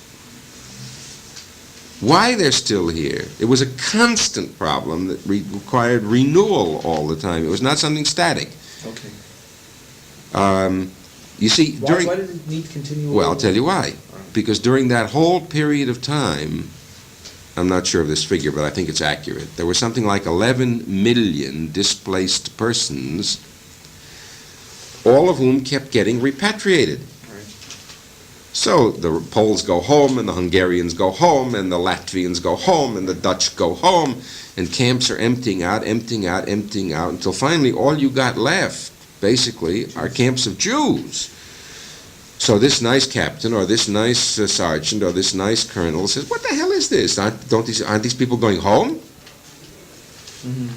So somebody has to keep reinterpreting all the time. How come the DPs, the Jews, were in this plight to begin with? You have to keep explaining the Shoah over and over again. Number 2, why there's no home for them to go back to. Number 3, what their aspirations are about coming to Palestine. Number 4, why the British stop it. Number 5, how we're going to have to be patient and support these people in these camps until there's an eventual political solution. I mean, that's basic, elementary, or you can call it sophisticated, I don't care how you call it, indoctrination, brainwashing. Which had to be has to be done all the time. continually reinforced. And I felt that was one of the most important things that this bunch of chaplains did. Because each one, while he to take the two phases. The first phase before the convoys and the second phase after, when there were more men in the field. In each phase, the chaplain was assigned to a military unit. So he had a series of military commanders to whom he had access and from whom he needed understanding. Right.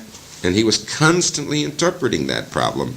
Who these people are and why they're still in the camps, how they got there in the first place, and why they're still there, and what the ultimate solution is going to be.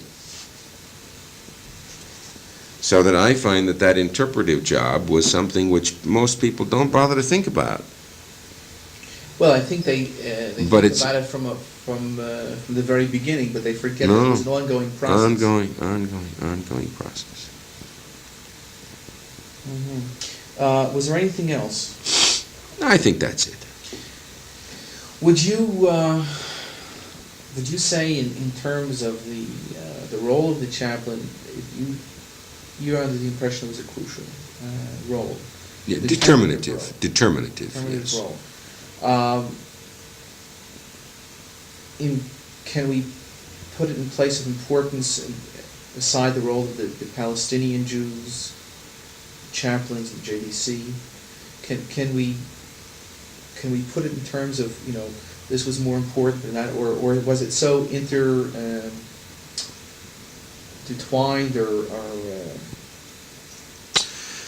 Well, what I'm trying to say yeah, I is- know. First of all, it was intertwined, of course. But if you want to put the question in its most brutal form, what would have happened to the Jews in the camps during that 3-year period had there been no JDC? What would have happened had there been no Jewish agency? What would have happened had there been no chaplains? That's the way I asked it. And then say,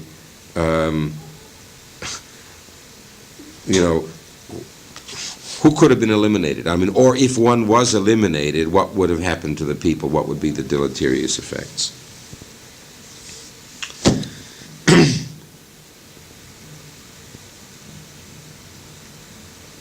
Well, that's scenario writing. You want to write a scenario.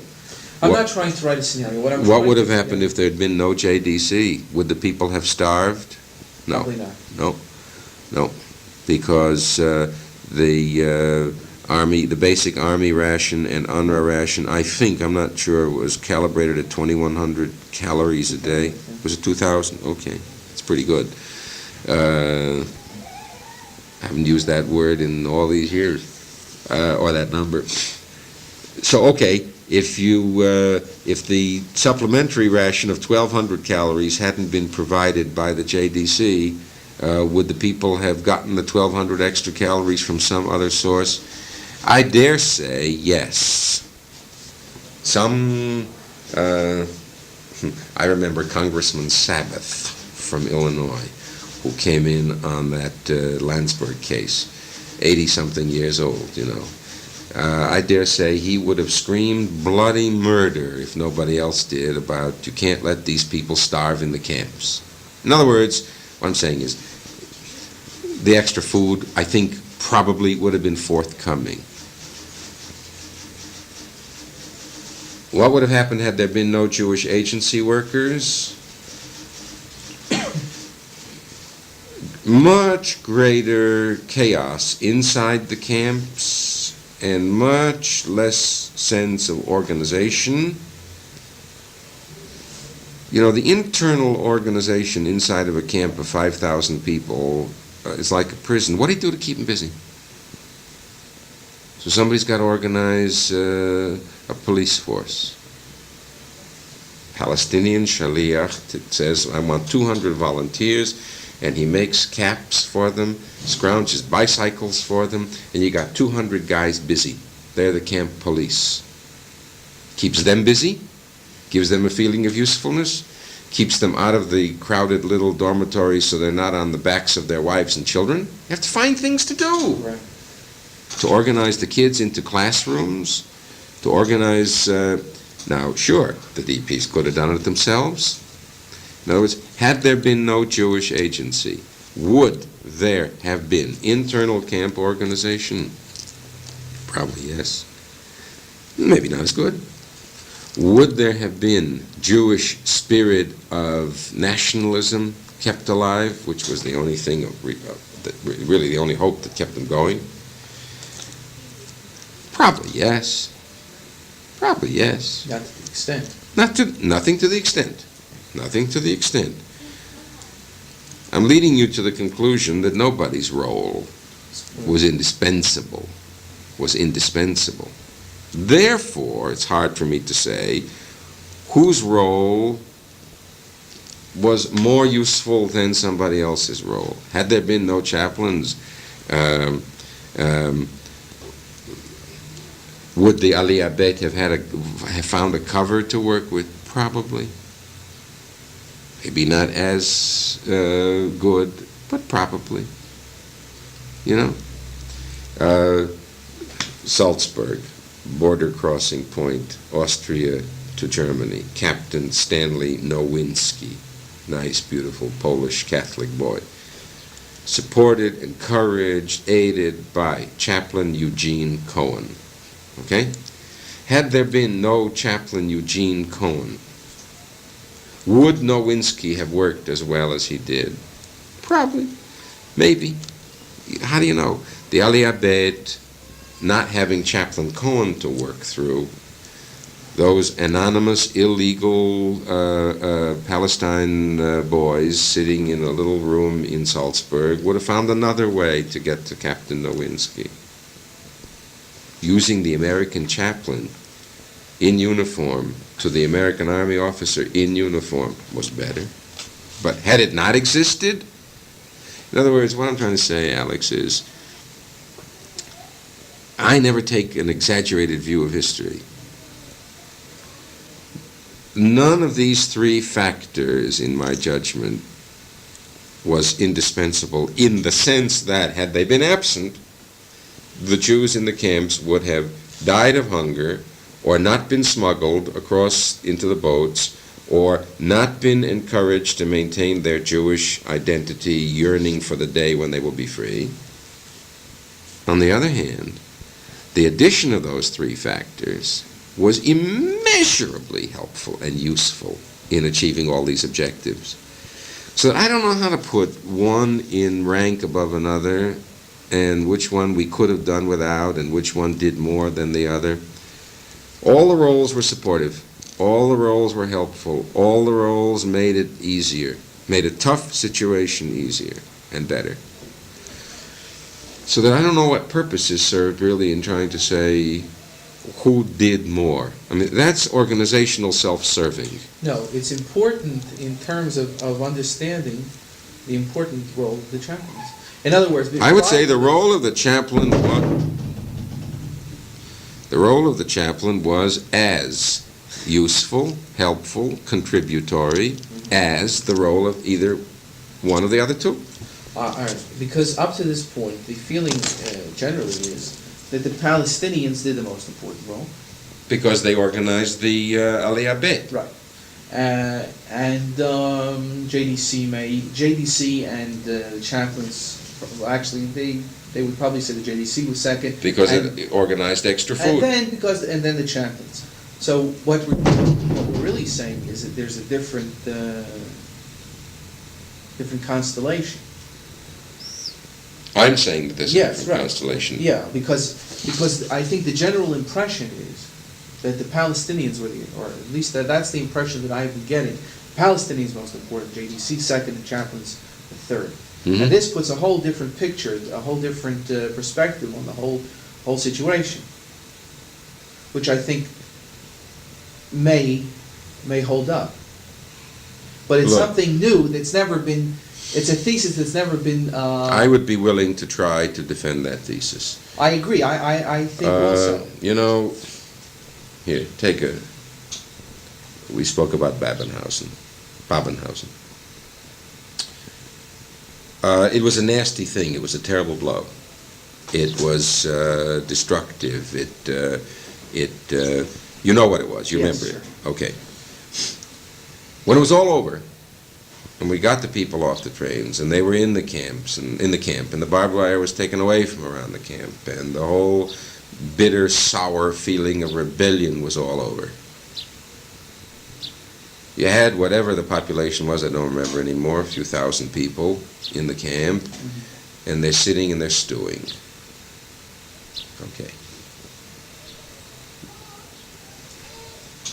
Ben-Gurion wanted to come to visit a camp in Germany as a symbolic thing. I said to him, Babenhausen,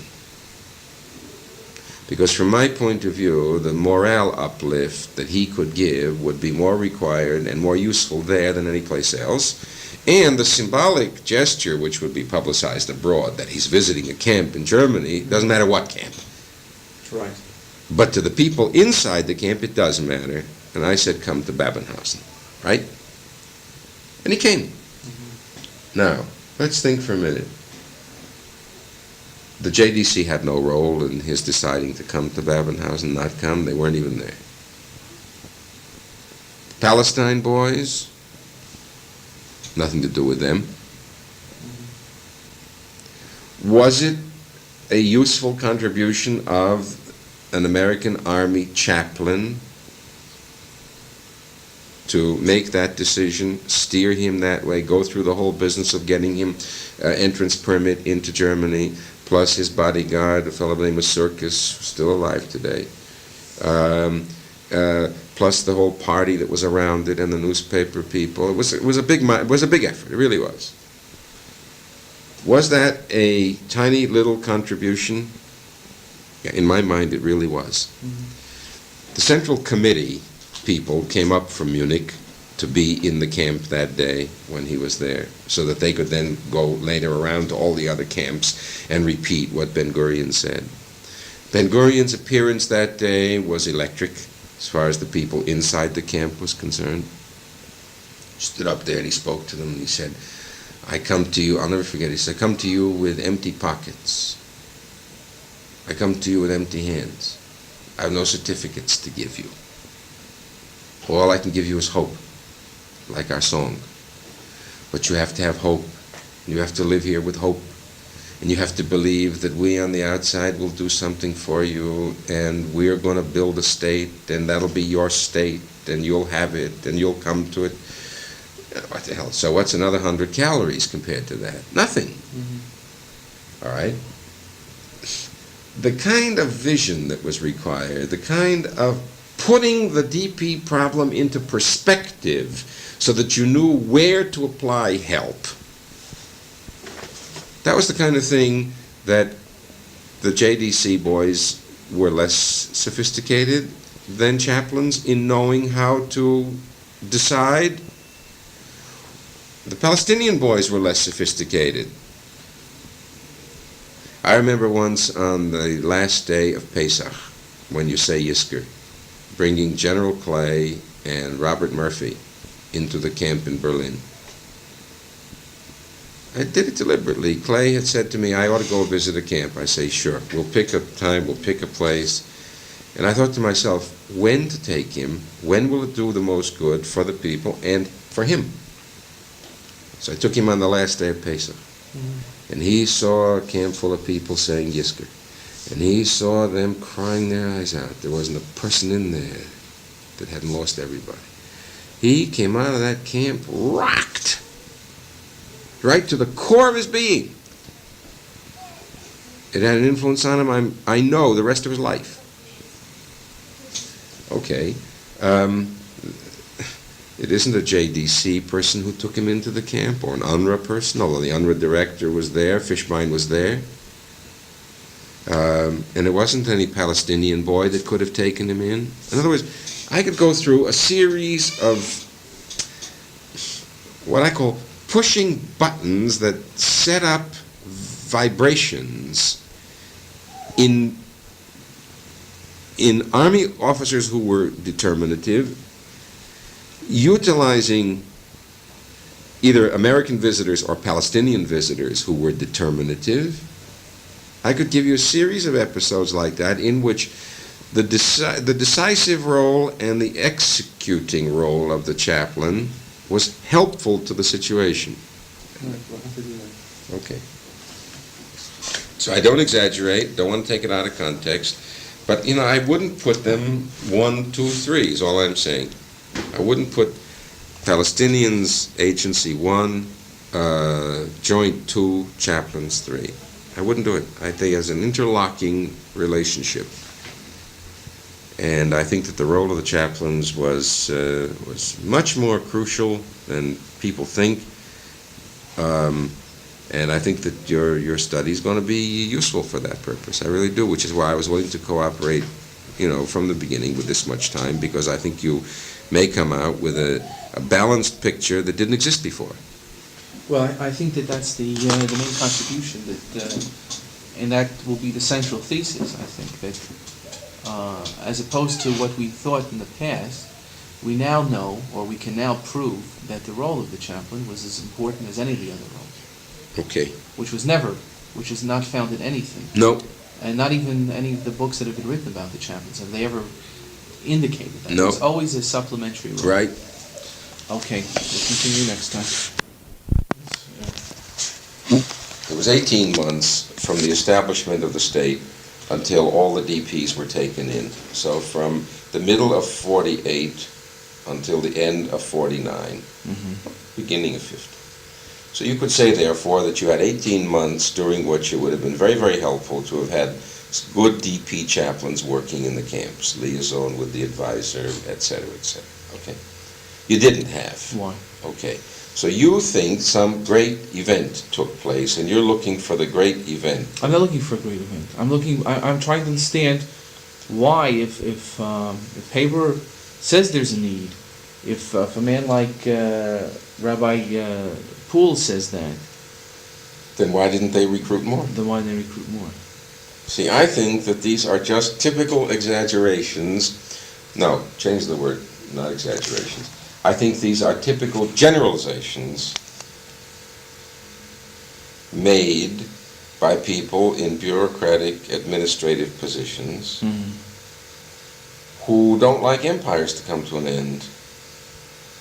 And so what they're saying is, I wish we had more men. Objectively speaking, I think if they'd had more men, those men could have done a useful thing for another year and a half. Why didn't they recruit a whole new bunch? The wave that was recruited, I forget how many there were, 10 or 12, 10, they were recruited for a short period of time. I think it was 6 months or 12 months. They finished their job. Don't forget, they were taken back out of civilian life, remobilized for what they knew, what they volunteered to be only a short period. They finished their job. They were quite ready to go back to civilian life. Now, if Haber and Poole thought they needed more, why didn't they recruit more?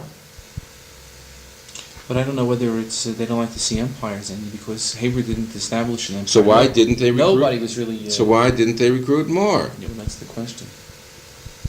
See, if you think that the ones that he had were no good because they were black marketing... I don't know. No, That's the, but if you want to throw your weight, if you want to throw your judgment to that decision... I haven't made any decision yet. If you were to, that still leaves you with an unanswered question. Of course. Why? The only thing that your decision would lead you to is, okay, the present bunch is no good. The present bunch is either ineffective or developing outside interests. That still leaves open the question, so why not recruit another bunch? Maybe it was not possible. That's pure speculation, who knows? It was difficult even at that time to get the 10 chaplains. If you'll see the correspondence up and back. So, if that's the reason, and it was hard enough to get the first 10 in the middle of 40... I don't know, I'm just assuming. I don't know. I certainly don't know. The one who could tell you might be... and who was in the position in the Jewish Welfare Board in the United States? Rabbi Lev. Lev. So if you can ask Lev the question, was it hard to get those 10? Well, you'll see in those reports that there was. Was. Number 2, were you asked to get 10 more? If so, why not? If so, why not? And he'll probably tell you he was never asked to get 10 more. Therefore, I think that the question of the meaning of this phrase, developed outside interests, that whole question, I find not as crucial as you seem to think it is. I don't think it's very crucial to determine. I think even if you want, if you think the evidence comes down on the side of black marketing, okay. If you believe it, say it. But then that still leaves you with a so what. Right. Okay. It still leaves you with an unanswered question. Why were there not recruited another 10 men, or attempts made to recruit another 10 men to carry through the next year and a half? There may be an answer to that, in that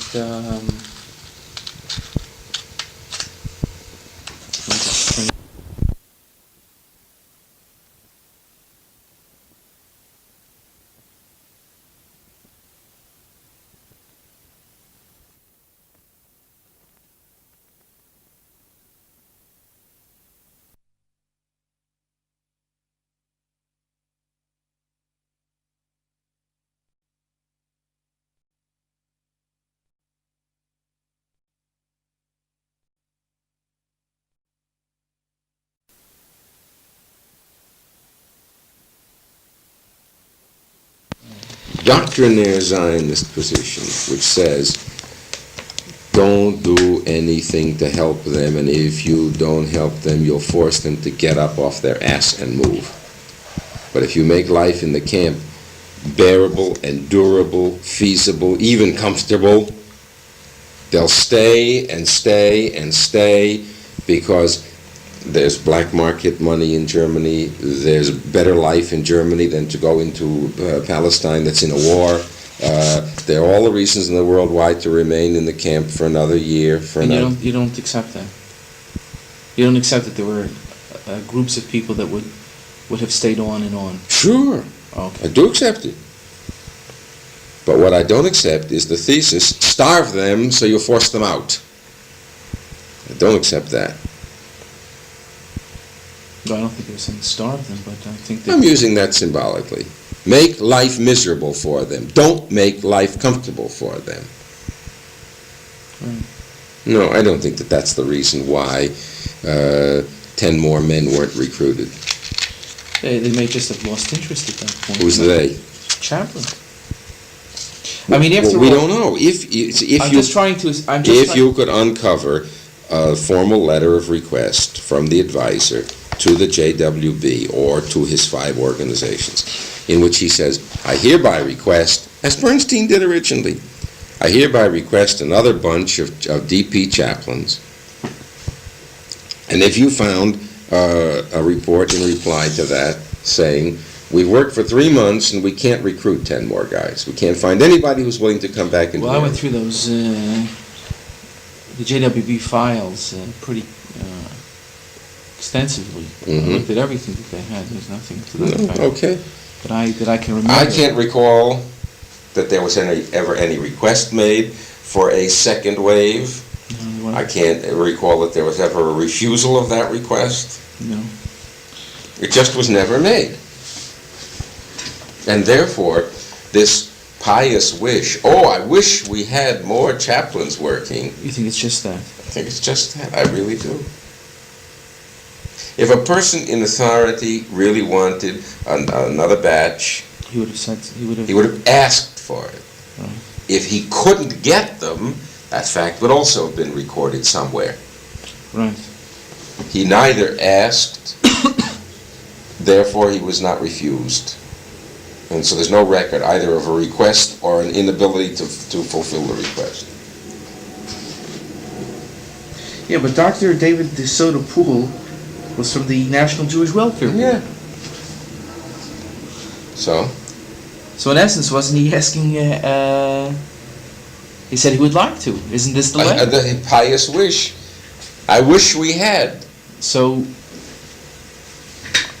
the question is whether there's a follow-up letter to this.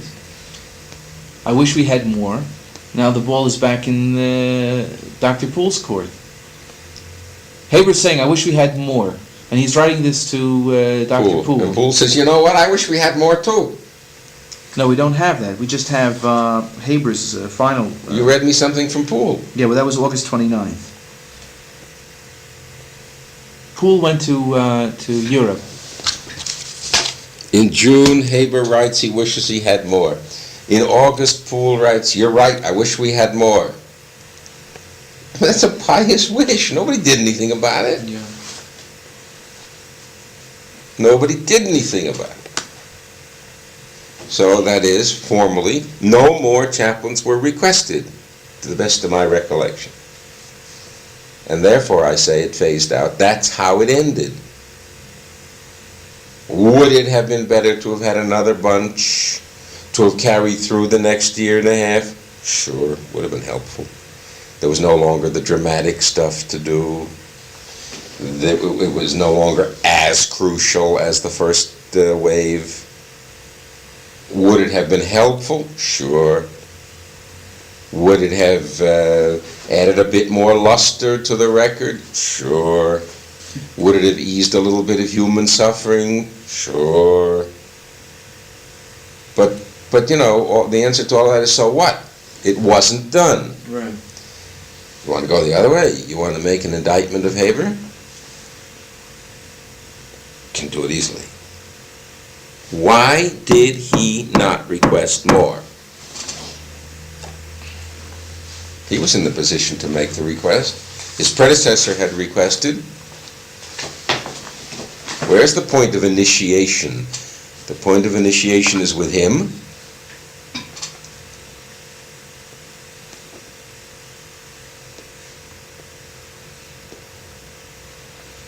I think, you know, if you write history accurately, that's an accurate question to ask, a legitimate question to ask.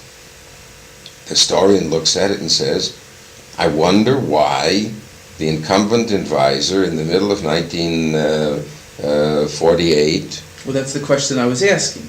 And then, seeing in June of 48, that while there's still a need, he's not asking for more, for two reasons. No. It's not that he's not asking for more for two reasons. What he is saying is, he's saying the army officer strength was being reduced, and I could not in good conscience make a case for retaining some of the men. He's talking about retaining what he already had. He's not talking about asking for more. Yeah, but assuming that... He didn't even try to retain what he had. Right, which means that there's also the possibility that these people could have been... prolonged. On their way out. Or there's a possibility that if he had asked... Well, some of these men have been there for a while. Who knows?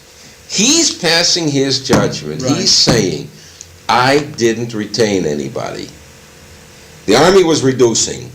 I didn't want to fight the army. Furthermore, they were no good.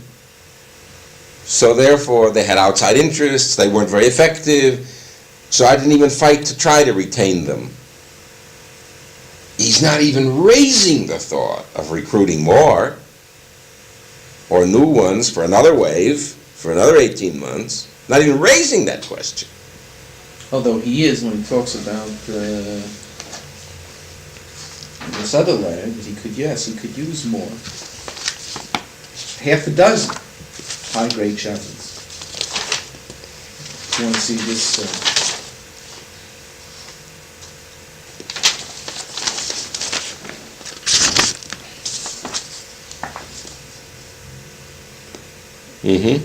So why didn't he ask for them?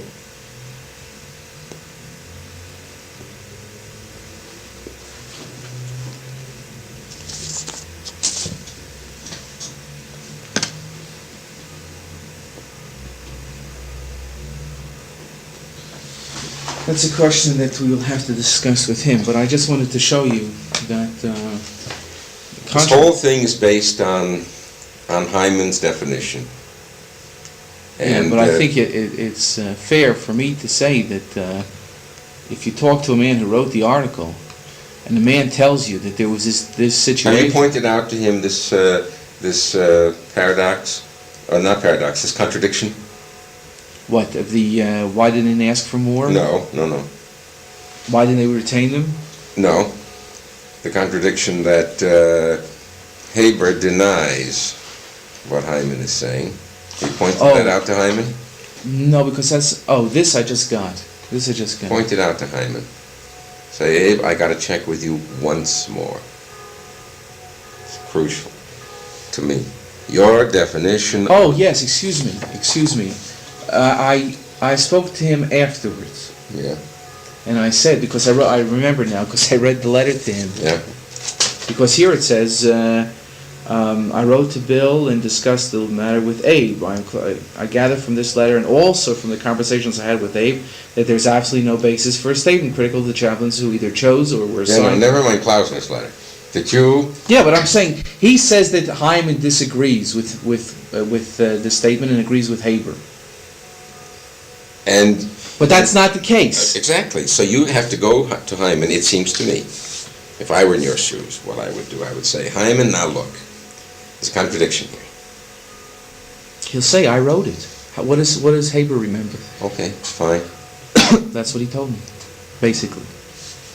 Did you tell him that Haber denies this letter? Yes. But I also remember my phone call with Haber when I mentioned this specific question. I said, look, it's a long-distance phone call. We can't discuss it, but I'm going to be in Jerusalem. Can we get together?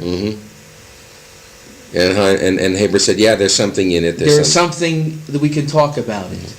If, therefore... It wasn't like, no, absolutely Alex, wrong. if you are satisfied that Haber is fudging, if you are satisfied... No, I'm not. I don't believe that. I don't know whether, you see, at this point, whether Haber remembers. You got to decide whose evidence to take. I understand. It's not, well, it may not even be that. It may be that since it's such a long period of time ago that many people may have just forgotten exactly what was involved. I don't think that there's anything diabolical in this whole episode. Okay, supposing there's nothing diabolical, supposing it's a question of whose evidence you want to take, that's all. Who remembers better? Well, the question is that it was unfair to talk to Haber and to elicit a response like this without him having seen both of these documents, you see. I would say, let Haber see that, and then on the basis of that, then we might see a different picture. Because really, he hasn't seen, he wrote a report, he says he wrote a report, he just signed his name to it, which is the way Hyman said. He read it, because he said Haber did not have time to write. I don't know with Bernstein, did you write his reports? No, Bernstein wrote. Hyman swears. I never wrote anything for Bernstein. He swears that this is what took place. Okay. I have no axe to grind. No, I know. I'm only saying to you, as a friendly warning, you got here two pieces of contradictory evidence. You're being very kind and you're saying maybe Haber's memory isn't very good, maybe Hyman's memory is better because he's the one who wrote it, and so you're inclined... Haber also didn't see the material. So you're inclined to throw your judgment on to Hyman's interpretation. No, I'm willing to wait. No, I'm willing to wait and to see what Haber has to say. Okay. I mean, I don't think it would be fair at this point to say Hyman is correct without Haber having taken a look at the material. So try to clarify the point between the two men. Try to see if you can jog their memories. Try to see if you can really dig out from them the fact that what they meant by this was that the chaplains were off on black market work and were ineffective, and then try to write that up as gracefully as you can, whatever conclusion you come to. But I think the real ending of the story is the men who were recruited finished their period. For whatever reason, they were not retained any longer, they were not asked to remain on, and no new wave was requested. And so by the middle of 48, or whatever the date is, end of 48, there were no longer any DP chaplains working, and so it phased out. And that's how it ended, simply phased out. When I spoke to Rabbi Lev about this question, he said to me, the question of black market, that almost everything you did was black market there, in many respects. Yeah. So that for all the reports that he may have heard about chaplains, he heard it about other people as well. Yeah, but that doesn't answer your question. You're only dealing with chaplains. No, I understand. The other side, doing it for yourself, my impression is that the extent to which any chaplain was involved as much as any other American GI, officer or soldier, was involved, was peanuts, penny ante stuff. A set of Rosenthal china that you buy from a starving German who sells you his china for cigarettes, and he takes the cigarettes and goes out and buys food from the farmer. Right. That's a typical thing that happened. Germans in the city used to have to go out to the countryside. Countryside is very close in Germany. The countryside borders on every town. It's a really interesting pattern. You take the streetcar to the edge of the city of Frankfurt and you're in the country. Mm-hmm. And you walk 500 yards and you find a farmer's house. And for a pack of cigarettes you take from him 10 pounds of potatoes. Okay? You sold your china, or you sold your camera, or you sold something. You sold even a Nazi souvenir. I mean, the German people were selling whatever the hell they had to sell. GIs were buying whatever tzatskes they wanted. So it was a useful tzatske like a camera, or a useless tzatske like a Nazi medal, and paid for it with cigarettes, because that was the currency. That's all we're talking about. No, I'm sorry. That's all there was. That's all there was. No, when I'm talking... Big money. Big money. There was nobody I knew, really, literally, who was involved in anything in what you would call big money. Ask Hyman what his definition is of black market operation. Well, he's very secretive about the whole episode. Okay, well, I think that we've analyzed it to its limit.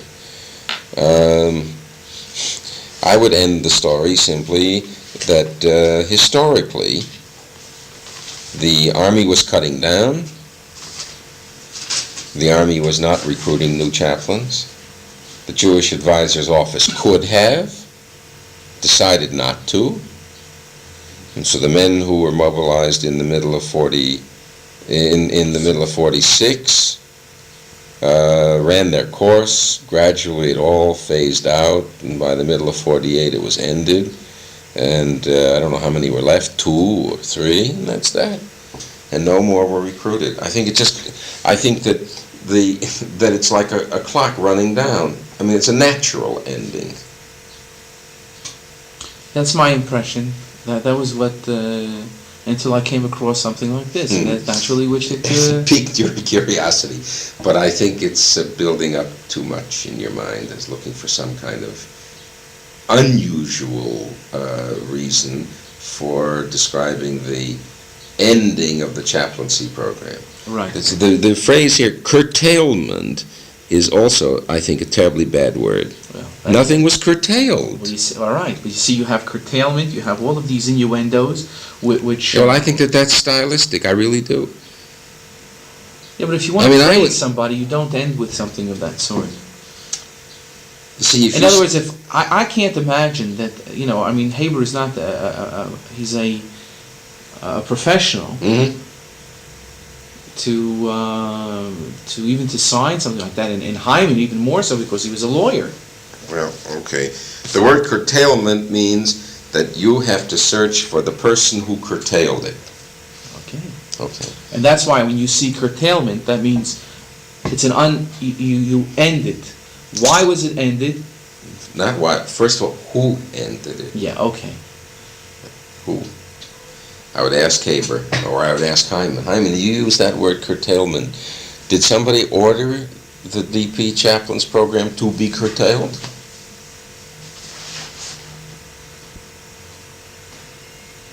The only reason that Haber alleges here is, in brief, the army officer's strength was being reduced. Yeah, but we know throughout the period that's a very, very weak excuse for anything, because these, first of all, they had nothing to do with the army curtailment or the army reduction. No, but still, these men were on the army payroll, and in the army there's something called table of organization. Okay. And the table of organization calls for so many and so many of each kind. Mm-hmm. The whole... When the army is curtailing, Yeah. the army is dwindling, you cut down from 20 divisions to 10, from 10 divisions to 3, and you work by budget. But the whole G5, the whole advisor's office was atypical, Of course, abnormal. So of course. That's why I find this to be a terribly weak reason. Yeah, I'm just saying that it seems to me that it's... And I find it sloppy writing, and I find it sloppy thinking. Sloppy, it's not precise. I don't think you could find anywhere, anything, any document, to indicate that the Jewish Advisor's Office was ordered to curtail the number of chaplains on active duty because the Army budget has been cut down in the 1948-49 fiscal year, and we therefore cannot carry on the table of organization 22 Jewish chaplains because the TO won't permit it. We don't have enough Jewish GIs to warrant it, and the G5 section's budget has been cut down also. There aren't enough DPs to warrant it. The number of DPs is reducing. So on both counts, we cannot permit you to have any more Jewish chaplains. I couldn't believe that. If you could put your finger on that, that's it. No, but that's so out of character from the whole period. Yeah, I think so. So I find the word curtailment is an incorrect implication. All right, so now I will speak to Herbert and see what he has to say. But I think that probably that's the answer. I hope that's the answer in any event. I think it is. It's up to you. It's whatever you're interested in. Well, whatever you want to tell me about the Army in terms of helping. In other words, I think that you got the general picture. I don't remember enough individual episodes. All I know was that from the top, the order was be helpful and cooperate, and all the way down to the bottom, that had to be translated into specific acts. And there was a formal setup to help obtain the specific acts that the chaplains needed. The formal setup was the G5 section and the liaison officer with the Central Committee. And I told you, I used that other example, when the Central Committee would want to organize a holiday celebration in the camps, they always made up a list of things they needed from the Army, and they always padded the list. It's like, we got to celebrate Purim, so celebrating Purim was the occasion for getting another 10,000 gallons of gasoline stashed away. And the Army knew that it was being taken, but, Colonel Sithers or Colonel Sage or whichever guy it was,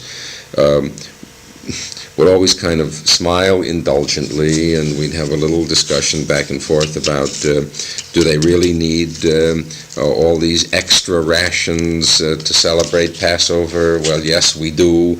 And, so the chaplain in the field or the Central Committee official in the field, if they ran into trouble, they'd buck the trouble up to us, and I'd get on the telephone and talk to somebody in the local command, and I'd say, the policy is we're supposed to cooperate. I'm on the Army side now, see. I'm calling from General Clay's office. We're supposed to cooperate, and the guy would say, yes, sir, and I would say, don't sir me, I'm only a captain, and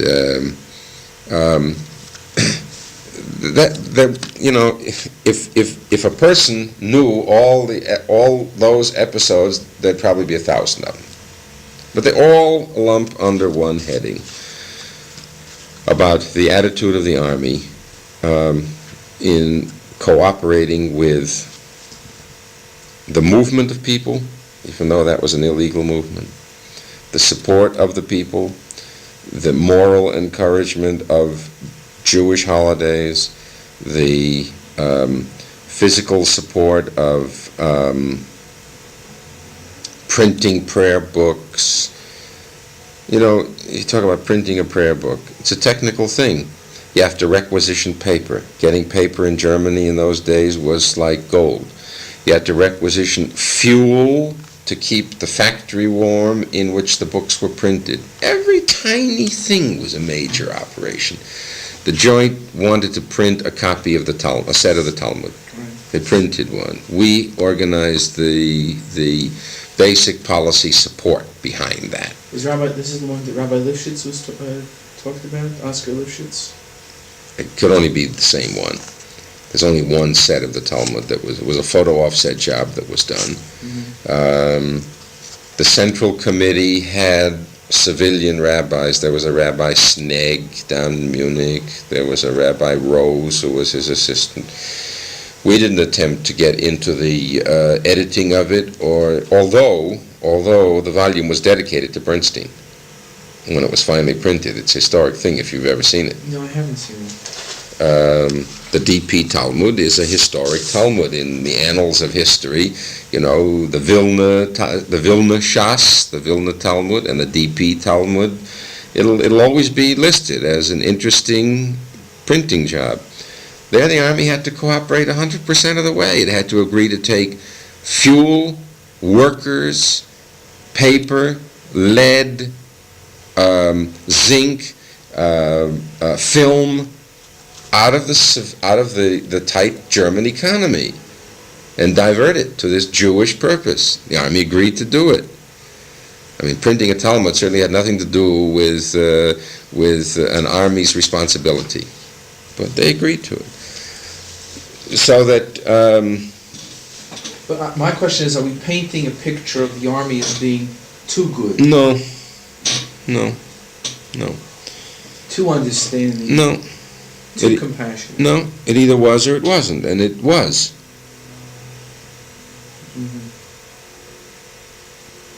You know, an army is a kind of a machine. Once you turn the machine on in a certain direction, sure, there may be individual guys who are going to try to sabotage it, or there may be individual guys who don't like the order, but by and large, the obstructions or the deviations which they can achieve are minor. Once the machine is on a certain track, that's the track it's on. It isn't that it was too good. It's simply the Army's whole mechanism was geared toward supporting the DP needs. That didn't mean you didn't have episodes. You had the whole Landsberg episode, which was only the single most dramatic of many. There were many other Landsberg-type things. There, the DPs fought the American Army. Do you want to go into that, or should we deal with that in another aspect? No, take it. I don't care. I don't know how you want.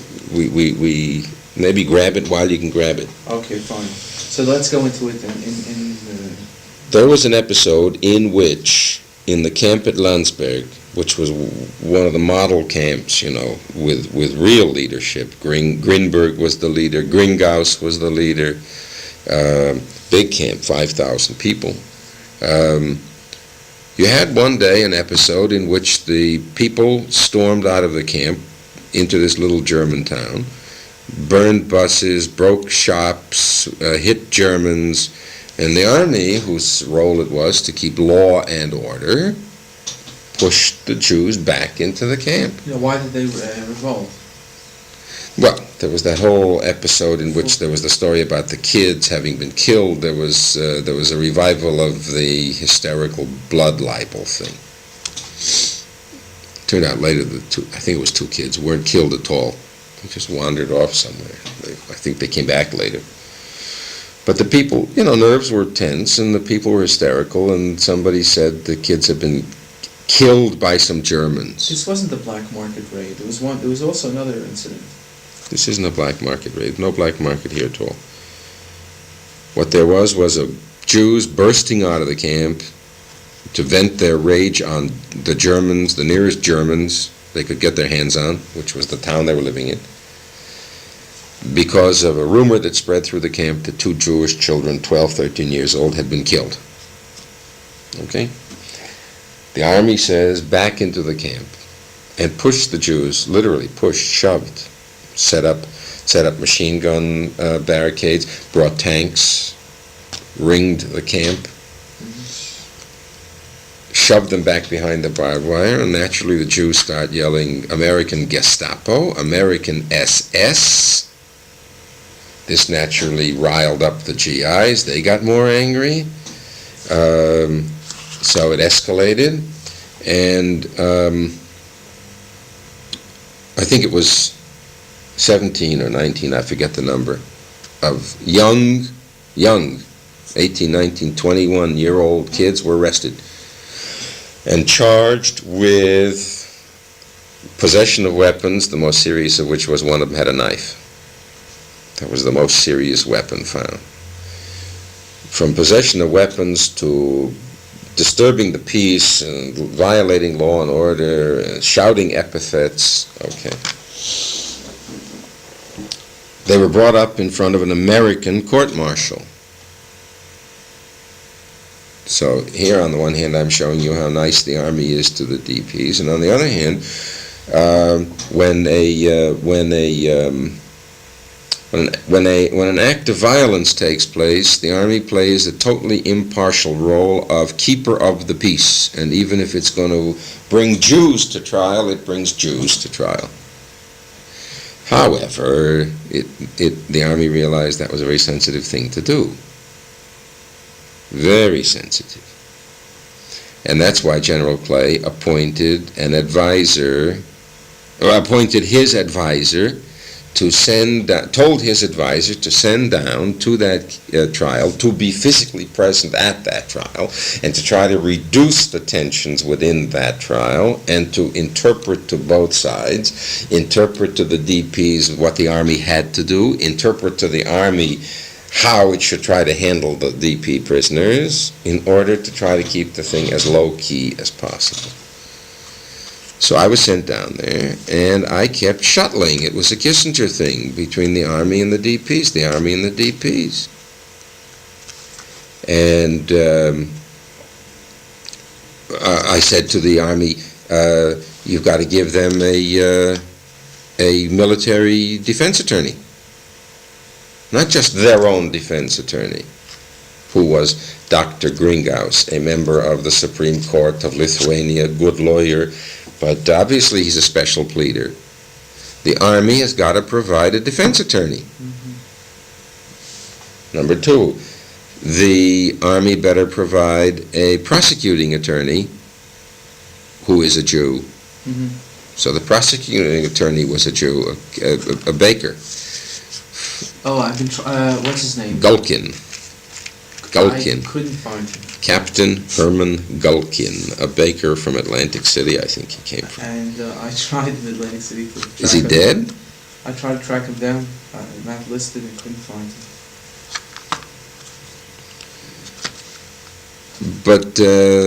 But they appointed him. He was the prosecuting attorney for the Army. Now, he played his role as an Army officer. He read the charges and he brought the evidence in. But he was a Jew. He was a Jew. Sure.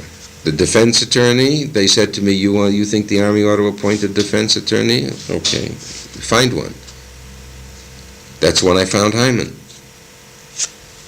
Hyman was in the Judge Advocate General's office in Frankfurt. Right. I went back to the Judge Advocate General, forget his name, Major General somebody. And it was so, I keep repeating this because it's so bizarre. I was a captain, and I walk into Major General somebody, and I say, I'm under instructions because of this Landsberg, blah, blah, blah, blah. Here's the whole background of the whole thing, blah, blah, blah, blah. And I am under instructions to find the best Jewish lawyer you've got in your whole Judge Advocate section at SHAFE headquarters. Now, who is he? Why did you need a Jewish one? Because I wanted them to get the kind of emotional defense, not just professional legal defense. So they say, well, in our judgment, they talk among themselves. He called in some other guys. There's a captain here by the name of Abraham Hyman. We have him in the section reviewing courts martial where the sentence is death. And this is the most sensitive area we have. And this is where we put our best lawyer to work, to make damn sure that all the procedures up to that have been correct and that the Army was indeed correct. He's a trial review lawyer. I said, okay, he's the one I want. They say, listen, we can't order him, you go persuade him. If you persuade him, we'll release him. So I found Hyman, and Hyman said, oh no, not going to get involved in this thing because of one very simple reason. I'll never get out of it. I've been here 5 years or 6 years, I don't know how long he'd been in the Army at that time, and I'm ready to be discharged, and I'm through, and I want to go home. He lived in Chicago. Gary, Indiana. I said, look, I don't know, what your intuition is telling you, but I need you for this trial, and here's what's involved. And you got to make sure that these kids get a right defense, and the Army wants them to get the right defense, and they need it. And there's a world spotlight focused on this thing, because this is a direct confrontation between the United States force which liberated these people, and now it's prosecuting these people. And it's very delicate. And I think I mentioned to you, there are lots of congressmen, particularly that one from Illinois by the name of Sabbath, who was saying, we're going to make sure that Jewish rights are not invaded here. So I said, how long can the trial take? How deeply can you get involved in the thing? So, you may get sidetracked for a month, but don't see how it can be longer than that. That was in 1946, and so when he tells the story, he says he got sidetracked for 4 more years because he didn't get out till 1950. That's right.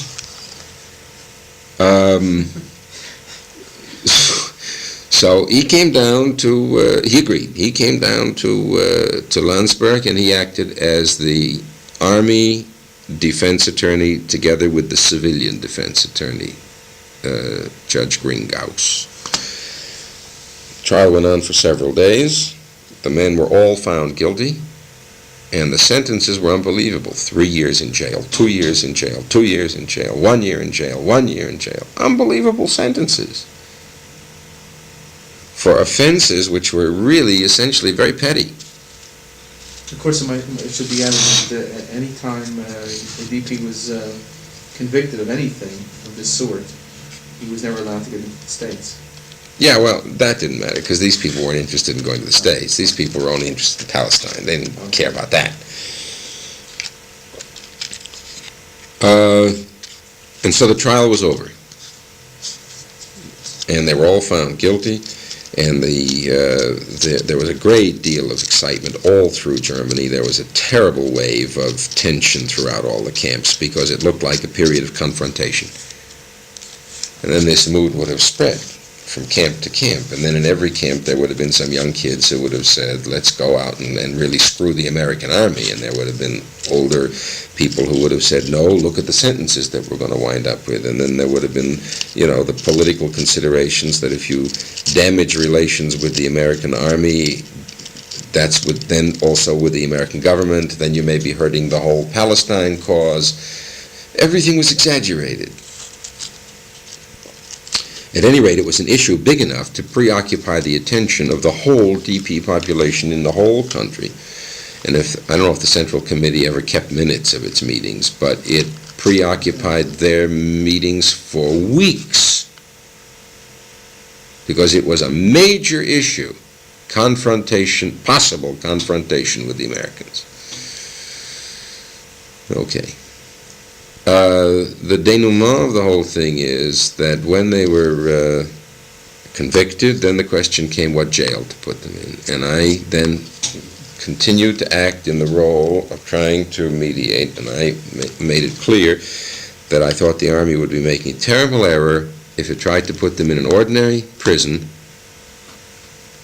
either with German criminals, that somebody killed somebody inside that cell, or to put them in an American military stockade with American military prisoners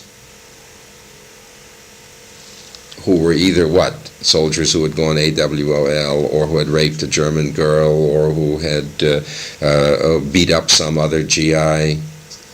How could you put these Jewish DPs into that environment? So the Army agreed, and they were put in an old castle, which is kind of a big word. It wasn't a castle, well, a large villa in Beirut.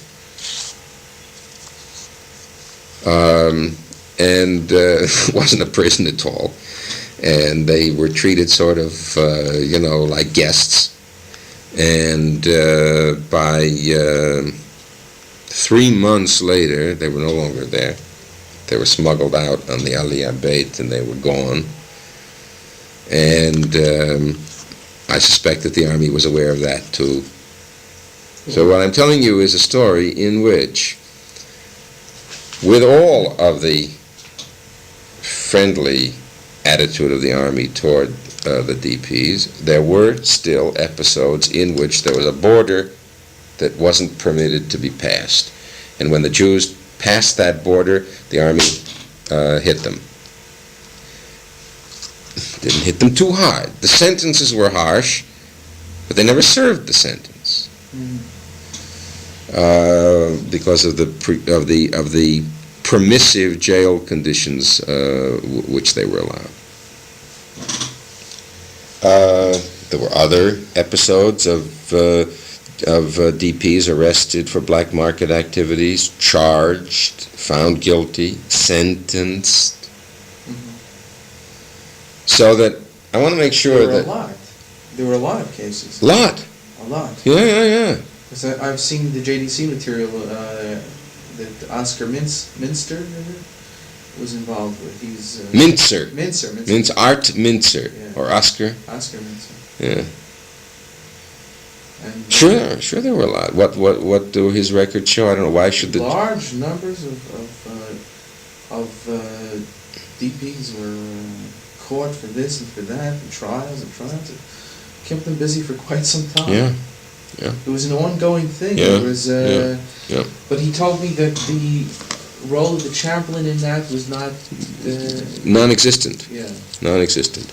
Once in a while, some chaplain would take it on himself, not under any directives from Bernstein's office, or not under any directives even from the Central Committee, which normally tried to protect the Jews, but on the other hand, didn't try to subvert justice, again, because it didn't want to confront the American authorities.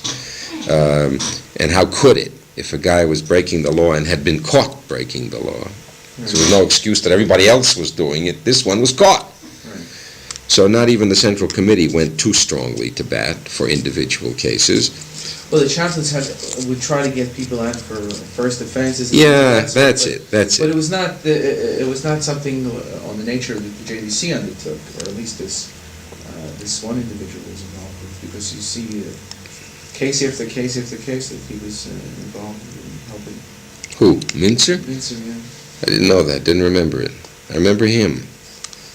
He made it a kind of a crusade to try to get the... I don't know. I think that was his responsibility. Ah, I see.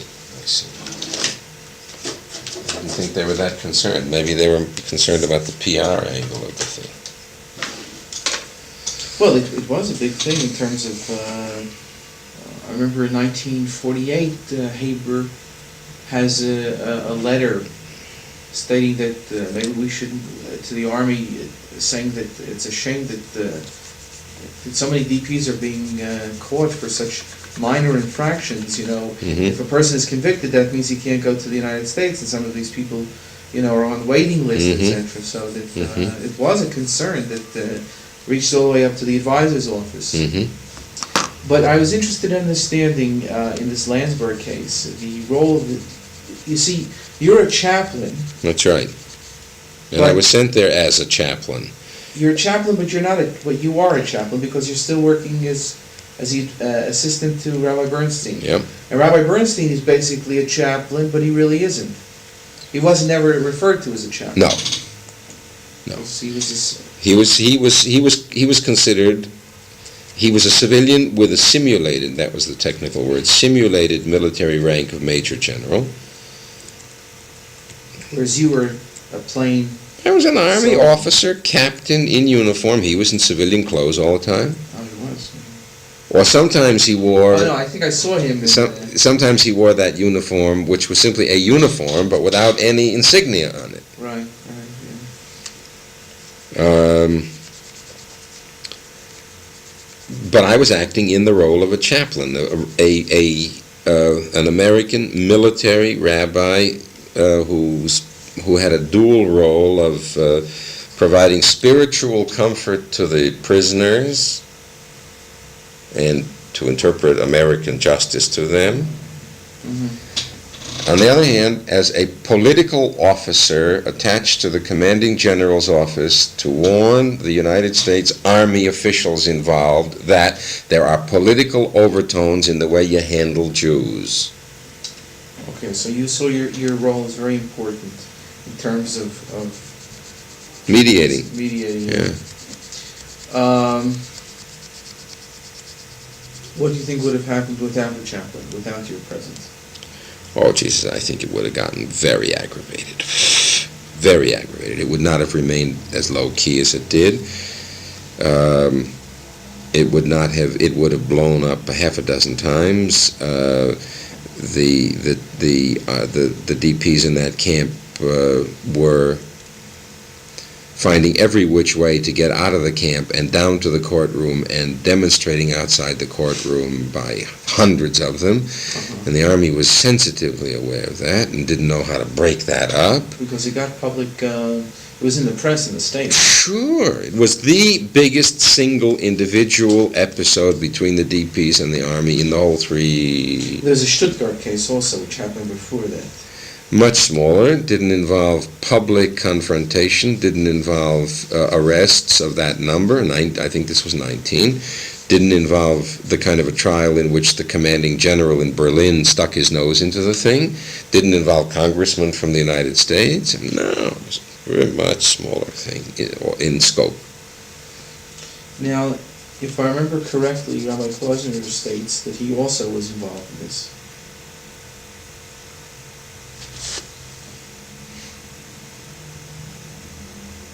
That he played a role in this. I don't remember.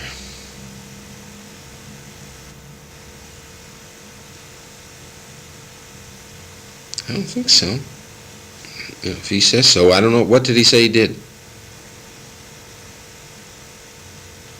That he did basically the type of thing that you're saying that he did. Only on a different scale. He wasn't the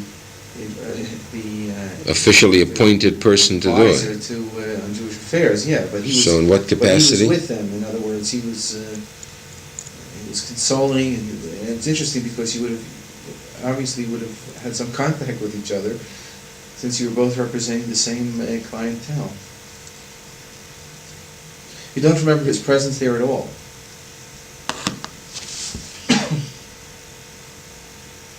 Nothing that, no.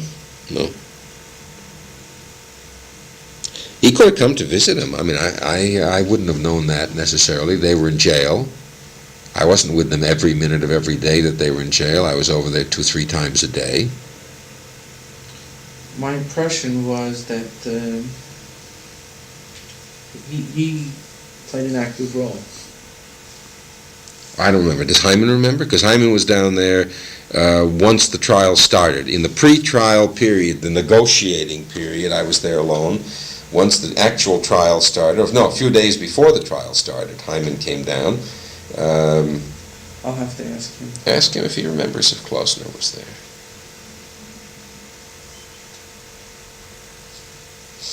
I just don't know. I'm not saying he wasn't. But I know he had no official role to play. Yeah, no official role, that's for sure. And I know that and I don't remember him having any personal participatory unofficial role. Maybe he did. Well, he was... Look, so much of what happened there was always on the basis of individual initiative. Abe was the kind of a guy who, when he heard the fire bell, he ran. Ahead of the fire truck. Sometimes ahead of the truck. And, I can see how it would be absolutely consistent with his personality for him to have run down to Landsberg from Munich and dashed into the adjutant general's office and saying, I'm Chaplain Klausner from Munich headquarters, and I want to see the prisoners. And I want to see if they need anything, and I want to see if I got to bring them anything. And absolutely consistent. Yeah, no, I was just wondering whether there was any, cooperation between you two that would have been... We were good friends. I would never have said to him, "What are you doing here?" No, but I mean anything that either one of you could remember. He didn't. He obviously remembered you were there, but he remembers. Well, he's better than I am because I didn't remember that he was there. I believe that. Well, I mean, I think that's my. But that he felt that he played an important role in helping the people. Well, look, if he says it, then it's more likely to be true. He's not a liar. Yeah, no, I mean, it's not, this was not the only thing that he was involved in. It's not a matter of, he was looking for something to say, well, I did something. Yeah. He was enough of a stormy petrel so that he had enough things going all the time. All right. All right, so that's the Lensburg trial. Okay. Now, let's get back. The whole idea was the army. Yes, I was making the previous point about the general overall affirmative attitude of the Army toward all the DP problems, physical and material and travel and every which way.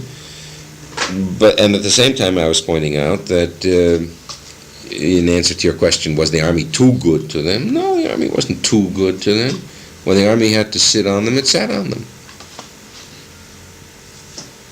Okay. Were there any other trials that you were involved with? Oh, lots of small ones. I was a fireman, in a sense, which you could see through many of those reports that I wrote. Right. Yeah. But something would happen in some camp. I don't remember the name anymore. Did you want to go through with that and see and elaborate on any aspect of that? No, what's in those reports is enough. Enough? Sure, Because words, it's all just, after that it's all just, it's not history. What it is, it's writing a novel. Okay. If I were to fill you in on the novelistic background of every one of those episodes, you would get, if I could remember the personalities, if I saw a name and I would start to describe an individual to you, or I would describe the background of some riot, why it started, or I would describe, how I would smooth it over with some colonel or some general. That's all novelistic. The bare bones are in those reports, okay. The facts of what happened. The Babenhausen thing was another major episode in which everybody from 3rd Army Headquarters in Heidelberg, the commanding general, the chief chaplain, a Catholic, how many people were down there at the side of that railroad track trying to talk? That's the impression that I get. Unbelievable. Unbelievable. JDC people that said they were there. Everybody was there. That went on for 3 days and 3 nights, and I'm telling you, it was like a circus. And reading through the reports, I get the impression that, that's the only thing that took place during the war, and everybody's claiming credit to it. Again, it isn't a question of credit. No, I understand. No, I see what you're saying. There was a mechanism that had to be worked before that thing could be unknotted. Mm-hmm. What caused it to blow was a series of broken promises and misunderstandings and stupidities. The local commander was told to get the goddamn barbed wire off the bloody camp. It had been a German PW camp in which they'd kept Russian prisoners. So the barbed wire hadn't been stripped off. So when the train, I'll never forget, there was a curve of the track, when the train pulled up in front of the siding and the Jews looked out of the sides of the open doors of the freight cars themselves being reminiscent of the Auschwitz type of freight car. They weren't traveling in passenger coaches, so they're in boxcars. Pull open the big doors of the boxcars, look out, see a camp with barbed wire around it. The shit hit the fan. Here we go again. Right? No, that shouldn't have happened. Who fouled up? What lieutenant didn't tell what sergeant to take the barbed wire away? Who the hell? Nobody will ever know. Okay. But it magnified. And when you have a hunger strike, first it was a strike. They wouldn't get off the train. They stayed in the boxcars. Then it developed into a hunger strike. They won't eat no matter what food the army was bringing up. This already gets to be a major political matter. The Jews, the harassed Jewish victims of Hitler, once again are being persecuted by the American army, and once again they're saying that they shall starve themselves to death before they'll allow themselves to be dragged again into a camp behind barbed wire. Oh my God, you can imagine. And here's these Goyish officers, who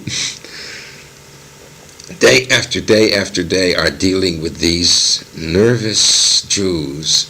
Themselves are getting nervous, and they don't know what to do, and they don't want to provoke a riot.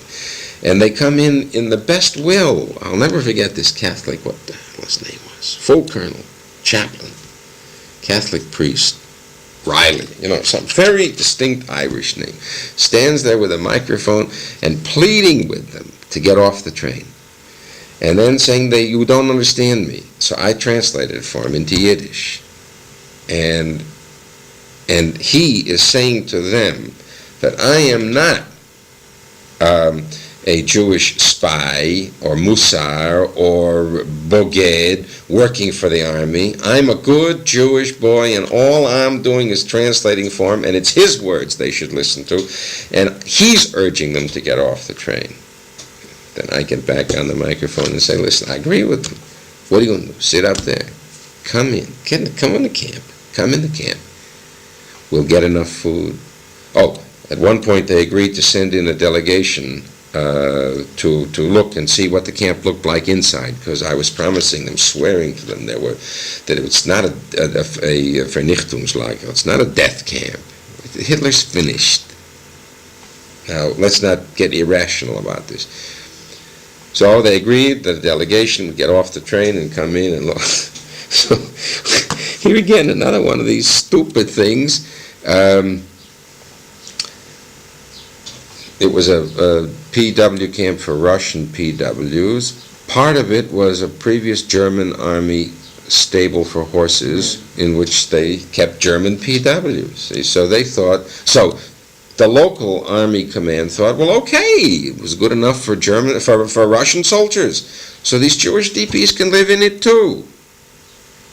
But these Jewish DPs didn't want to live in a stable. So, dirty concrete floor, mud, manure, straw. They come off the train, this delegation finally permits itself, and we go in the camp together, and I suppose I was stupid, I don't know. I hadn't looked in advance of where we're going, and we get led into this big stable.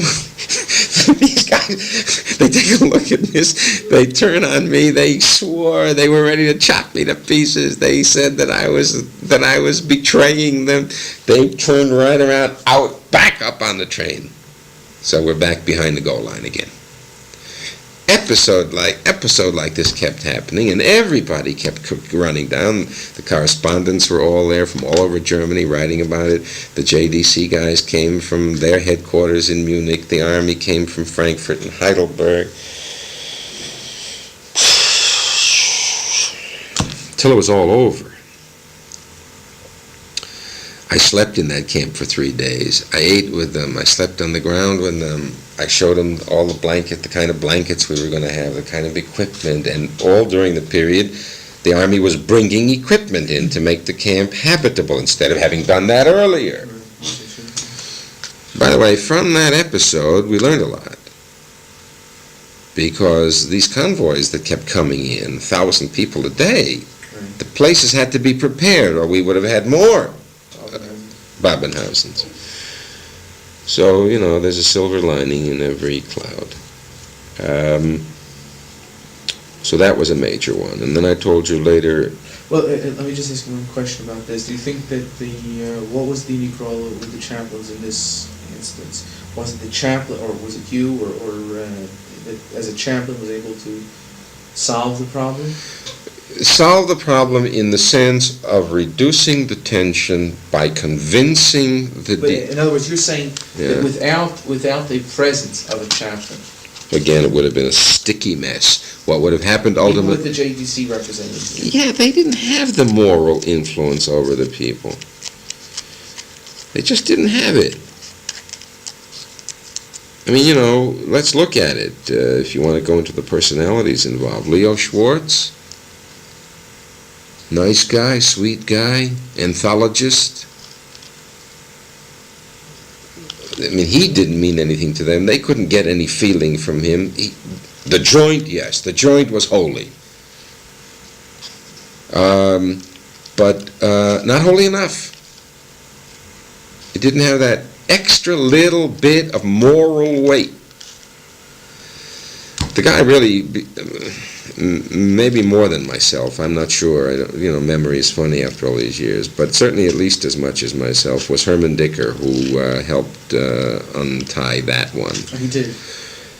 And when you talk about the role, I remember he and I, just all through those 3 days, he walking up and down the side of the track, clambering into the car, just the way I was doing. There were a lot of cars. Talking to the people. The role of the chaplain, the really decisive role, was reduce the tension, create confidence. And what finally prompted them to go? They finally agreed to our arguments that they couldn't stay on the train forever. Was there anyone else aside from you and Rabbi Dicker who was involved in that? Oh yeah, there were a lot more chaplains there, but I see shadows, faces. I can't remember names. Anybody who says he was there was there. Yeah, they all came running. It was such a big. Yeah. Yep. Like everything else in that whole story, small things got exaggerated way out of proportion. I think we're going to be finished with this tape.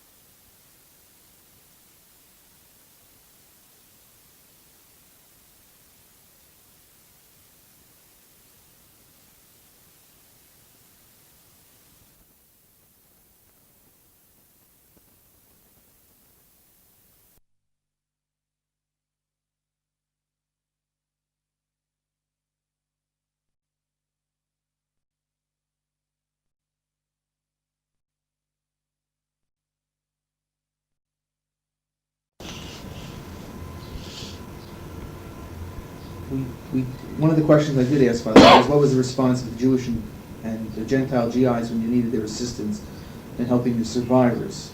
To what extent was your Jewish personnel involved in helping the survivors prior to and during your own involvement? That was one of the questions I was asking all of the chaplains.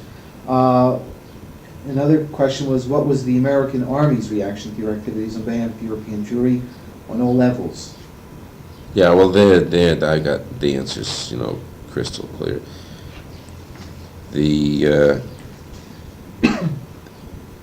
every single commander of mine, in the strict Army sense, I was attached to headquarters, Berlin District.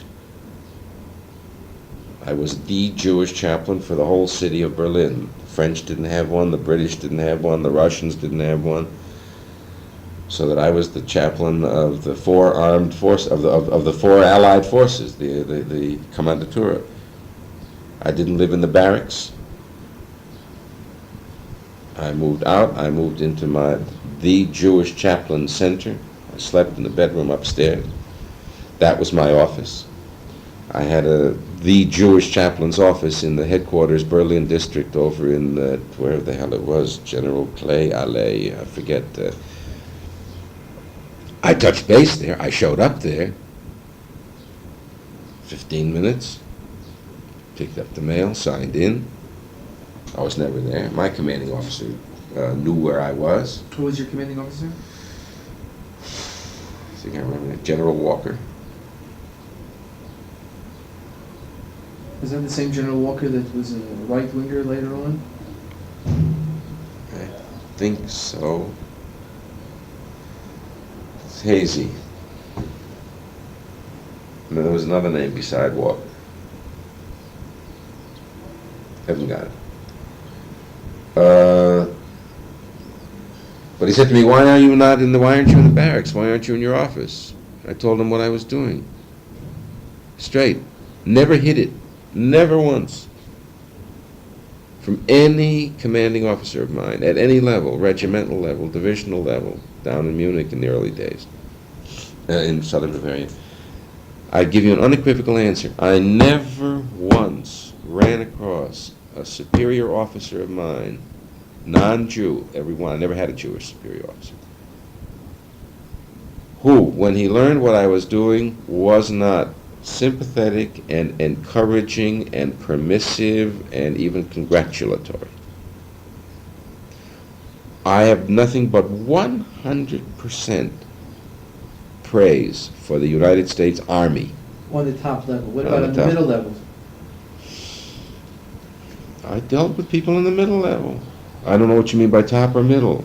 Well, we're talking about the impression that I have at this point is that on the top level, meaning the generals, very sympathetic generally, very helpful. All of the things that you said. When we came down to the middle ranks, it wasn't so sympathetic. Everybody's opinion, everybody's experience is subjective. Mine is, therefore I can only give you my subjective impressions. I never ran into any difficulties. I never had any problems. I never had any... Oh, listen, look, there was a colonel by the name of Mickelson who was... G5. Yeah, G5 section. And sometimes he would get kind of rigid and say, look, we got to do this by the book. And I would say, then I became a general. I would say, General, we can't do it by the book. We're not going to do it by the book. Your rank was general. My rank? No, what did you say? I was a captain. Oh, It was beautiful. Me dealing with these guys was really beautiful because if I would have been in trouble if I had been anything higher than that. Why? Because my rank had to be totally irrelevant to what I was doing. And that was what was so good about it. Where the hell would I... If I'd been a lieutenant colonel, I wouldn't have had the nerve to have talked back to a colonel. Mm-hmm. So you can't. But when there's such an obvious disparity, what am I doing dealing with him in the first place? In the normal course of events, no captain has any dealings with the colonel or the general. Mm-hmm. So it's obvious that this was an extraordinary situation, and they accepted it as such. No, I waxed poetic on that point, about the attitude of those, the liaison officer that the Army appointed, a Colonel Sithers, never forget him. Southern gentleman, never saw a Jew in his life. And he's dealing with the likes of the Central Committee. He was the liaison officer between the United States Army and the Central Committee to which the Army had granted recognition. So he was dealing inter pares, with equals. And the chairman of the Central Committee was very dignified, either Dr. Greenberg or Dr. Gringhaus, these two men, totally dignified. He could deal with them as equals, but some of those wild men on that committee, see? And the conniving and the scheming that was going on, and he could tell without understanding the language of that he was being conned and that he was being schemed against in 100 ways. They would, with long, serious faces, give him a whole story about Passover Seder that had to be organized in the camps because of the memory of the Jews. We were slaves in Egypt. Now we're slaves under Hitler, and now our people are burning for freedom, and therefore, General, we have to have matzah prepared in every... Colonel Sithers. And he would talk about the matzah, and he'd write everything down. And meanwhile, they would say, and we need 4,000 gallons of gasoline to get the matzah delivered. He knew goddamn well 4,000 gallons of gasoline. They're stealing the gas from him, and they're asking him to sign the chit to approve it. So they're conning him, and this Southern gentleman, sometimes he would shake his head and he would scratch, he'd be perplexed. I really don't understand all these things. And I would say, Colonel, don't try to understand them. Really, just don't try to understand them. Just roll with the punch. These nice goyim who didn't know anything about it, about us and what we'd been through and who we were and what the hell we needed and wanted, and they had only the vaguest kind of vibrations. But somehow, deep underneath, they understood intuitively that this was a historic period that we were passing through, and that they were all playing a role in it. They understood this. Oh, yeah. At the very top level, Bernstein explained it to them explicitly. There didn't have to be any intuitive understanding of it. And the top generals of the Army, General McNarney and Bull and White and Hildring and a whole bunch, I'll never forget how many evenings they used to come over to the house in Bad Homburg, where we lived, outside of Frankfurt. And he'd break open the whiskey bottles and start to talk about what is Zionism and why these people in the camps are yearning to get to Palestine, and why the whole illegal movement had to be set up, and why these people were going to burst out and could not be kept confined, and why if the British wouldn't cooperate with this thing politically, that the Americans were going to wind up with a terrible problem on their hands, and why, therefore, it was the correct thing for President Truman to have asked the British to have allowed the 100,000 DPs to go to Palestine. And if the British will ever agree to that, the Army is going to have to provide the logistical support to organize that movement. And why it's necessary to realize that this is the only mandatory solution to the problem. Otherwise, you're going to wind up with these people in these camps for the next 20 years. And we'll be destroying them as Hitler did. On and on, night after night after night, explaining why the Jews have this drive. The generals came on their own will, or Sure. they wanted to? Oh, yeah. It was also part of my appreciation for their willingness to want to be subjected to all this heavy Jewish stuff. Why not? There's nothing in their background that prepared them for it. They're professional soldiers. Fight a war, fight a war. When the war's over, what the hell you got to do with a bunch of civilian refugees? Mm-hmm. I mean, the fact that the Army invented a G5 section. For 100 years, the Army's got 4 sections. No Army has a G5 section. But the American Army invents a G5 section to handle a civilian refugee problem once the military problems are finished. I mean, this is a fantastic thing for an army to do. An army. Nobody else, no other army did it.